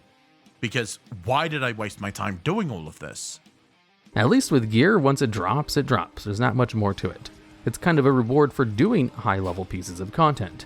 The borrowed power systems require you to engage with everything in the game for most of them. And in the act of being so involved in everything in order to grind them out, it kind of works against them in their very temporary status. I'm sure that it is the example of the goal. Blue Balls is probably the best example of this. You and the girl go to a movie, she's giving you a fucking rub. You know this is on. It is fucking on the way to the car. She's like making all the right moves, all the right noises. You get in the car, she's doing all the fun things that shouldn't be done in public and in the car. You get to her house and she goes, okay, good night, kiss you on the cheek and leave. That's the problem with Blizzard fucking borrowed power systems. You're left standing on the porch with a giant fucking boner and blue balls developing and thinking to yourself, fuck this bitch. Like, what was the point of this entire evening? She did everything right. I did everything right. And here I am. Look at me. That's Blizzard's borrowed power systems. the people who ran island expeditions for days on end would like it if they could have something to show for it, which is why people are kind of fine with the exact same grinds being required for cosmetic items. Grinding out a mount back in Wrath of the Lich King provides you the same exact benefits today as it did back then. Same with pets and transmogs. A pet you level to 25 in Mist of Pandaria is still a max level pet today. And since they can't really make these systems permanent, what they could do is make them less of a chore to interact with. Yes. Part of the reason people are fine with tier set bonuses is because you don't have to run daily quests, dungeons, or farm rep to obtain them. Yes. You get them from raiding, and you can get them pretty quickly, which is why there's not as much attachment or sense of loss when they're gone. Section 6. Conclusion. Is the WoW community's borrowed power fatigue justified? I'd say absolutely so. Yeah. Even with them heavily downplaying the amount of work that is required to interact with the modern power systems, there are still a lot of very annoying restrictions to them, like how punishing it. The problem is they've taken modern power systems, or at least base power systems, and they've completely made them useless, like talents. Talents don't feel intuitive. It doesn't feel fun to engage with. It's really one of the most boring systems in the game. It is also horrible for leveling, because one of the things you used to look forward to in Classic WoW was getting a new talent point with every level, because you could actively feel yourself getting more powerful. Right? And that's a good thing. That's a fun thing. It's a fun reason to level up, and it's a fun reason to look out for that bar going to full again. The talent system today gives you a new talent, what is it, every 5 levels or every 10 levels? Some bullshit like that. So basically, throughout leveling, you have 9 dead levels where you literally get nothing, or every 15 levels. It's dead levels that you get nothing for, and then you get at 10 levels, you get 1 talent point, or you get 1 unlock of a talent point, but the talent point doesn't even feel fun. You're not looking at those talents and thinking, wow, this is cool, right? This is such a cool choice that I have here. Because out of the 3 options, there's 1 that you have to take. The others are clearly bullshit. They're clearly just there to make sure that there's 3. So Blizzard have downplayed and downscaled all of the core power systems in the game and sort of upplayed all of the borrow power systems in the game. And they even failed to make those very interesting. It is to swap covenants, when the abilities themselves are not even as impactful as some of the essences from the previous expansion, which you could change like talents, or how maxing out the item level of your legendary is ridiculously expensive. It leads people to think you have to buy WoW tokens in order to be competitive, or how they ruined a fun minigame for players by forcing you to do it for legendary currency A and B. And I guess this is... I promise you, if Blizzard made Torghast optional, more people would have loved it. I guarantee you now, if Torghast was completely optional, it would actually be a very beloved feature. There would be so many people doing it every week just for the fun and for the cosmetics that come with it.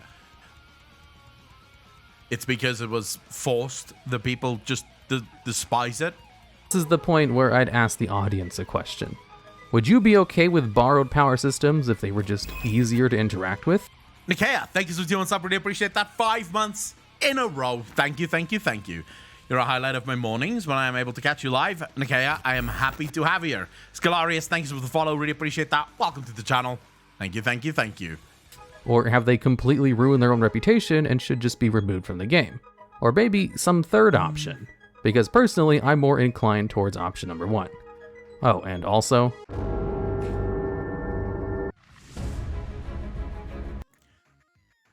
Yeah, I think, in conclusion, I don't think borrow power systems should be removed from the game, but I do think that they should be less obtrusive, and they should definitely be made easier to attain. And I think people will immediately fucking love it. I think people will immediately love it. In your last video from leaked content, a lot of the live expansion, it is from a private server, Rodney, but it's one of the reasons I always cover those things and say people should take it with a grain of salt, right? We found out afterwards that this was from a private server, that they basically just took a bunch of images, made a post saying this is a leak, right? It's one of the reasons we always say, hey, take this with a fucking grain of salt, because it's probably not real. Then we talk about the same exact topic like last week. I'm having major deja vu right now. Eleanor, we probably are. I saw this video from Hero and I wanted to watch it. And most of the WoW videos you can see here, I've got like a whole bunch of watch later videos. Just for fun. I watch these during the stream. I used to watch them on my own. But considering the fact that people seem to enjoy Reacalon stuff, like just based on the fact that they're doing really well on the fucking Clips channel. Like, the Clips channel Reacalon stuff is doing really fucking well. So it's sort of like, you know, I'm just doing it where it seems to be like most. And yeah, it is free content. Gives my voice a rest. I don't have to fucking talk the whole time. But, I'll show you, just in terms of Reacalon stuff, look at this. Look at the Reacalon content. Reacalon, this is already, like, popping off. This video has only been out for, like, an hour and a half. and it's already popping off. This one is 6,700 views. Reacalon to Pyromonster is 3,500 views. And consider that I only have on this channel 2,300 subscribers, right? Like, I don't have that many subscribers, but look at this video. So it's fucking good. It is fucking good. It's good content, I think. Do you guys think it's likely that the 6 Cosmic Forces will become joinable factions, covenants in the future? Probably not, because they don't really give a fuck about us, right? Reactor in his own game, right? I don't think I'd ever be as big as Asmongold's reaction shit. His stuff is huge, right? Hides the real problem, that is class balance. Just look at to Havoc Demon Hunter. It's a dead class without borrow power, and there's so much potential. Well, yeah, because with borrow power, and that's even something that they didn't mention in this, but with borrow power, it allows them to basically put little to no effort into class design, because they'll put all of the effort into a borrow power system, rather than actually just putting in the fucking effort and making a good class.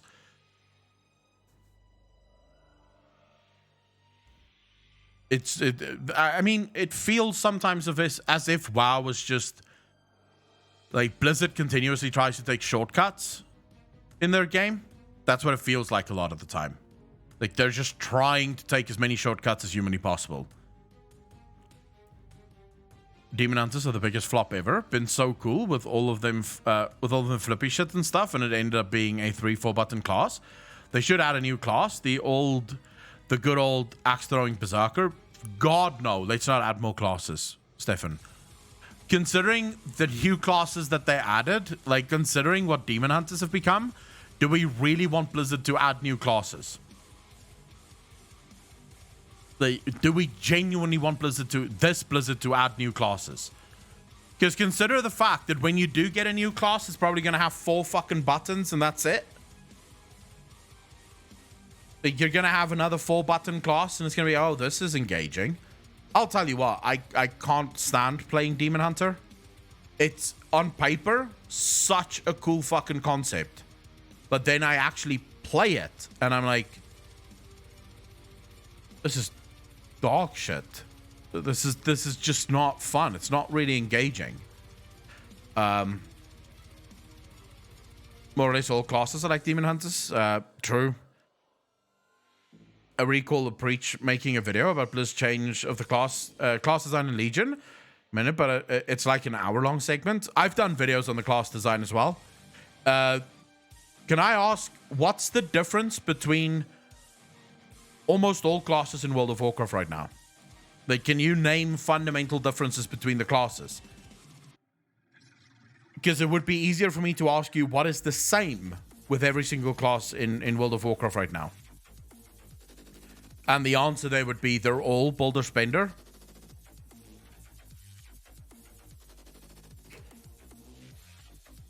Literally every single one of them. Alex is right. The only difference between classes in World of Warcraft is the name of the Boulder and Spender.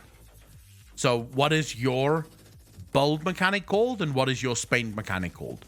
But they all do Boulder Spender. I miss the days where some classes weren't Boulder Spender. Let's go back to Warlocks. Warlocks used to be, like, during the heyday of Warlocks, so we call it, Demonology had a Boulder Spender build, which was very different to how Destruction Warlock Boulder Spender worked, right? For Demonology, the Boulder Spender was basically filling up an entire bar, going into demon form, and then trying to stay in demon form as long as possible by using your abilities correctly, right? That was the idea behind Demonology Warlocks. For Destruction, it was building up soul shards and then expending those soul shards on massive pew-pew damage.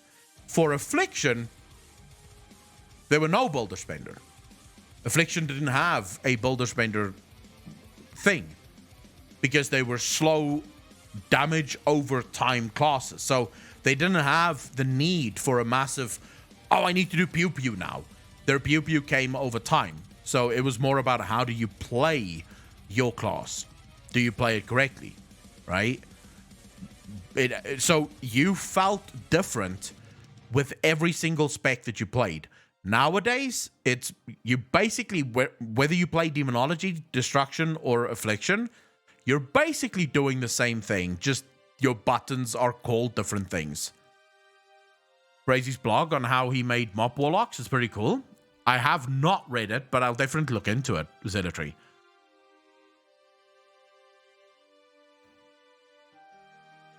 Right, then that's a whole different story. Because that's with soul shards, but soul shards were also used to basically just do just summon your demons and also summon other players, right? So it wasn't builder spender in that you needed the soul shards and actually to do damage or do anything like that.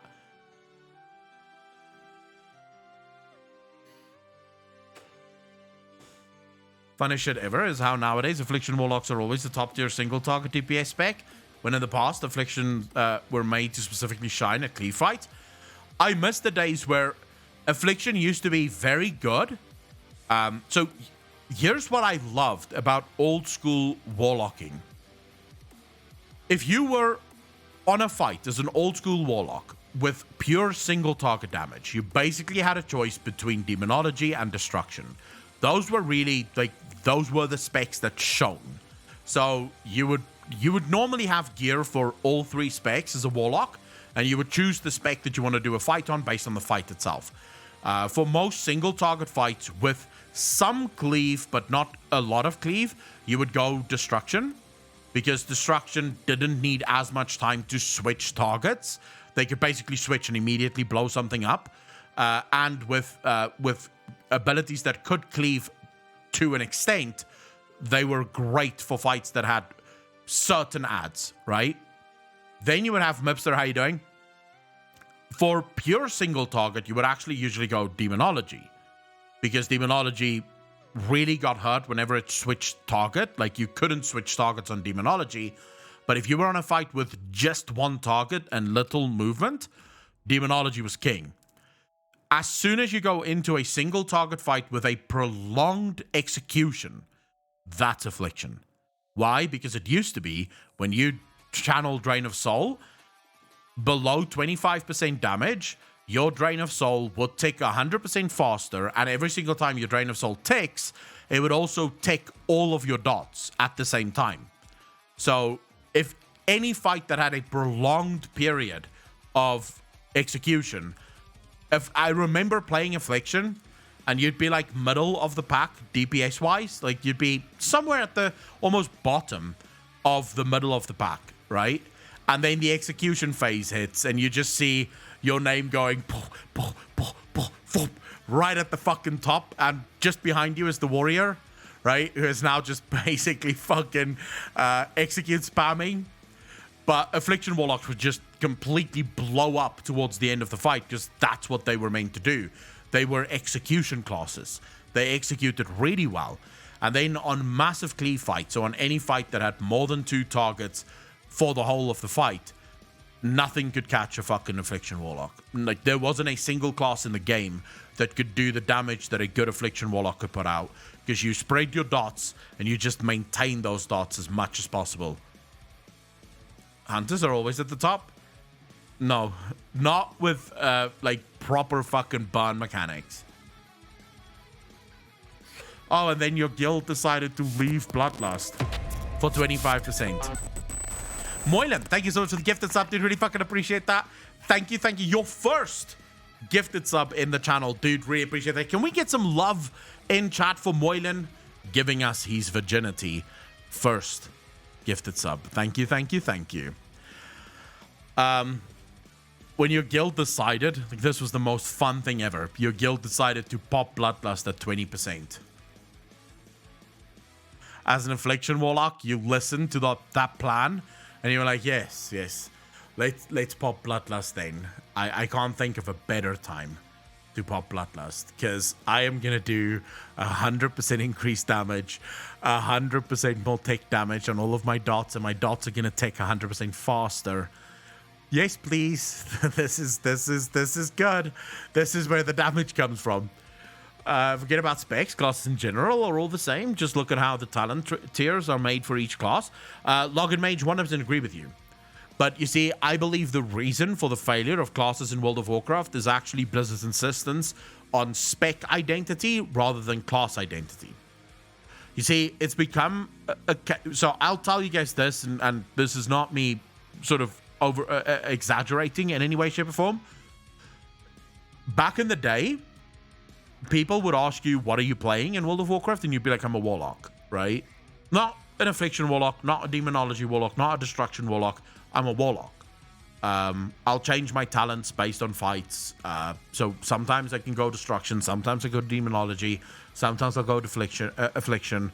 But I'm a warlock. Nowadays, I'm an affliction warlock, I'm a destruction warlock, I'm a demonology warlock, I'm a fury warrior, an arms warrior, a protection warrior. The only classes that used to have that would be your sort of multi-spec classes. So your paladins, your warriors, your druids, or priests that could have damage or healing. Multi-role classes, rather. The rest of the classes, you were a warlock or a mage. You weren't really a specific spec. Nowadays, specs have become such an identifier in World of Warcraft, and it's so hard to get a single spec to fucking work that most people wouldn't even try to get a different spec to work, because you have to recollect everything. If you collect everything for affliction, you can't play demonology or destruction, because you don't have shit for demonology or destruction. You're gonna have to recollect everything for demonology and destruction. So basically, you're effectively, in most World of Warcraft expansions these days, you're effectively leveling 3 different specs or 3 different classes at endgame. You're gearing and leveling 3 different classes, because you have to do the same things over and over again for all different specs.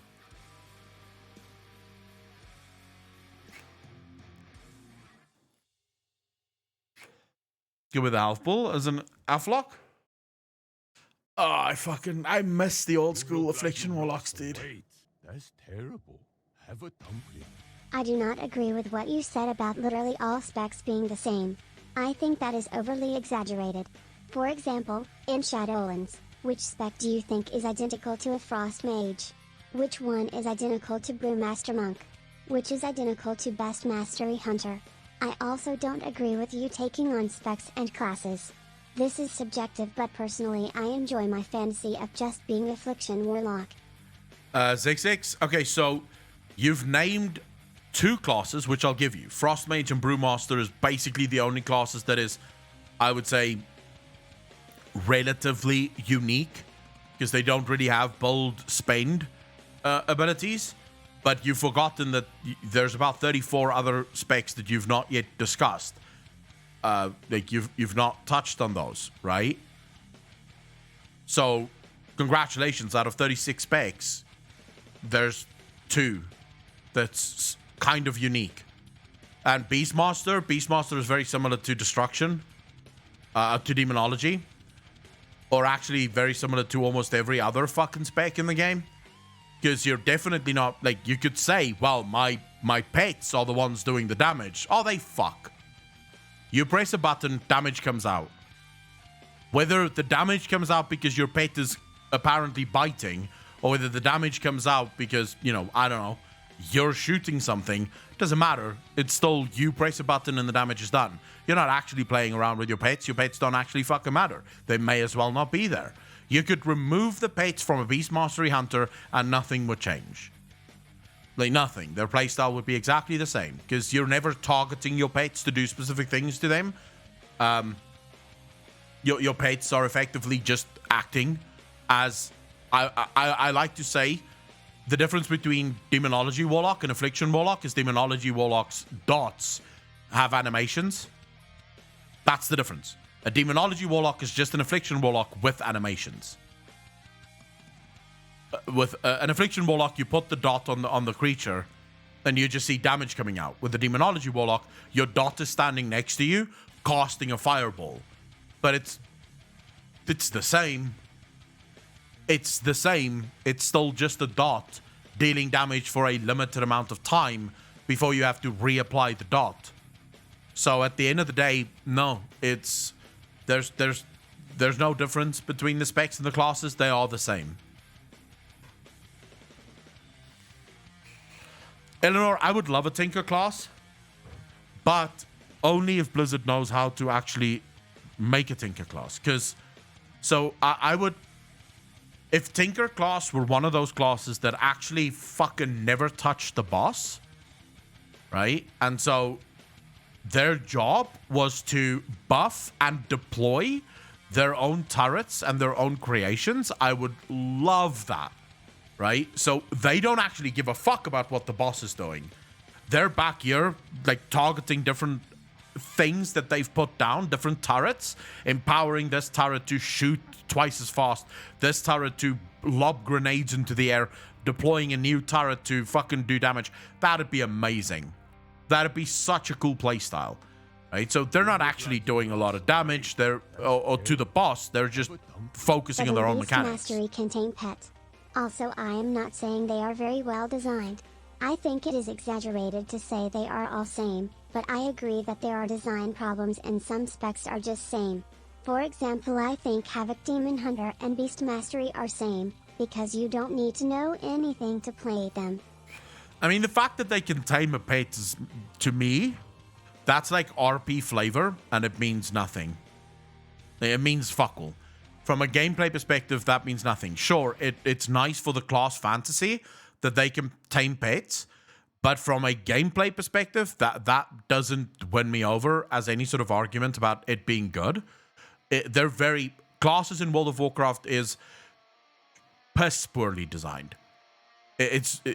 By far, World of Warcraft has some of the worst designed classes in all MMOs. They're lazy. They're almost void of any creativity.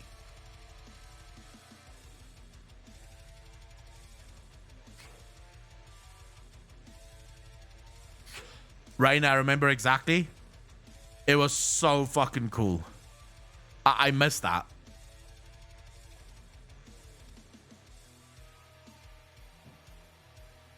Again, it comes down to what do you track? And how much effort are you willing to put in?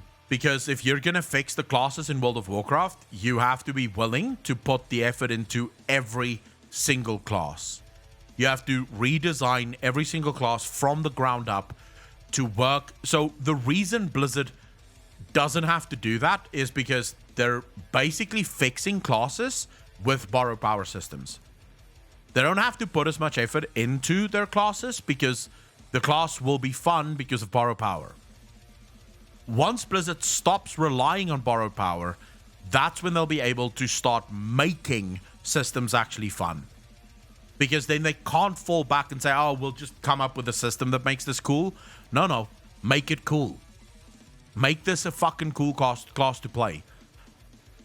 I was just watching you on Facebook. I'm playing ESO for the past month. It offers more in every way. It doesn't force me to play something in order to advance. Marvalio, how you doing, brother? ESO is actually quite fun as a class design system. I sort of like theirs. Although I do have to say, for me, masterful class design comes from Final Fantasy. Just the way the jobs in Final Fantasy are designed, it is so fucking cool. I haven't played a single job in Final Fantasy so far that I dislike. And none of them play the same. Like, going from just 2 tanks, going from my Paladin to my Dark Knight, completely different play experience. Like, 100% different. It's not even comparable. I literally can't play my Paladin and my Dark Knight the same way. I would die the whole fucking time, right? Because they're different. They do different things. They want different things from you. So crazy fun. Going from summoner to Black Mage, completely different playstyle. 100% different. From what you do to how you do it to how you set up, it's just fantastic.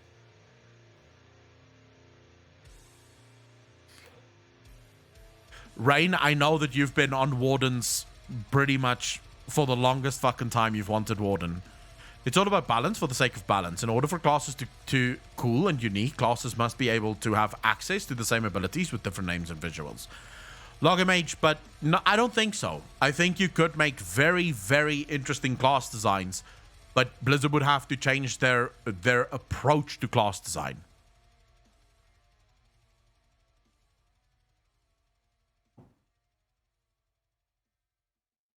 Black Mage is Pew Pew now, Summoner is Pew Pew later. True. What I missed last I was here was when the rant about WoW Quest team being trash had work come up. Dilipos, we're now trashing the class design team for World of Warcraft. So you didn't miss much. Are you doing D2 this month or not your thing? Nah, probably won't do it, bro. Maybe I will. Maybe I'll give it a go. But there's a higher than normal chance that I probably won't give it a go. Because they're cool as fuck and I love their armor designs. I sort of like the fact that Final Fantasy also, if I'm not mistaken, Final Fantasy releases a new class with every single expansion, right? Like every expansion brings out a new class. If I'm correct.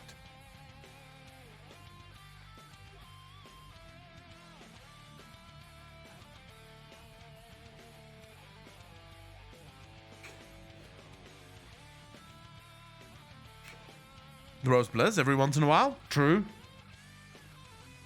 I want to be clear. Yes, I'm being extremely hyperbolic, right? And a lot of the times I am being very unfair to Blizzard, but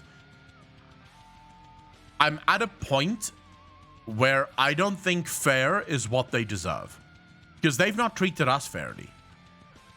We've not been treated with fairness or respect by Blizzard Entertainment for a very long time. So until they've shown me that I'm being treated respectfully, I have no interest in being respectful towards them.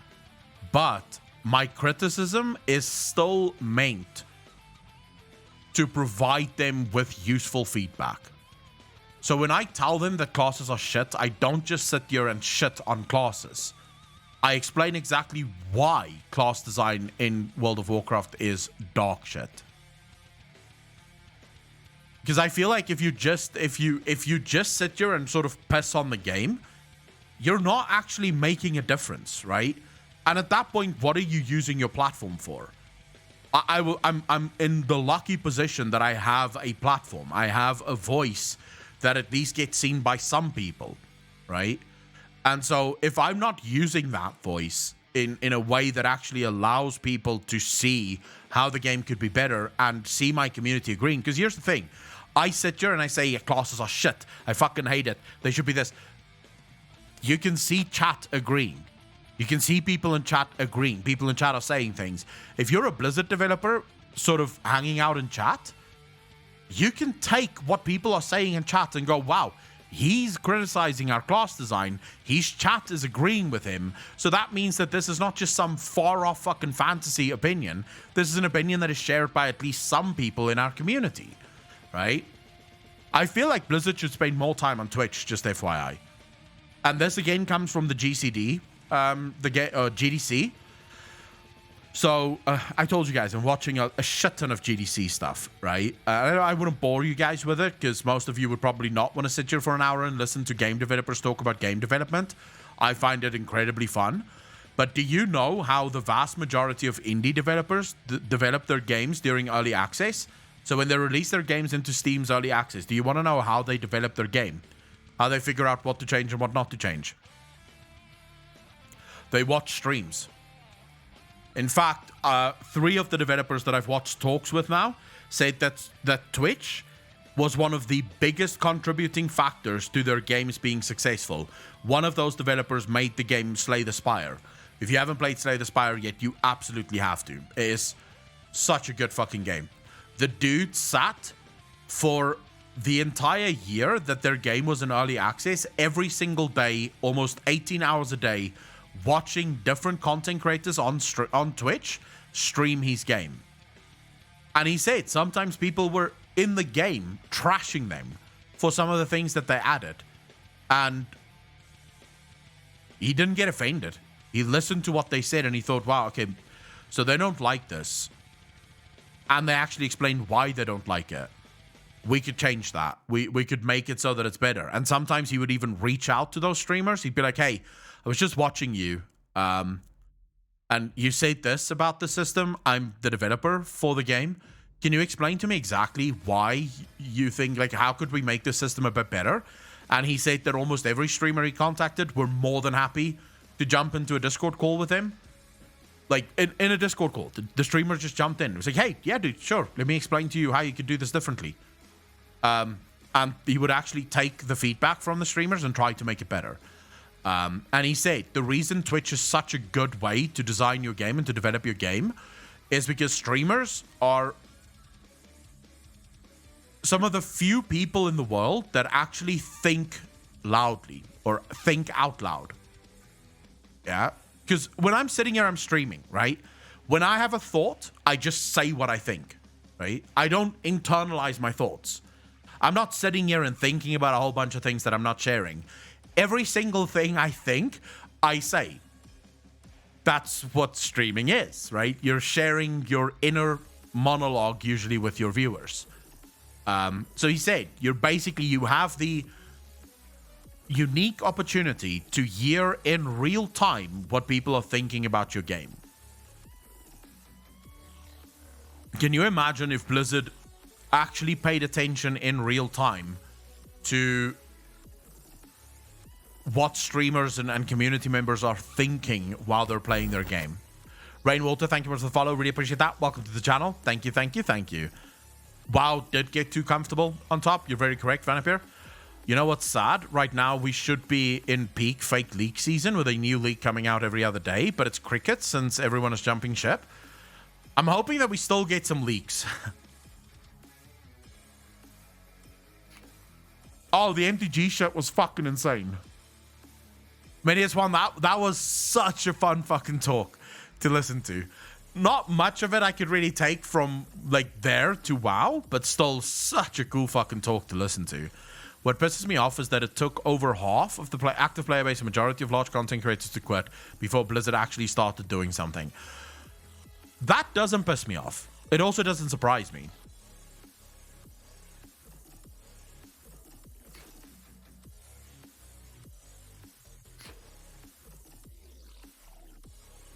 Login Mage, I think a lot of people look back to the days. I would actually say Wall of Drano was one of the last times I was very happy with class design. Because Wall of Drano classes still worked really cool. Like, some classes were still really fun.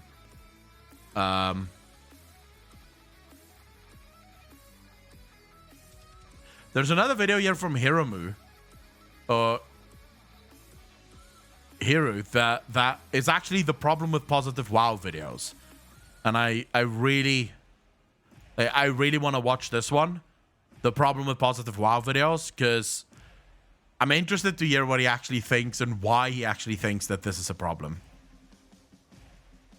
The problem with positive WoW videos. You see so many videos about how bad WoW is, and almost no big ones about how good it is. It's fucking great to me. WoW is literally dead. WoW is literally dead. Oh my god, you have to appreciate YouTubers for their just sense of exaggeration. I have to apologize to all of you, the viewers of YouTube videos. Sadly, this is how you get views on YouTube, but it does suck, right? Wow, it's literally dead. The funny thing is, it might just be a gaffe, but it's actually real. People make those videos every single day. It is. This easily leads to the opinion that the game overall is just bad, if no one is making positive videos about it. Herein lies the problem with positive WoW videos, though. No one really wants to defend a billion-dollar company. And even if you did, it most likely wouldn't perform. I don't actually agree with that. People defend Tesla all the fucking time. People have no problem defending multi-billion-dollar companies. Like, sure, you get the crowd that goes, billionaires shouldn't exist, and, you know, they're ill-informed and their education have failed them. But for the most part, people have no problem defending billion-dollar companies. So I don't necessarily agree with that. I see people defending Tesla all the fucking time. I think it matters. People defend Apple all the time. Samsung, Jesus, the crowd that defends Android versus Apple is insane. The crowd that defends Xbox versus PS. So yeah, there is millions of examples of people defending billion-dollar companies, but it's about how are you treated. People don't want to defend billion-dollar companies when those billion-dollar companies are literally a poison on society. Or well, it's not that people don't And I'm looking at Bobby Kotick here. make positive videos. Sure they do. They just don't really get the views or attention as the negative ones. One negative video will drown out 10 positive ones easily. And also, rarely do people make positive videos specifically about positive aspects of the game. They just kind of make normal videos. I mean, I think that's also a case of, like, he has a point there, right? No one's gonna sit down and make a video 5 reasons why WoW is the best game ever. Because what's the fucking point in that? Instead, someone might make a video saying how to do World Quest the correct way, or the best way to run Torghast. That's a positive video, right? In no way are they slacking off Torghast. They're giving you the correct way to run Torghast as a Demon Hunter or whatever. That is a positive video. It deals with a very positive aspect of the game. But it's not really classified as positive because it's a guide, right? I would say guides is probably the best version of positive videos, and there's fuck tons of guides. Like, everyone and their mother starts with a fucking guide channel at least once. Take esteemed WoW outrage merchant Belluer. Warning, this is sarcasm. I don't actually believe this. Everyone know he only milks WoW for making nothing but negative videos about the game. But funny thing is, he also makes positive ones. They're just not labeled as positive, nor do they perform as well. We put up a pretty balanced slate of content overall. I want to say, I'm glad that he put the sarcasm there, because I hate the fact that there are people who genuinely go, Balila is just negative for the sake of being negative. If you knew anything about the business of being a content creator, you would know that that is the worst, absolute worst business model that you can have, when all you're doing, look at every single channel that makes primarily negative content. What do all of them have in common? Now, we're looking here at things like, what's his face? Oh my fucking god, I forgot the guy's name. Heels versus Babyface. Channels like that. What do all of them have in common?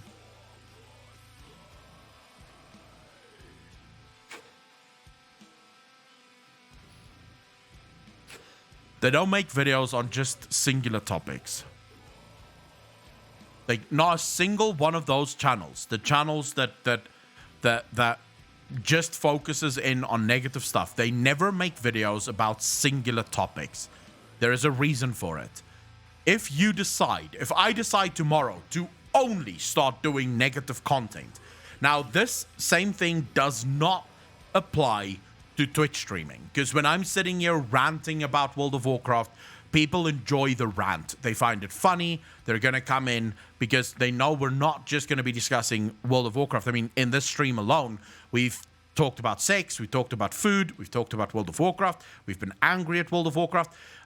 So there's an array of things that we do during a live stream that you don't do in videos. But let's imagine that I tomorrow decided in World of Warcraft on my main channel, Akolon, I am now going to go balls to the wall, just negative content. How long do you think my channel survives? I'll tell you, about 6 months. How do I know that? Because I did it. About 6 months. You want to know why? Because at the start, you have a giant group of people that agree with you, right? They're all unhappy with World of Warcraft, so they watch your unhappy videos about World of Warcraft. Unlike you, your viewers have no financial interest or incentive to keep sticking with WoW, right? Your viewers are not being paid to play World of Warcraft. They're not being paid to rant about World of Warcraft. So they're unhappy for a short amount of time, and then they leave the game. shortly after they leave the game, they most likely leave your channel. Why? Because they're no longer playing World of Warcraft. Therefore, the content that you are now presenting them is no longer content that they care about, right? And so they leave, they move on, they go watch other people. Making purely negative content, if you do not branch out into other types of content, will almost always lead to you destroying your channel. Because your audience that you're making the singular topic content for will leave, and they'll leave you behind as well as they move on to better and bigger games. So that's the issue. That is why people claiming that Balila is only making videos for negativity don't have a fucking clue how YouTube works. If Balila tomorrow started covering other games on Balila Gaming, then yes, then maybe he is just milking World of Warcraft for its negativity, and he's being negative about other things as well now. But the fact that he's sticking with World of Warcraft, that would be a very bad business move. And Balila is nothing if not a brilliant businessman. We're all. I mean, it's definitely leaning more. You don't have to apologize, Hitabo. I would have left during that period. Like, you guys have no idea. None of you were there, or very few of you were there during my incredibly negative phase. I was going through depression, IRL. There's a bunch of things happened in my real life that just was out of my control, and that influenced my content. It made it like so dark that I basically went back not long ago and I almost deleted every single one of those videos just because I no longer wanted to see those videos. I no longer wanted to see those videos on my channel because it was a time that I did not like myself. I didn't want to be reminded of that time. You know, so whenever people would comment on those videos now, 2 years later, I'd be reminded of what I went through back then, and I just thought, no. So I went back and I basically removed... There's some videos still up, just so that I don't completely ignore the fact that I used to go through that, but I removed the vast majority of them. Lady, thank you for the gifted sub. Really appreciate that. 10 community subs in the channel. Ladies and gentlemen, love in chat, hearts in chat right now for a lady. Thank you so much for the 10 community subs. Thank you, thank you, thank you. More towards criticisms lately because there's a lot of stuff to criticize. It's like what they've done with Torghast is not really great. What they've done with a whole bunch of the systems is continuing things that haven't worked. Mm-hmm. So I think if you're, if we're not criticizing that, we are part of the problem. Mm. But it's like, we do actually put up plenty of positive things. You see, I don't trust anyone who doesn't put out negative videos. That's my issue with people who refuse to add or touch on negativity in World of Warcraft. I can't trust you. The reason I cover both positive and negative stuff on my channel is because it's how I feel. When I feel that something is bullshit, I'll make a video and call it out as bullshit. And I hope that the audience... I lose subscribers every single time I make a negative video. Lately, I've been losing subscribers every single time I make a positive video on World of Warcraft because the people that's very negative are leaving because they don't want to see positive videos on the channel. I don't care. I genuinely don't give a fuck. If you want to leave because you think that I'm being too negative or too positive about the game, I don't care. Because I can only be truthful to myself. That's all I can do. I can be truthful to who I am, say what I believe, because that's the way that I believe you create a positive connection with your audience. Because your audience might not always agree with you, but at least they always know that you're being truthful. It's not that you're necessarily telling the truth or speaking the 100% truth about the topic. You might be completely wrong about the topic, but you're being truthful about the topic, right? Like, they know. I hope that most of you know. If I make a video tomorrow saying, oh my god, this is the best feature in World of Warcraft, I hope that most of you will go, I don't agree with Akko, but I know he believes this.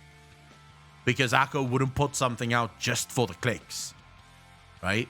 That's why I don't trust people who only make positive videos. Because I don't know if you're being... Like, how much of it is lies and how much of it is you actually being truthful. Different opinion? Oh, I don't know. Different opinions they're not allowed on the internet anymore? and invest a lot of time and resources into positive things. Lady, like what's our whole up? Burning Crusade series that was made at a financial loss, but was made because we care about TBC, we care about WoW, and we made it because it's fun. Even very popular WoW personality Asmongold really likes the game. It's just clips of him blowing up about it in negative ways definitely get way more attention. I've said this a million times, I will say it again. I'm not going to quit WoW. I love playing WoW. I think that it's a fun game. I really do. I know it sounds crazy, and that's because maybe I'm crazy. But I enjoy the game. That doesn't mean that I can't play other games too, guys. Just keep it in mind, okay? True. And of course, all of this stems from basic negativity bias. It's a psychological phenomena where people see negative events as more real than positive ones. Yep. I made another video going into way more detail on it. Basically, it's the only useful thing I got out of my attempt of a psychology degree, so I won't go over the specifics here. So, what does this have to do with positive videos? Well, people see positive opinions as just more fake than negative ones. And by that notion, negative videos just tend to do better. I don't think it's fake. I don't think it's automatic that people see positive videos as more fake than negative ones. I think it's the case of if all you do is positive content, then it starts to become fake. There's a number of content creators that I will not name that I genuinely can't watch. I can't watch their content. And not because I think they're bad content creators. They have very good content. The problem that I have is that even when they're sort of negatively offering constructive criticism to the game, they're doing it in a way that it's actually not negative. They're not actually calling out the bullshit. They're sort of trying to skim the line of, oh, Blizzard, you know, this should actually be changed, but please don't take away my sponsors. Like, please keep giving me beta access. Please keep giving me alpha access. Please keep giving me some keys to give away. Like, yeah, you should actually try to fix this, you know, when you have time. Like, I don't want to rush you, but if this is too harsh, I gladly take it down. Just don't take away my goodies. I hate that. I fucking despise that. And there's a number of content creators, not just for WoW, in many other games, where I look at what they do and I can't help but think, is that all you do? Is this why you're like this? Because you genuinely don't want to lose the goodies from Blizzard? Because I'll tell you what, I couldn't give two fucks. I couldn't care less. If I mean, I'm not even part of the Blizzard clique anymore. I've been removed from the Blizzard Preferred Partner Program. I didn't care. And I still don't care. If Blizzard say tomorrow you'll never get into another alpha or beta as long as we fucking survive, I'll be like, okay, cool, no problem. I'm not changing shit, though. You can go fuck yourself if you think my content is changing. I don't care. Because at the end of the day, it's for me, it's more important that I am honest with my community than what it is, what my relationship with Blizzard is like. If I never get invited to a BlizzCon as a content creator, I don't give a fuck. I don't care. Over on my Yu-Gi-Oh channel, my negative videos perform 3 times better than my positive ones, despite the fact that 3/4 of my video are generally pretty positive. However, even with a lucrative market that is making negative videos, there are still some excellent World of Warcraft content creators who focus more on the positive side of things. True. Like my good friends Hazel, Sol, and Taliesin and Evitel. I wouldn't say they're wholly positive about the game, but they definitely lean on the more positive side. However, what about the opposite of negativity? Is there such thing as toxic positivity? Yes. Well, the technical definition of toxic positivity is the phenomena where you basically just ignore negative events to your detriment, like ignoring important problems, dismissing other people's difficult problems, or just feeling guilty for having.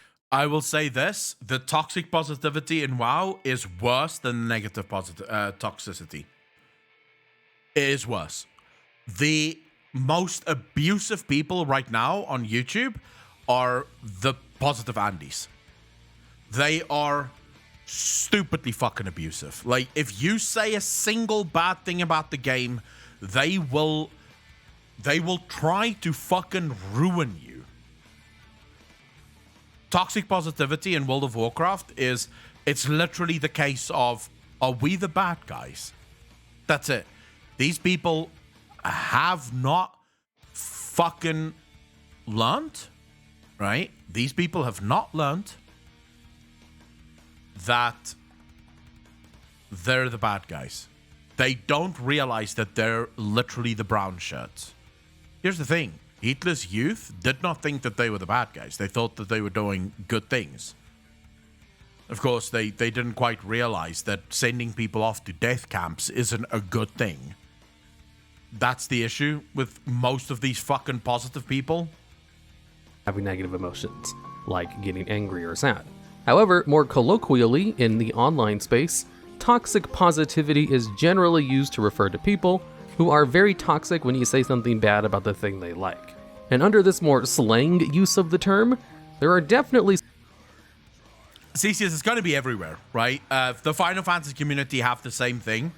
It's... so positive toxicity is everywhere, right? Think about, like, sports. You see it in sports as well. If you say one bad thing about the Dallas Cowboys, every Dallas Cowboy guy will basically fucking ruin your life, right? Egg your house or some shit. That's toxic positivity. They don't want bad shit being said about their team, and they're willing to go to war to defend their team. So toxic positivity is everywhere. But what's interesting to me is that it's the toxic shulls of WoW that is calling everyone else toxic and not realizing that they are the problem. Like, they are literally the most toxic people in the game. Some communities in the WoW community who do get very upset if you say something negative about their particular niche. So upset. And I never understand that about games.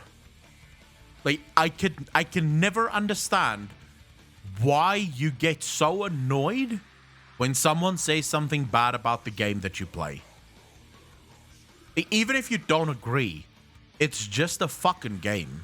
It's not like they insulted your mum, even though I don't always get that either. Like, when people insulted my mum as a child, I never had the need. Like, my mum can defend herself if she fucking wants to. Like, if she feels offended, she can defend herself. It's not my job. Garuda, thank you so much for the 5 community subs. Really appreciate that. Can we get some love in chat for Garuda and the 5 community subs? Thank you, thank you, thank you. That is now 40 subs in the channel. Some love in chat is warranted, I think. Upset, in fact, that I don't even really want to mention who they are. Otherwise, they'll dislike bomb my videos again. Although, I can tell you who they're not.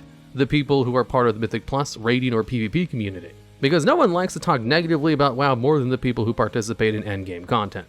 It's kind of to the point where I don't think WoW really has a, quote-unquote toxic positivity problem if it's only concentrated to small niches within the game. However, there is a line to be drawn at calling anyone who disagrees with your negative opinions a toxic positive person. I got called a toxic positivity channel for making a video that basically told people that insulting the developers isn't good criticism. Despite the fact that I also make negative videos and don't really... I mean, so this is where I disagree to an extent, not completely. In general, you should never insult people, right? Because personal attacks is not a good way to make your argument. It's actually a horrible way to make your argument. Because through personal attacks, what you usually do is you make the other person build up, put up a wall where they just stop listening to you entirely, right? They don't listen because you've attacked them personally. But here's where I draw the line. When the WoW developers attack the players first, I don't think I'm in the wrong for slapping back. Like, when you launch the first attack, I'm not going to stand back and say, oh, we shouldn't attack the developers. Get the fuck... You fucking wrote that tweet, bro. You started this. So you've opened the door. I'm sorry. I'm not going to then stand back and go, oh, you shouldn't attack... Get the fuck out of here. Shouldn't attack a developer that's attacking the player base. Hell no. have a stake in WoW's success. I have other channels I work on that are more successful than my WoW channel. And if World of Warcraft died tomorrow, I'd still be able to do exactly what I'm doing now. I'd be sad because I like the game though. Exactly. But I don't have any financial incentives to be positive either. Although, while toxic positivity is an important matter to bring up in a video like this, it's probably best saved to be talked about more in depth in some other video. To get back on the train of thought on the original topic, the problem with positive WoW videos is that there's really no merit to defending a big company. Big companies exist to make money and do things in the name of business that would seem sociopathic if they were done by a person. I would say I don't even want to get into this because this is getting into an economic discussion. But these days, yes, big companies are doing things that could be considered sociopathic or psychopathic if it was done by a person, but that's not actually how it should be in a free market economy. If you had a full-blown free market economy, companies who acted this way would not survive because people would not support them. Because you'd have free market with so much competition that you could go anywhere else, literally anywhere else, and buy exactly the same shit. So yes, to some extent that is true. But also at the same time, I think too many people look at these companies and sort of make these companies almost make these companies a personal part of their personality. And that, I think, is where the big problem lies. But if the product is the best, if they have the best product that you can get, then you can get that anywhere else. Xnaps, well, that will usually not happen. Like, it almost never happens. Companies who act sociopathic almost never have the base product that money can buy. And if they do have it, they tend to not have it a few years down the line. Right? So Intel is a good example of this. Intel, for the longest time, were the only game in town when it came to CPUs. And they acted like absolute psychopaths. Right? They would bring out new CPUs that basically was like a 2% increase over the previous generation for twice the price, right? Like, it's just more expensive than any of their previous CPUs. And then they would force motherboard developers to bring out new motherboards for their new CPUs. So it was a giant fucking racket where everyone was just making crazy amounts of money. What happened? Intel is no more. Like, Intel is not top of the line. Everyone's buying AMD. So the thing is, when you engage in psychopathic business practices, you're almost never going to be able to stay on top. Because the two just don't go together. They didn't, Xnaps. Intel didn't get to the top by being psychopaths. Intel actually got to the top by investing a crap ton of money into ensuring that their product is the best. No, AMD fucked themselves, Xnap. It wasn't Intel that fucked them. AMD fucked themselves. AMD brought out two chipsets that were absolutely horrible. Like, just absolutely horrible.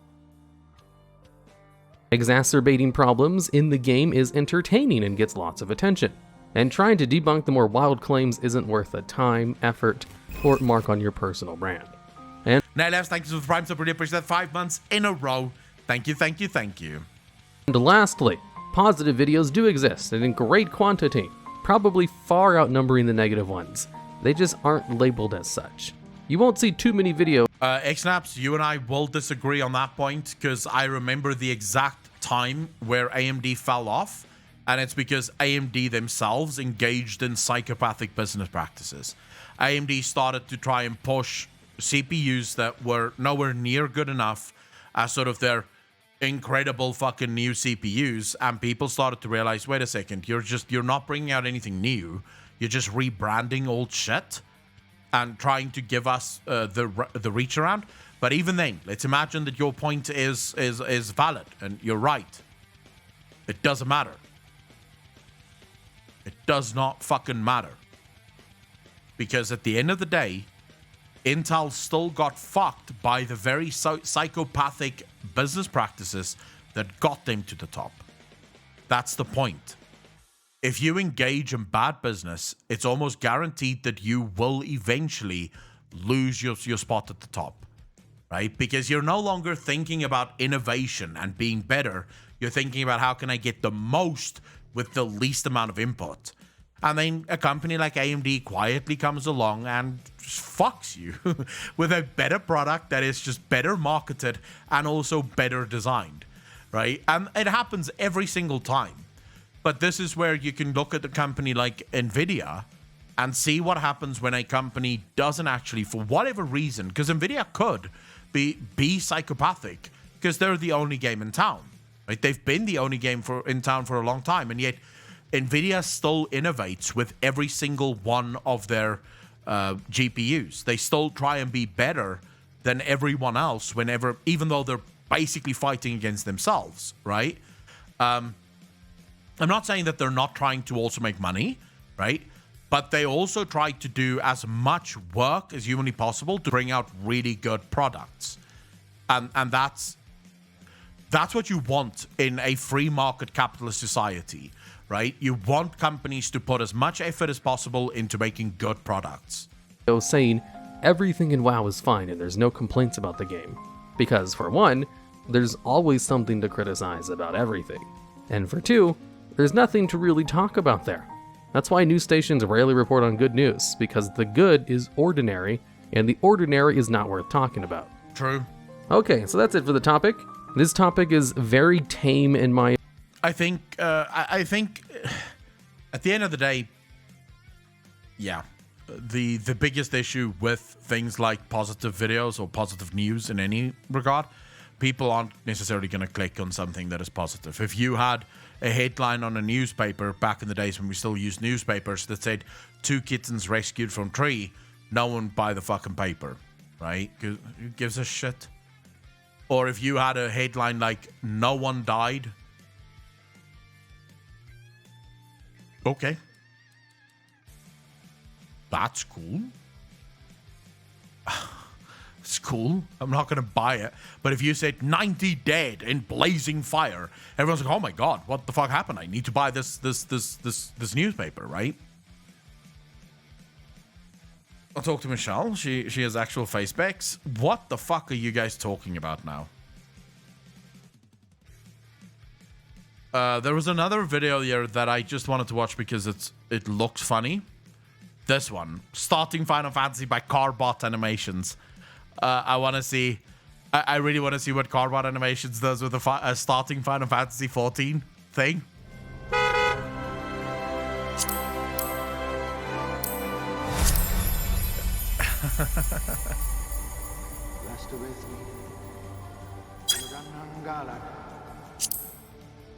Oh my God, skipping the cutscene. Why? Why are you skipping the cutscene?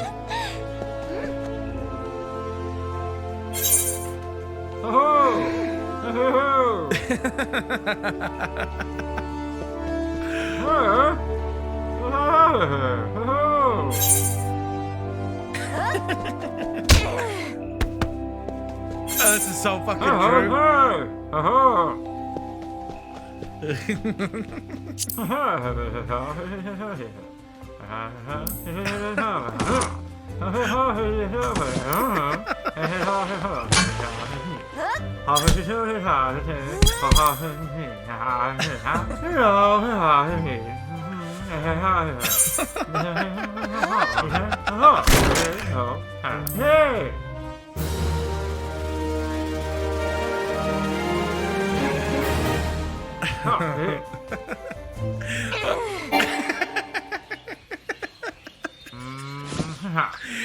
Oh, this is so funny, dude.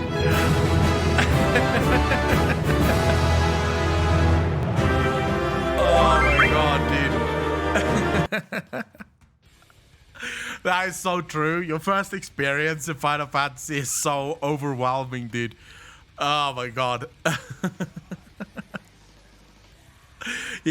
I mean, they really do treat your first time in Final Fantasy as if it's your first time playing any MMO.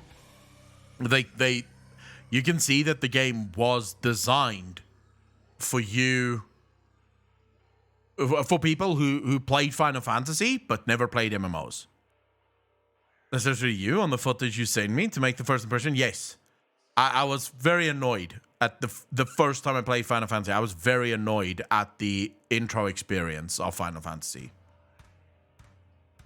But then I got over it, and now I'm loving it.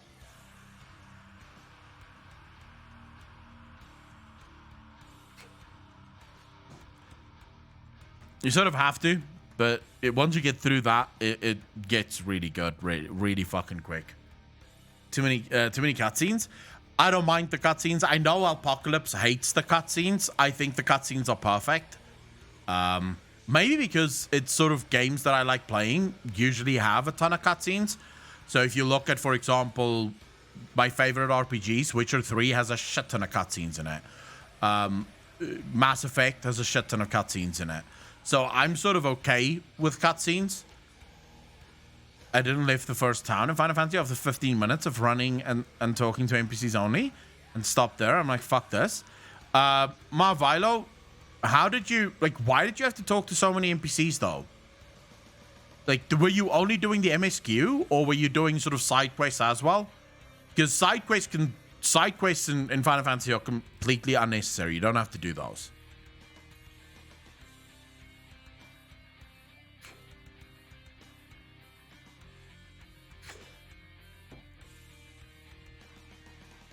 Don't get me wrong, the graphic quality, not style in my opinion, is good. The sheer amount of cutscenes that replace active content is too damn high. I don't, like, as you know, I don't agree with that because I think it does the job that I want it to do. Actually, I have some of it rendered already if you want it. I can't remember if we decided to scrap it for now. We should probably, Alex, what we should do is try to make a video of Final Fantasy, how it started and how it's going. Like, keep that footage. I'll figure out how to put together a video of how it started versus how it's going. Right? And we can actually show my transition from completely loathing the fucking game, because I genuinely hated Final Fantasy when I first played it. My first time leveling Final Fantasy, up to level 30, somewhere thereabouts, I wanted it to be over. I was literally just playing it because I promised chat that I would play it. And then things changed completely. So we could probably do a video, how it started and how it's going.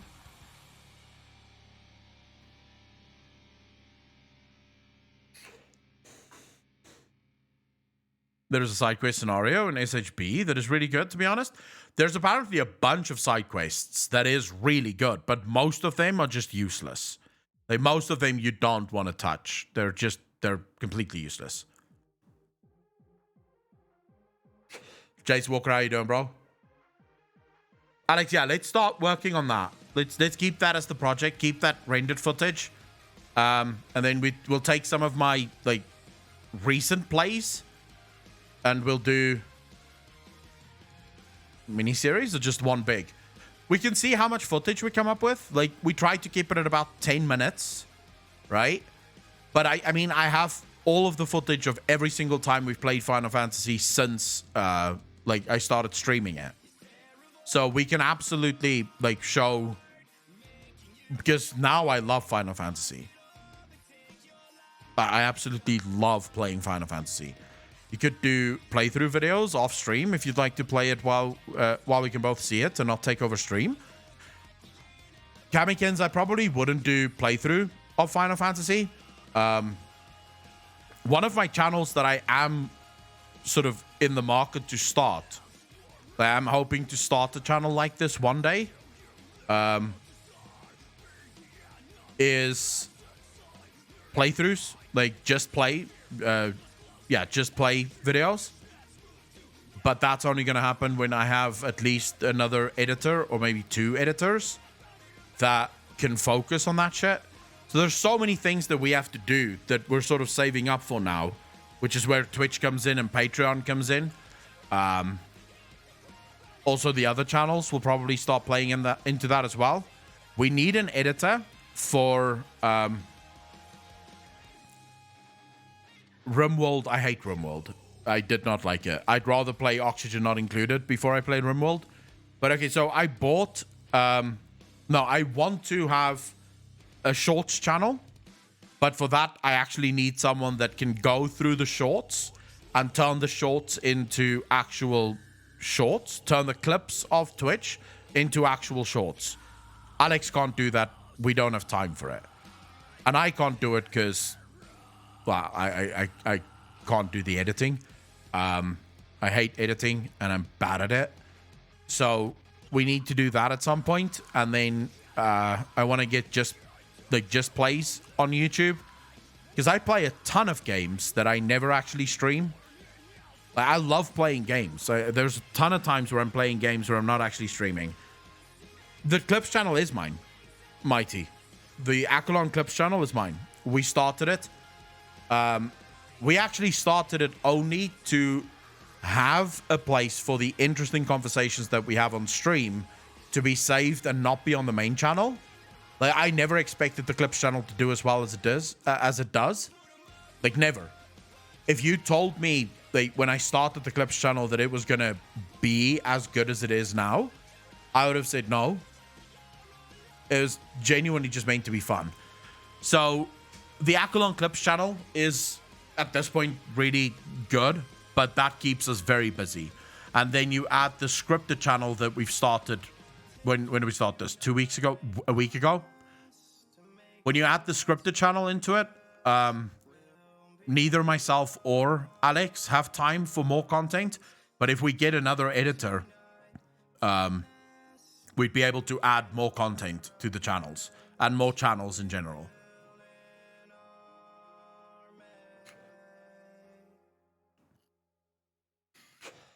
Alex, I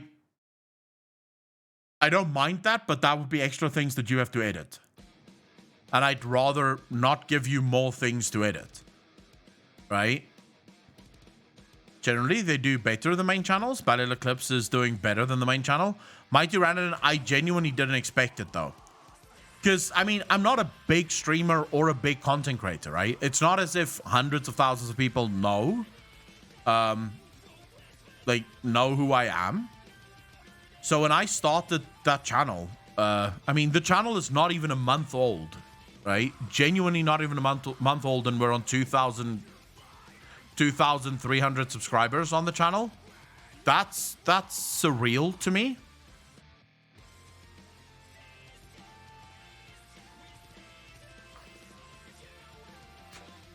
Eatable, the idea is to build enough channels so that your future isn't dependent on a single channel doing well, right? Because I feel like that's a very bad way to make any sort of future in business, in life, or in business. You never want your future to depend on one thing and only one thing. So for me, having the Clips channel, it's something that just happens automatically, right? Like, I mean, I'm streaming, we have conversations, I record the conversations, and I upload the clips to a Clips channel. That's never going to change because I'm never going to stop streaming. Well, maybe I will one day when I'm like 60 and I'm too old to still fucking stream. But yeah. The main channel is again stuff that comes from the streams. Most of the time, sometimes I do specific content for the main channel, but a lot of time it's just lore discussions that we have on the stream that I think would be fun for the community to actually see. And then the scripted channel is like my pet project. Like, that's my favorite project at the moment. Are you more a lore guy or raid guy? Question 2. When you finish ARR 2.0, will you do coils? Mighty Rhino, because I'm more a lore guy. Used to be a heavy raid guy. Like, used to raid non-stop. It used to be my main thing. I haven't raided since BFA. Actually, since the end of Legion was the last time I actually entered a raid. So I no longer raid. I just do lore. I love the lore of the game, but I don't raid. And then, yes, my plans currently for Final Fantasy is to do all of the ARR content, then get to the patch content, and do all of the patch content with no echo and minimum item level, right? Because I want to experience what it was like when it first launched. So that's the plan for that. I don't know what Coils is, though. Is Coils a raid dungeon, or is it a specific thing in Final Fantasy that's different to... I don't know what the Coil stuff is.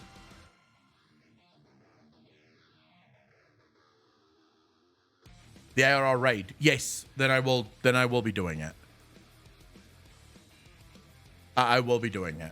I want to do everything that players would have... So I'm hoping to experience every single one of the Final Fantasy expansions as people did it at at the time, right? So when ARR 2.0 was the only way to play and it was the only game, how did they play it? How did they experience it? How hard were those raids? And I'm hoping that I can do that with no echo as well as minimum item level. Really experience what those raids and things were all about. And then jump into Heaven's Ward, do the same for Heaven's Ward, do the same for Stormblood, and then finally Shadowbringers, do the exact same thing for Shadowbringers.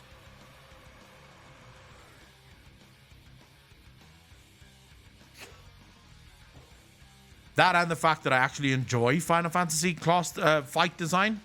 Like, I think the fights are really cool in Final Fantasy. So, I am absolutely looking forward to that.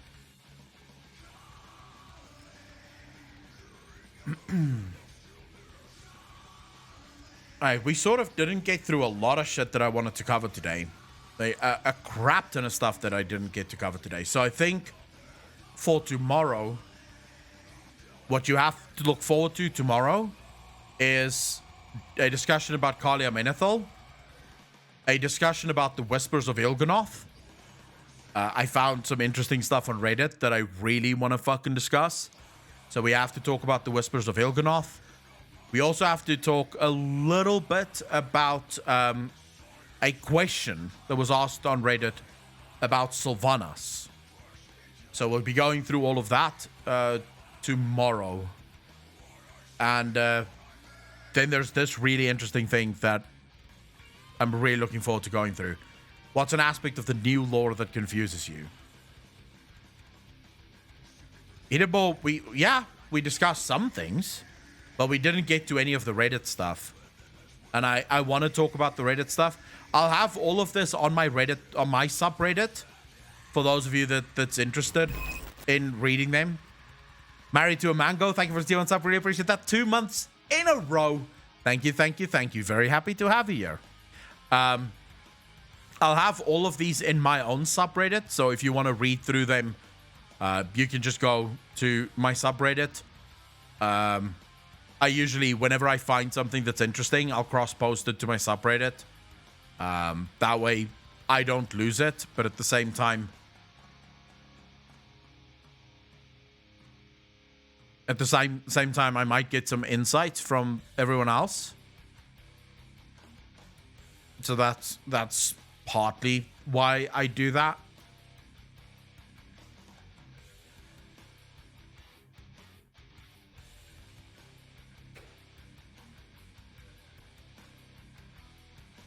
Sorry in advance for the distraction, but on the point from yesterday about Ubisoft MMO, isn't the Heroes of Might and Magic their IP still? Huh. Is it? It could be. And it would actually be fucking cool. I mean, it would be a great universe to dive into. Fuck, can you imagine an MMO set in the universe of Heroes of Might and Magic?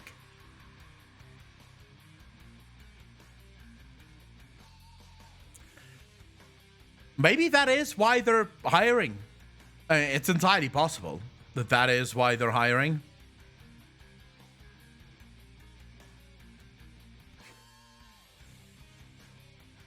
There you go. So for anyone that's interested in following the conversations,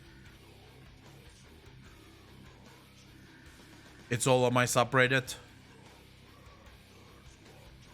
We'll be discussing it anyways tomorrow. Classes and races in the game. If they drop an MMO and Beyond Good and Evil 2, I'll drop shit into my pants. Wait, are you hoping for an MMO about Beyond Good and Evil 2?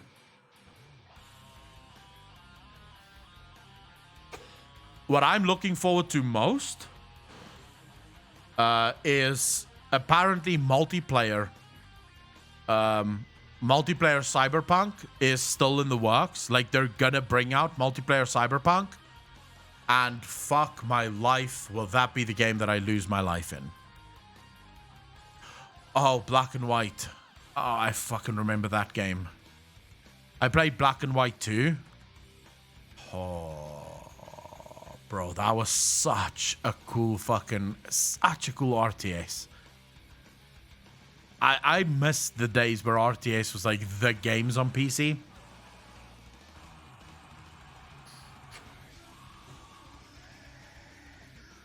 I'm going to definitely mess with you in multiplayer.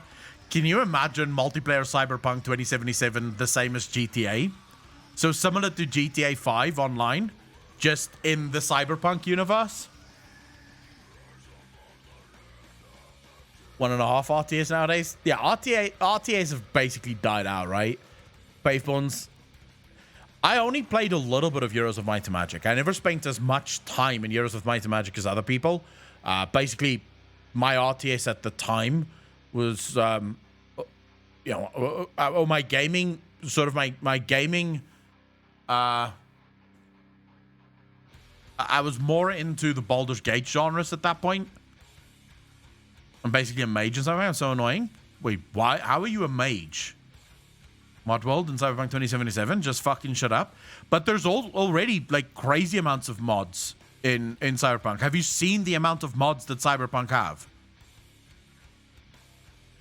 Scalarius, what I mean when I say RTS is dead, think about the genre and how things have basically dried up. Yes, you have Age of Empire 4. That's Age of Empires is still going, but outside of that, pretty much every other major IP. So you go back to Warcraft, Command and Conqueror, right? Red Alert. These were all IPs that I wish still existed to this day.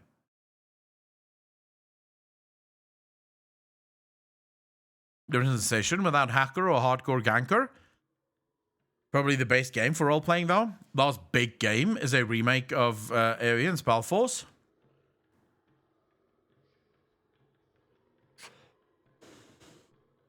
I'll tell you which games I still fucking love. Civilization. But there's another one now that seems like Civilization, but it's part of this... it's part of the Game Pass. And I'm sort of interested in trying it at least. It's called Humankind. And I don't know how good Humankind is. Artisan Builds PC, thank you so much for the follow, dude. Really appreciate that. Welcome to the channel. Thank you, thank you, thank you. Ladies and gentlemen, put your hands together for Artisan. If you need a PC, if you need anything custom built, Artisan PCs is the people to speak to. And if you use the link in the panels below, you'll get $200 off, up to $200 off on your custom PC. You'll help the channel. You'll get some really cool shit from it. I mean, these guys are insane. Just FYI. Most of you should know this already because I say it every single stream. But you get all of the boxes from your original build. So when you get your PC, you also get all of the original packaging that all of your components were in, and you get to watch live as they build it. So definitely, in my opinion, one of the best system integrators in the game at this point, and absolutely worth supporting, mainly because they're not one of these major fucking sort of incorporated companies now that send you bullshit. They're a small startup that started, or a literal grassroots. I think they started 3 years ago, 2018, if I'm not mistaken. And they're not like some large corporation. So you're actually supporting people, actual people that try to do the best that they can. So there's almost no reason not to use them. Titan Quest. I've heard Titan Quest is pretty good. Has anyone played Humankind? Is there anyone in chat that's tried Humankind before?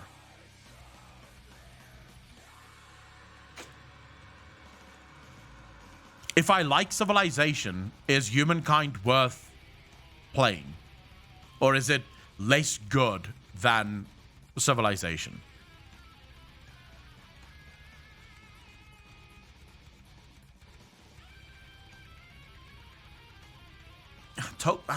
I'm not asking about Total War now, Wild Boy.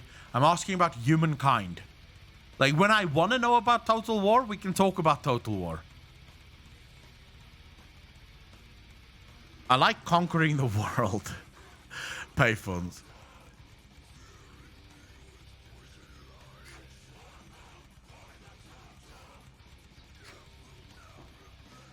Alright, I'll have to give it a go then. Since no one in fucking chat has ever played it, I'll bite the bullet and I will play it. Where do I install this? I'm not gonna go on my fast. I don't think I want to go on fastest drive here. No. Yeah, not in fast game. We'll go in slow boy. We'll do slow boy here. Install. 3 is delayed, but excited for it to be polished. 3 what? Total Warhammer. Or Total War Warhammer. I've never played any of the Warhammer, Total War Warhammer games. Mainly because what I want is a Total War Warhammer 40k.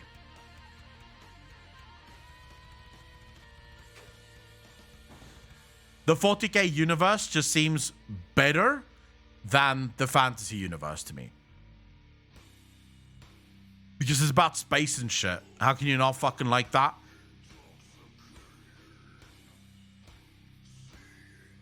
I have a ton of drives. I want more though, but I do have a ton of drives. In case it's necessary. Like, most of my drives don't have, like... I would like to replace all of these drives. Because all of these are normal drives, right? This is an SSD. Right? But this is a normal hard drive. This is a normal hard drive. This is an SSD. These two are SSDs, right? Now, I would like to replace these 3 actually, with SSDs. Then I'll be happy. Actually, these 2 are M.2s. Sorry, these 2 are M.2s. These are SSDs. This is an SSD, this is an SSD, and this is an SSD. And then these 3 are just normal HDDs.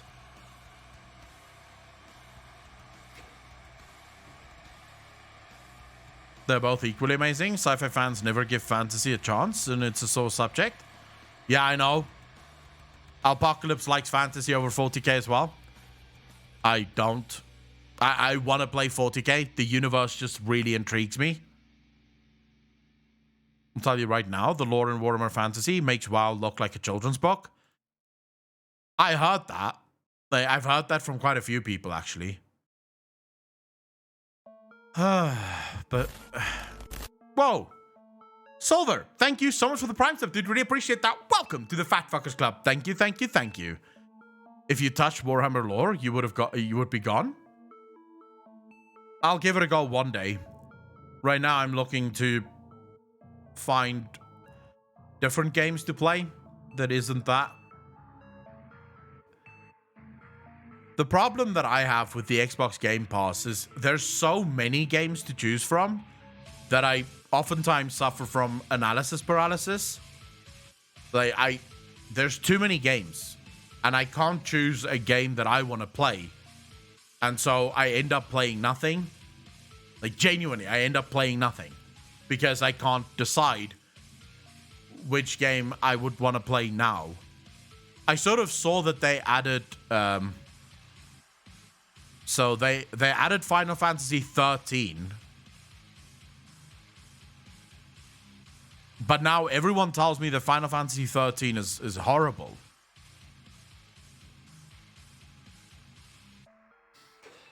Many as one, I'm not even doing that because I know chat will not decide on a game that I want. It's rather meh. Is it though? Like, I have never played a Final Fantasy game in my life, right? I've never played a Final Fantasy game in my life, so I don't know. Outside of Final Fantasy Online. But I genuinely don't know what to expect from Final Fantasy games, so maybe I will like 13. Many as one, I don't like to play games on PlayStation. PC only, right? PC Master Race or nothing. And I can't play the Final Fantasy VII Remake on PC, so I don't want to play it. Until they wake the fuck up and realize that it should be on PC as well, I'm not playing it. 13 is garbage after 7 and 9. Yeah, but will it be garbage for someone like me who's never played a Final Fantasy game? Like, will I also find it garbage?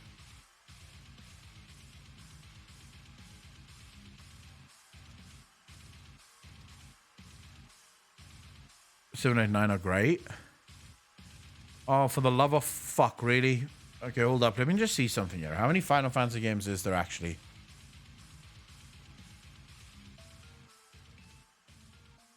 On here. So they have Final Fantasy 9, but it's not included in the Game Pass, and I don't feel like buying it. Then they have the 13, right? That's with Game Pass. They have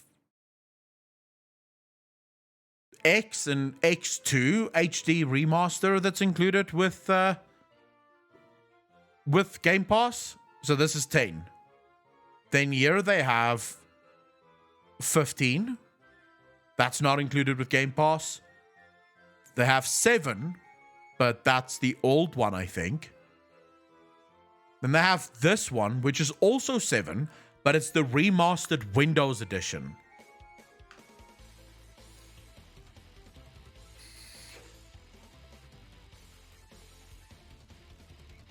Well, this is 8, sorry. 8 remastered Windows edition. And they have this one, which is 12, the Zodiac Age. So which one do I start with?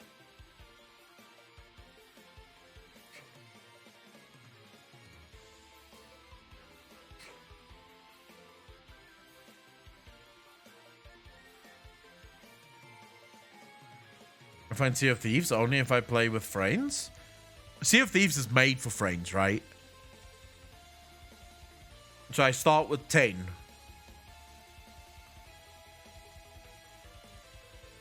Right, okay.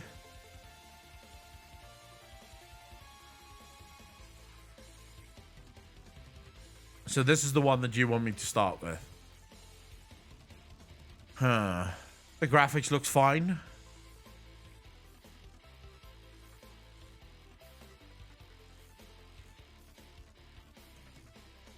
I mean, it's not amazing graphics, but it looks okay.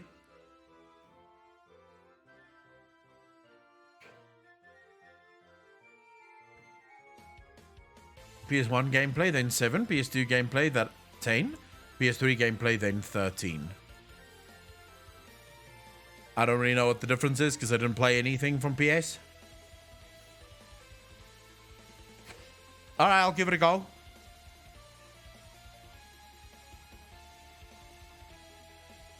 I'll give it a fucking go. This one can probably also go on the slow boy. Yeah, it can go on the slow boy because I don't think it's going to benefit from the Gen 4 SSD. We put that in there as well. We'll just download this and then fucking see. I'll give it a go. I've never played a Final Fantasy game that isn't the MMO. So maybe... could never get into that anime, manga, whatever it's called, graphics and playstyle. If the storytelling in Final Fantasy games is the same as the storytelling from the MMO, I am all in. Because the MMO, Final Fantasy XIV's like storytelling is just next fucking level. It's just next level. And that's all I care about. I just want that fucking story. And I like the fact that I don't have to play every single one of the Final Fantasies to actually know what the story is all about. Different art style. Most games are in anime style. Then has some poopy systems for sure. What do you mean poopy systems? Is there any reviews on this? Better than the Steam version. I've suffered 0 crashes in this version of the remaster, and I'm so glad. The Steam version literally crashed. Final Fantasy X is one of the best Final Fantasies made. The remaster is a bit lackluster, but still a great play. Alright, well, fine. I'll give it a go. I'll let you guys know how I feel about it. If I like it. Tell you what, though. I'm looking forward to number 2 of this. The Outer Worlds number 2 is going to be fucking awesome. Wait, there's another one. How's there another one?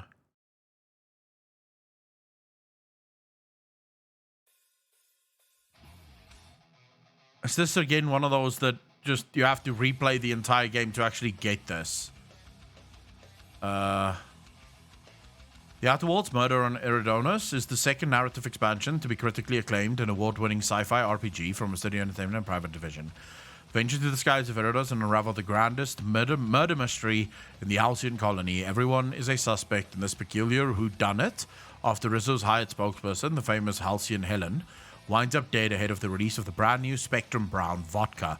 Alongside your companions, travel across the floating islands of Eridanos and piece together clues using the Discrepancy Amplifier, a new gadget that highlights otherwise unseen hints.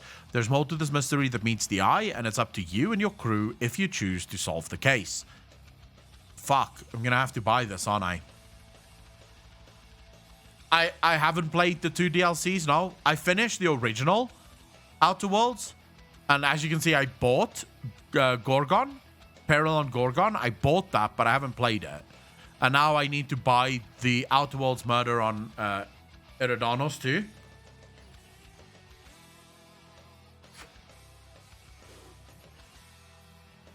Fuck, I'm definitely gonna have to buy it. On full planets, they rock.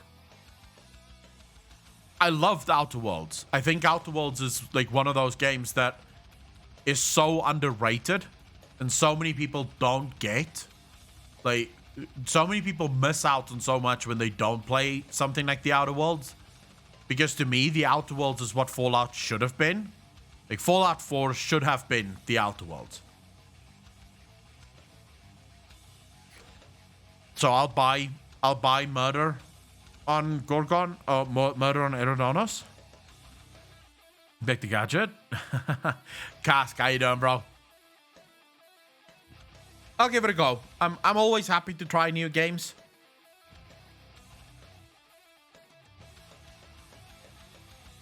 Fallout New Vegas was pretty good, yes. Not gonna disagree with that.